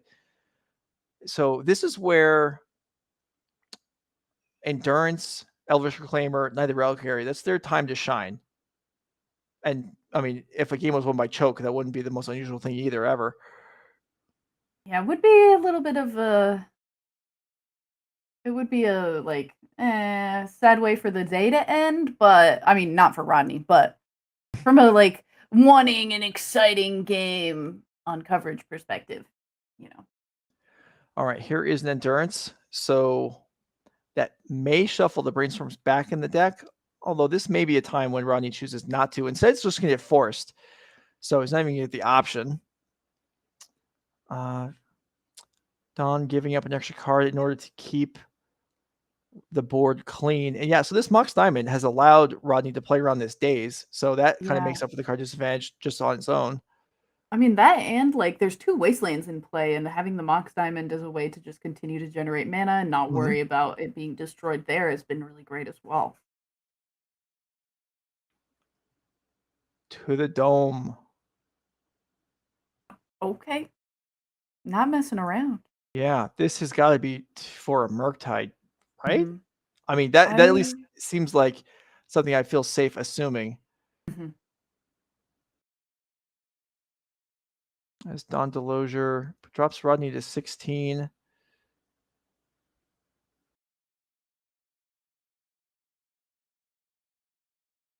Oh, I was wondering what was happening here. We're seeing a response to the fetch land with crop rotation. Oh. There is a Murktide in Really? hand. So, yeah, Don's Yeah. Bolt does make sense when you realize she is looking to maximize the Murktide, make it as big as possible. Also, Lightning Bolt, once there's 3 land in the graveyard, Lightning Bolt doesn't actually kill that many of Rodney's creatures anyway. Oh, yeah. Oh, Trying this to is crop going to rotation be... for Bog. Yeah. I every time I've been like, why are they getting rid of their graveyard? It's because verbally they've said, I'm getting Bajuka Bog. Say goodbye to your graveyard. Well, this I like is big a setback. I've wanted to make there was another joke I wanted to make and I didn't feel like it was appropriate for stream, but that one I'm gonna go ahead and do. All right, Don Delosier's graveyard wiped clean. Chances of chances of breaking Rodney Bedell's winning streak also falling apart. They're just that percentage is going down, down, down. Third Wasteland, so Okay. I mean, there's a Reclaimer. That's a 3/4. Rodney shows off, indicates a 3 land in the graveyard. I think we're approaching the end here. Rodney may have single-handedly convinced me to play this deck. I mean, this has been an impressive show. I mean, we've seen him on camera crushing. Obviously, he's been crushing off camera also. Yeah. I can tell you right now, because we have the player tournament history here. Rodney Bedell last lost a game in round 3. That's the only game that was lost today. No, well, he lost a game in the first 3 rounds of the day. Okay. I guess he was just warming up. Since then, round 4 and onward, which is 1, 2, 3, 4, 5, 6, 7, 8 matches, including this one, not lost a game. Jeez. And yeah, Choke is taking down 1 volcanic island. I've never seen it indicated by that, but I like it. Makes it virtually impossible for the blue player to forget that they're not allowed to untap, because that is something that happens every once in a while. Yeah.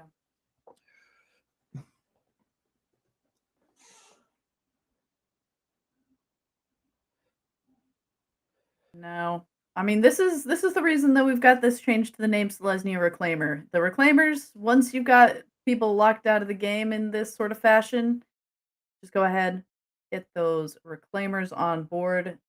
They are certainly pretty cheap and strong creatures to be committing to this board and are able to pack a little bit of a punch here. Question from the chat. Does he play Minsk and Boo? Yes, he does. Yes. We haven't seen it yet, but it is in there. Yeah, it is one main, one side, but we've been informed that Rodney boards the main board one out against Izzet Delver. And considering that the last 5 rounds Rodney has had to play against Izzet Delver, we have not seen it.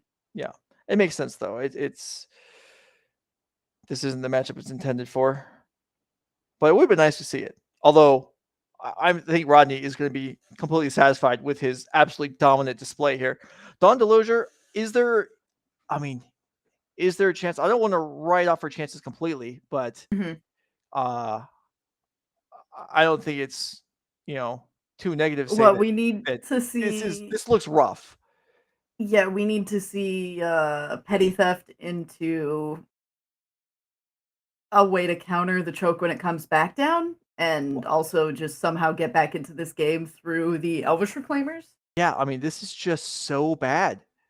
These two decks line up in a way that favors Rodney to an almost insane degree. At least that's the way it appears today, and probably consistently. I mean, that's part of the appeal of playing the deck, I'm sure. And Dawn DeLozier put on an impressive display, made it all the way to the finals of this event. Congratulations to her. But I think her run ends here.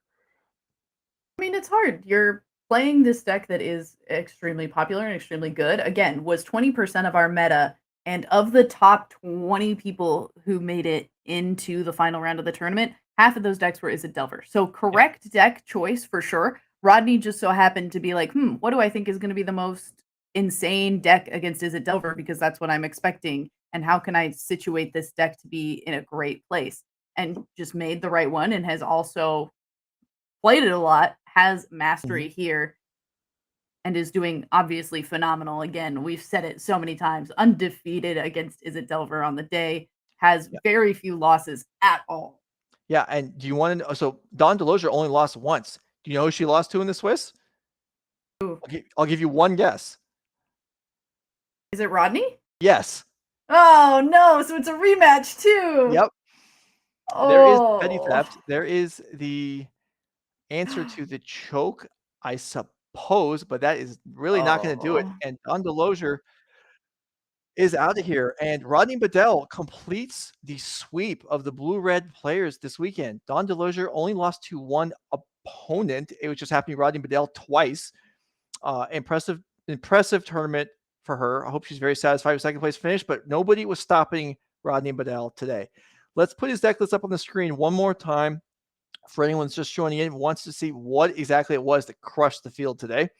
Again, I don't think I can understate how much of a demolition this was. Rodney didn't even take an intentional draw, just mowed down the field all day long. Yeah, instead of doing any drawing, just played, got first seed, was on the play, which I do think is something that we were talking about a bit yesterday, because we saw a lot of draws yesterday as well. It's something that he decided was important enough, especially, which makes sense. You're playing one of those slower decks. We knew that Oops All Spells was going to be a part of the top 8, so I can understand being like, oh, if I have to play against combo decks, or if one of these Izzet decks does get off to a really strong start, that is potentially a way that deck could lose, and saying, I'm going to go ahead and I'm going to play to make sure that I am always on the advantageous start, at least for game number 1, and it paid off a lot. Yeah, absolutely. All right, we're going to step away for just a minute, see if Rodney wants to come in and talk to us about the performance today, and wrap up the show. So stick around. We'll be right back. There's no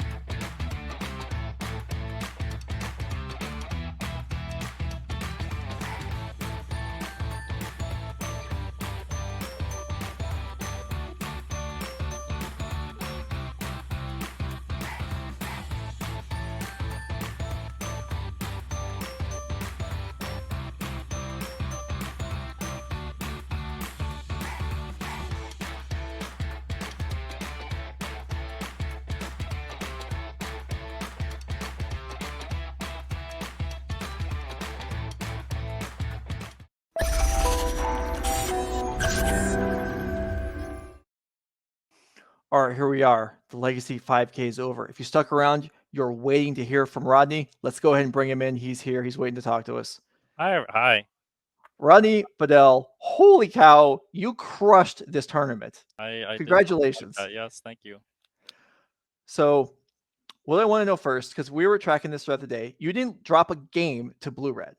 That is correct. Yes. Is that something that, like, coming in, did you feel like that was a solid matchup? Did you feel like it was incredible? Did you run really well? Like, what was your thought? So ever since Ragavan, so since like last November, I think it is, it has been basically established that this specific green-white deck is like 90% against blue-red Delver, Mhm. and I continue to believe that is true. Okay, well, you definitely showed it today. Technically, your results would say that you are 100% against blue My red. results So today, yes, I was 100%. I think I've lost one match lifetime to the master of the game, Ely Cassis. Fair enough. That's a lofty opponent. So yeah, you can take a loss once in a while. Mm-hmm. So I want to ask about the Minsk and Boo. We didn't see it on camera. I did not ever cast a Minsk and Boo. I think I drew it once. Yeah, it's just like the classic non-blue big value creature that's good against like the blue control decks. They have Pyroblast that do nothing. They don't like their prismatic ending can't really deal with a 4-mana card. It's just a 4-mana planeswalker, same as Wandering Emperor, same as Gideon Ally of Zendikar, same as Court of Grace, Court of Fire. Mhm. So we know that card's not on Magic Online. Do you do a lot of paper practicing, or is this something that you worked on yourself? Did you just kind of see the card and see other people talking about it and decide to implement it, or did you have practice with it? I was handed this green-white deck 10 minutes before the tournament. Don't say that. You're going to make people jealous. There happened to be 2 Minsk and Boos in the deck. Okay. Wow. Okay, wait. So your comment, Joe made a comment earlier. Joe was like, well, there are a few games that Rodney dropped earlier in the day. I guess those were just like warm-up rounds. So you're saying that that's literally true? That is how this tournament ended up playing out. I think my earlier matchups were I played against lands. I played against a blue, black, green control deck. And I played against something else that is escaping me. I mean, I'm sure you can all look it up, but Yeah, this is Enchantress. I played against Enchantress. Yeah. And just ran over everybody. So and I kept getting the blue-red matchups. And and you sure did. And your finals opponent, you actually beat in the Swiss as well. Did that go? I beat my finals opponent, my semifinals opponent, and the other possible finals opponent, all in Swiss. Yes. Well, I guess you were at the top tables, beating everyone all day long. Congratulations. Is this? I mean, this is a silly question to ask. Like, next Legacy event, are you just same 60, same 75? You feel like you would consider changing? Anything you didn't like about the deck? I think I would probably figure out what I want to play instead of Minsk and Boo. Maybe it is Minsk and Boo. No, this deck was very clean. Yeah, it sure played like it. Congratulations, man. Excellent work today. Enjoy your points, your money, your trophy. You earned it. I do like all of those things. Thank you. All right. Well, that's Rodney Bedell. He is our Legacy winner this weekend. So, Becky, thanks for being here. Both days you put in real work this weekend. We appreciate you being here. Hope you enjoyed yourself. I did. And I mean, hard to say that I put in real work when I know how much work you put in. You did nonstop both days. So, I mean, nobody else is going to say it if I don't say it. Big ups to Joe Lissette for being here and bringing you through all of the NRG coverage this weekend and getting to watch some very fun decks and some very fun matches. We did. We saw some cool stuff. I mean, we had some metagame, mainline decks, and we had All Spells make top 8. That doesn't happen every month. So cool stuff we got to enjoy this weekend. Anyway, thanks for being here. I want to acknowledge all the people that helped run this show. I mean, you see me a lot during these events, but a lot of people put work into this. We had our commentator staff today. We had Becky Bell. We had Julian Knob. We had Devin O'Donnell. Sam Lewis stepped in today, taking over for Max Kahn as the event coordinator. Did an awesome job this weekend. We had Matt Bamonte helping out with production. David Eldon, trainee director today, doing a good job. We had Corianne Thoreau Table Spotter as usual, contributing to work, updating live totals, keeping track, sending us messages about what's going on in the matches that we need to be aware of. For Dakota Clark and the booth staff that put in long hours helping people buy and sell cards and really funding the whole tournament enterprise. That's what they're there for. For Norman Cohen, owner and also director of Nerd Rage Gaming, I'm Joe Lissette. Thanks for being here this weekend with us. We'll see you next month.